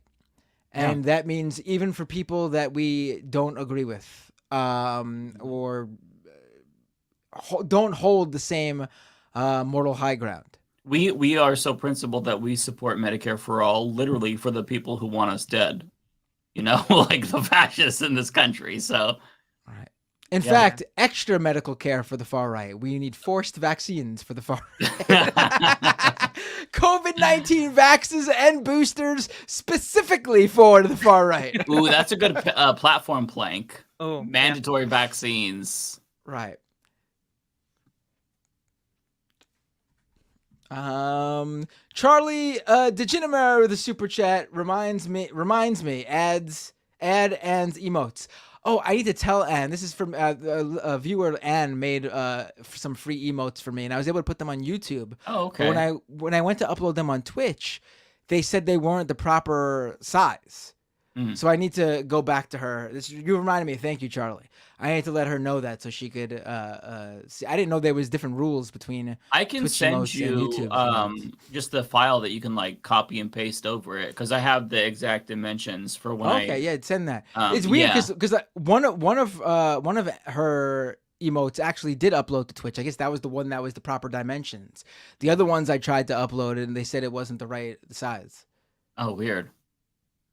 Let me see who this is for. I think this is you.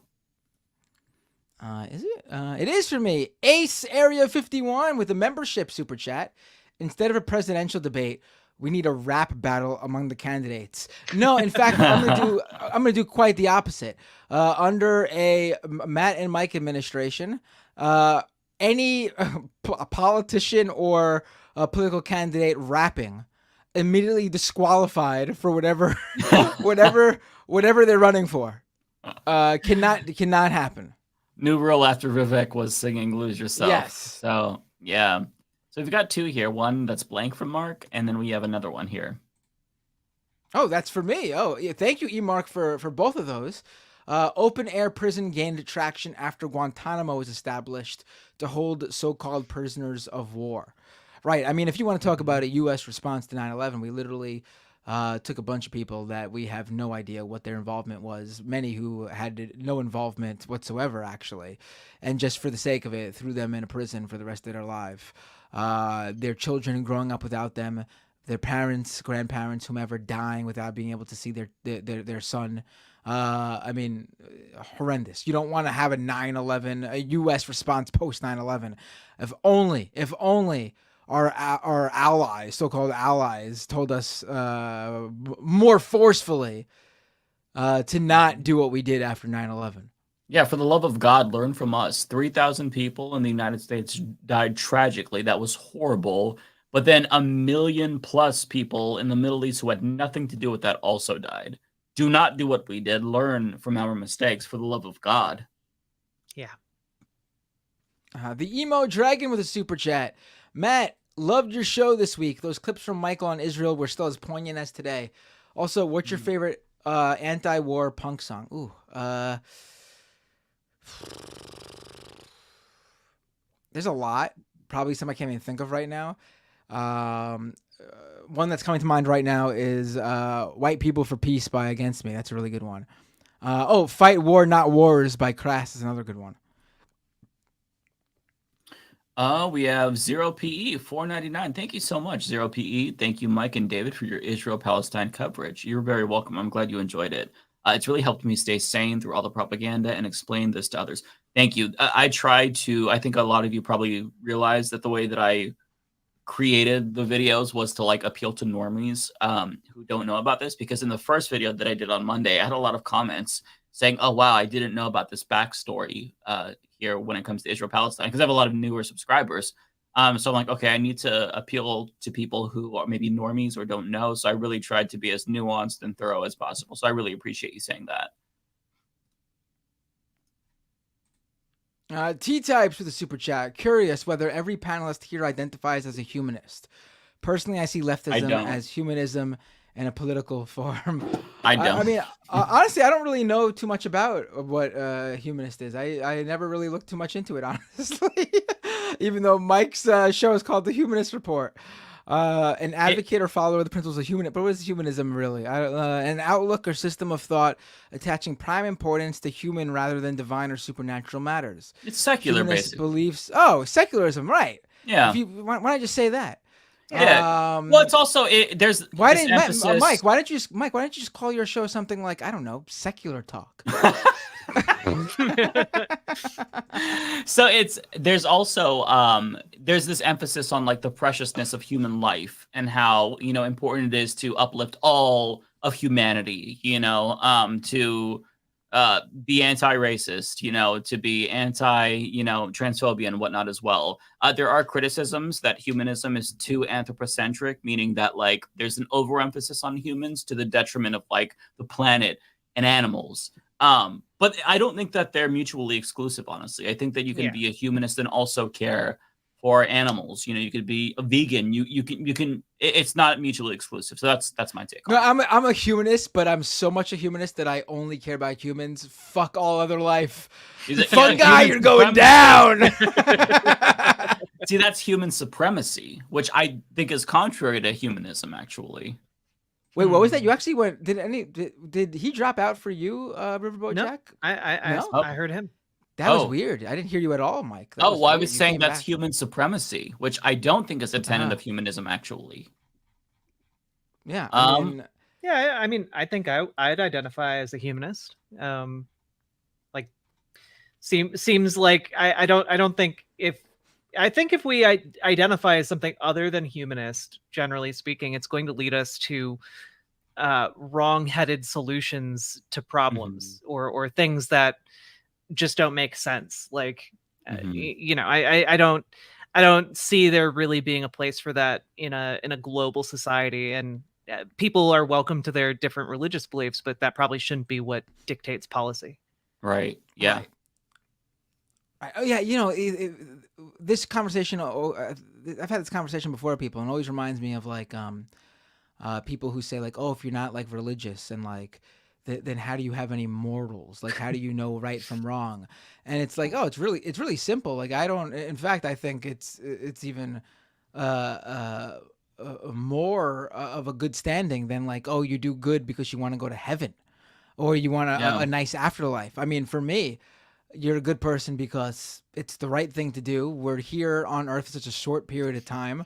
Why would you want to create pain and suffering for anyone? We're here for what? 50, some people, unfortunately, less, even 60, 70, 80 years, 90, 100 if you're lucky. Or unlucky.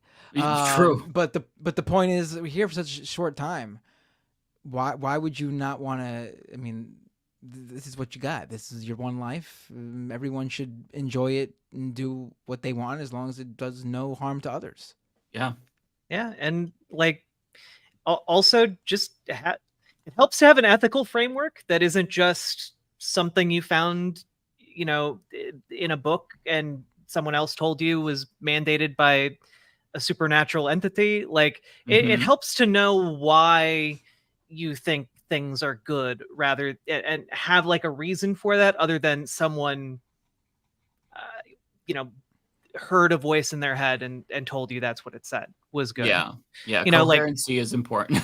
Well, at that and the ability to be able to like think independently and be able to like figure out what, you know, is good in a given situation that someone didn't foresee, you know, like that it really helps to have grounding in that way, you know, and that's something I didn't appreciate until I was older. So yeah. Oh, I'll never forget like what actually like the first thing, because I grew up. My mom is Catholic. My dad is Jewish. My mom obviously won out in terms of how her children were going to be raised. So I was raised Catholic, went to Catholic school, and the first thing that had me starting to question religion in general is we had a priest come in, who, by the way, years later would be sent away by the Catholic Church because he was one of the priests who molested children. But we had a priest come in. And he was the main father of the church. I forget what they're called. I forget what it's called. But he came in to teach a class, and someone asked him, "Oh, will we see our pets in heaven?" And he said, "No, we will not, because animals don't have souls, so they don't go to heaven." And I was like, "Get the fuck out of here!" That was a sticking point for me too. I'm done. There's no way. There's no way. You're telling me that this so-called paradise where I'll be happy or whatever doesn't have any animals, let alone my own pets? That's not that's not anywhere nice. I don't want to live there. No, I'm done. I'm out. No, thank you. Yeah, I'm glad you said that, because that was a very big sticking point for me. I remember like thinking my pastor was so wrong. I'm like, no, animals do go to heaven. I think this one is for you, by the way, Matt. Oh, Matt Claremont with a super chat. I don't know if it would work as a campaign slogan, but if you and Mike were a tag team, you would be the Inevitables. I don't even know what that means, but okay. I mean, I know what the word inevitable means, but I don't know what the context here is. Like, are you both photoshopped to look like Thanos or something? I don't know. Soren with a super chat. The Matt and Mike administration would have the best flags outside of their office. The Americaist flags ever. Believe me. Tremendous. Rara Lady with $9.99. Thank you so much. Did you guys see Bree and Robbie from the Hill debate Israel-Palestine? I did not. Robbie basically cursed at her and said the left supports Hamas. He definitely needs to get put in his place. He is a wannabe Ryan Seacrest weirdo who he's going to take the most mainstream views that he could find to attack the left and just copy paste. He is an empty suit. He's a Weasley little fascist. I'm just call it out. Like you can see the glee in his face when he just talks about like the concept of oppression. Like that's all I have to say about him. Nothing else is going to be helpful. Yeah. So Donald James, thank you for 3 months being a member. Also, we have Joshua Sean with 150 rupees. Thank you. How should we look at Hamas, a terrorist organization or resistance force? Even Nelson Mandela had to resort to violent uprising to eventually succeed. I mean, they're a terrorist organization. There's a difference between just doing violence for the sake of violence or violent resistance in the sense that like you are targeting like military infrastructure and power structures, not innocent people. So that's the way that I would differentiate. I don't know if you all wanted to add to that. No, I think it's over the past like couple of decades, it seemed like they were moderating. They were trying to be more of what we would call a militant group instead of a terrorist organization. Straight up, I mean there are differences. That's why one of the reasons why this attack was so surprising. I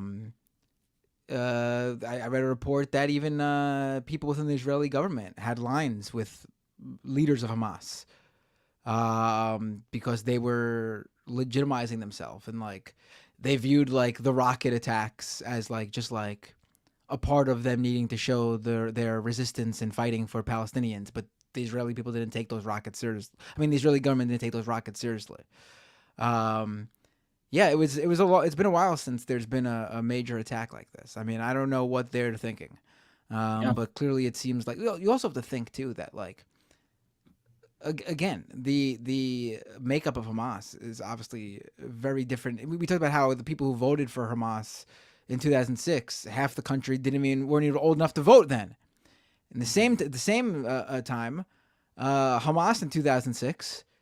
Not the same Hamas it is now either. It's certainly a lot more young people who clearly have been radicalized. Because again, like I said earlier, they have seen no movement on the situation. They've seen nothing else.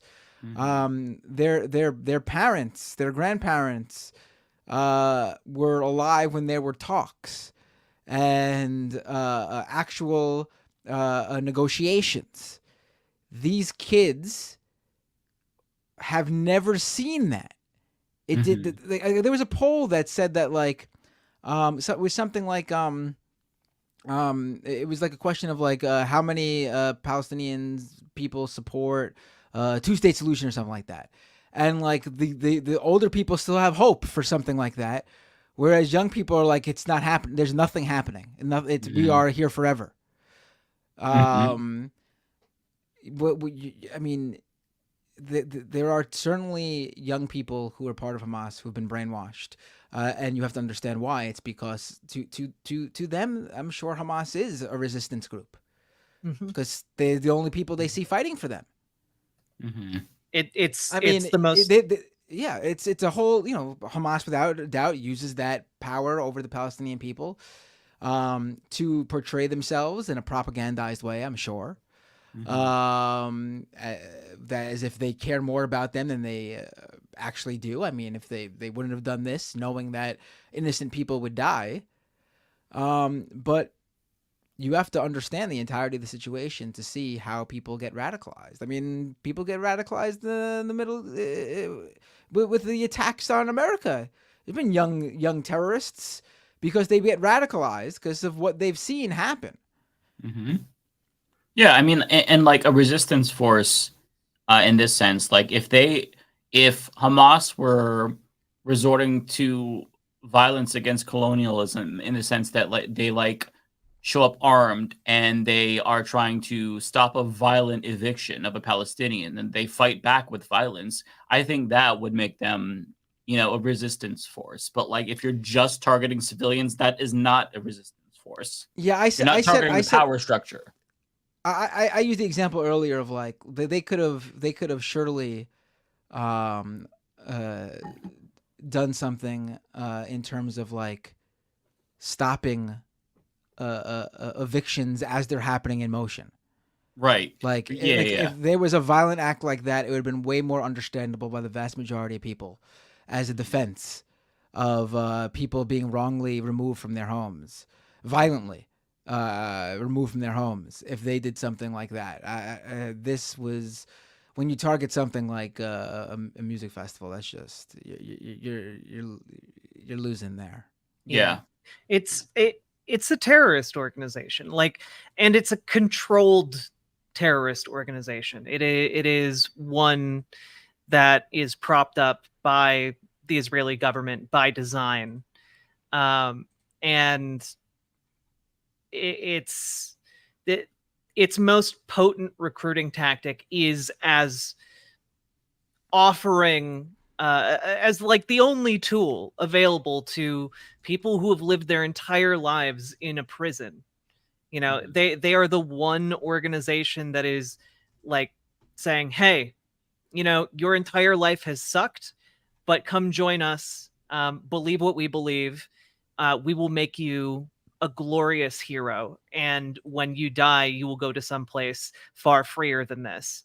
And that becomes a very alluring prospect when you are trapped in this small area and people you know and love are dying all the time. It gives you a sense of purpose when you have none. Yeah. It's like, oh, I'm doing something now when I felt powerless before. That's why they join. Yeah, well, and the other aspect is that Hamas, while it is effectively a terrorist organization, it's not entirely its militant wing. It does provide certain services within the Gaza Strip that, like, there's no they fill the power vacuum, and so there are some people who join because like it's one of the only effective organizations to like ally yourself with, and that's it's horrible, but like it's kind of what we see in gang structures in America even. Like gangs don't just exist out of nowhere. They exist because there are needs and communities are pushed into kind of extreme states, right? Mm-hmm. The gang can show up and support somebody's grandmother, who needs her medical bills paid. Like that's a thing gangs do sometimes. It's not the main thing a lot of gangs do, but like that's a social support that would otherwise just not exist. Mm-hmm. And so it's more complicated than like would be nice. It's not a all black and white, but yeah, that's a good point. It is messy. At the end of the day, yeah, like there is no justification for attacking and massacring civilians. There just isn't. And I think quick. I'm sorry. Go ahead. Yeah. One last thing. There's a big difference between understanding why something happened and justifying that thing. Exactly. And we really need to understand why this happened. Mm-hmm. It also seems like this is just an observation from videos that came out. I don't even know if everyone who in Hamas who was involved in this even knew what they were there to do. There were videos of, and this is from Israeli citizen firsthand accounts of Hamas members coming into their home, just making them sit down for a couple hours, asking if they could eat a banana, and then or like eating food or something, and then they left. Mm-hmm. Like clearly, I don't think again, not saying that, but there's clearly a difference between why certain people in Hamas thought they were there and different actions here. Yeah. I don't know, but it's just an observation from on the ground reports from people who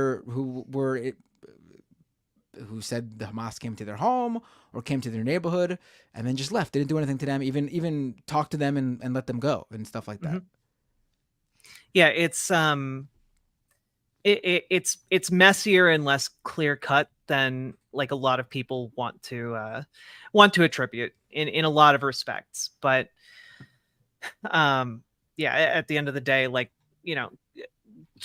260 concert goers getting shot is not like a defensible thing. And like you said, though, not a lot of people are defending that.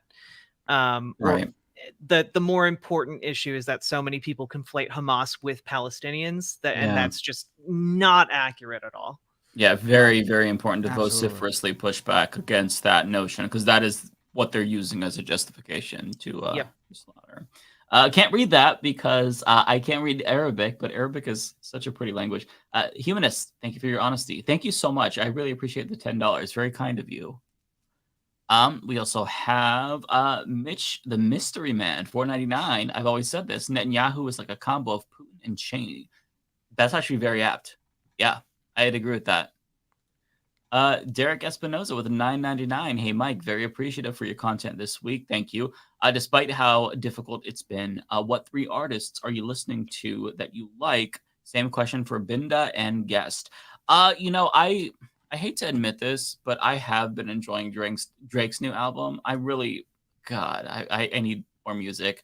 But Drake and I like the new K Michelle album. I'm really enjoying that. And that's really it. I don't think I can name a third one. I'm kind of in a music hole right now where I don't have much. But how about you both? I actually don't listen to that much music, mostly because when I have time to listen to something, I've been trying to stay on top of everything that's been going on, and that's usually the case for me. So I'm always listening to like podcasts and like debates. Like I talked about this a little bit earlier on my stream, but I've been listening to a lot of content from Alex O'Connor, who's like a secular atheist YouTuber, and he has talks with a lot of interesting guests, and so I've been listening to a lot of that and news content, which isn't fun to talk about. So but if anyone has music suggestions, I'll happily check out more stuff. Binda? I talk about music all the time on my stream. I'll save it for that. I can't think right now. It's getting late. I know it is getting really late. It's 1 a.m. here now. Oh okay, my goodness. We don't have too much left, so we can run through these pretty quickly here. Resolution Tension, $25 and a penny.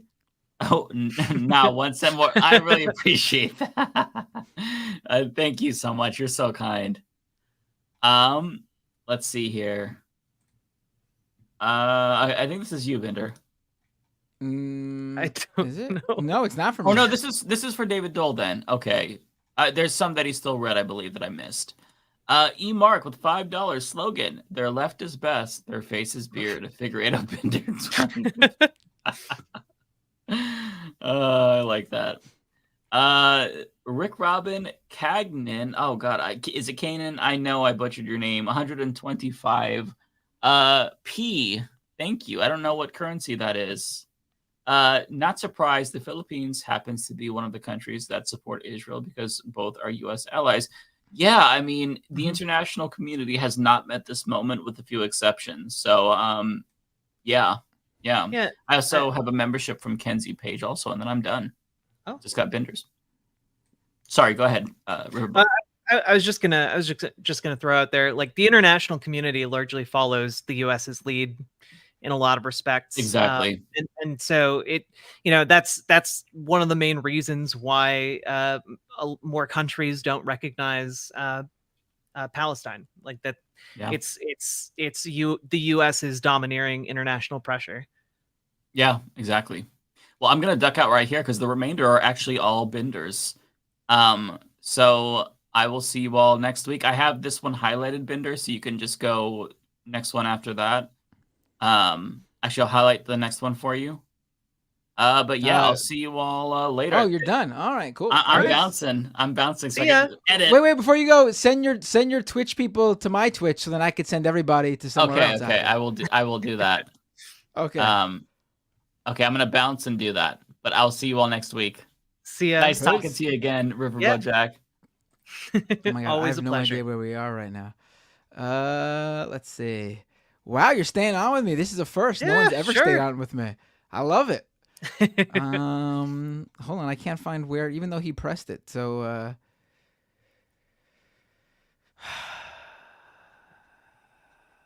I don't see it. But let me check. Hold on.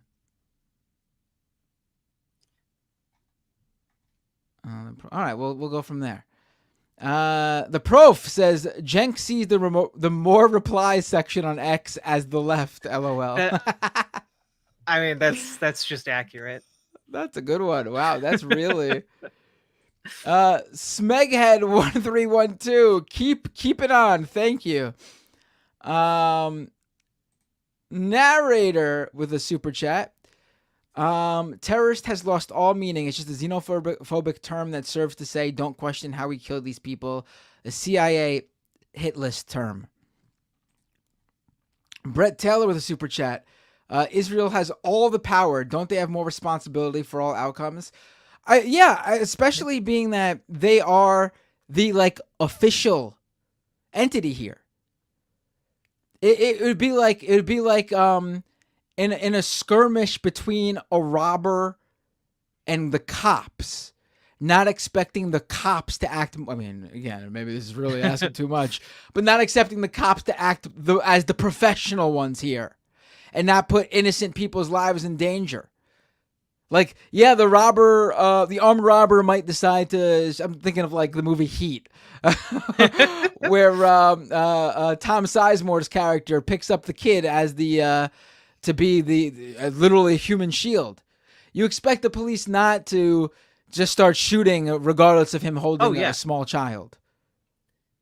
And you would rightly condemn the police for not caring that he's holding a small child and just shooting and hitting the small child and killing the girl. Yeah, but here we don't care, right? Yeah. I think people would be a bit upset in America if there was a situation like that and one of the cops just threw a grenade in. Like that's like the equivalent of what's happening right now. Israel absolutely bears so much of the responsibility for creating the conditions and the backdrop under which this violence happens, in innumerable different ways. Like we literally tell our children to be the bigger person and not retaliate. If you're religious, turn the other cheek is a major thing here. Now, I'm not expecting the Israeli government to turn the other cheek at this, but a little bit of responsibility and care for the innocent human lives, and coming up with a plan of action that's a little bit more accurate at the very least than what they're doing, or even having any care for accuracy whatsoever would be helpful too. Yeah.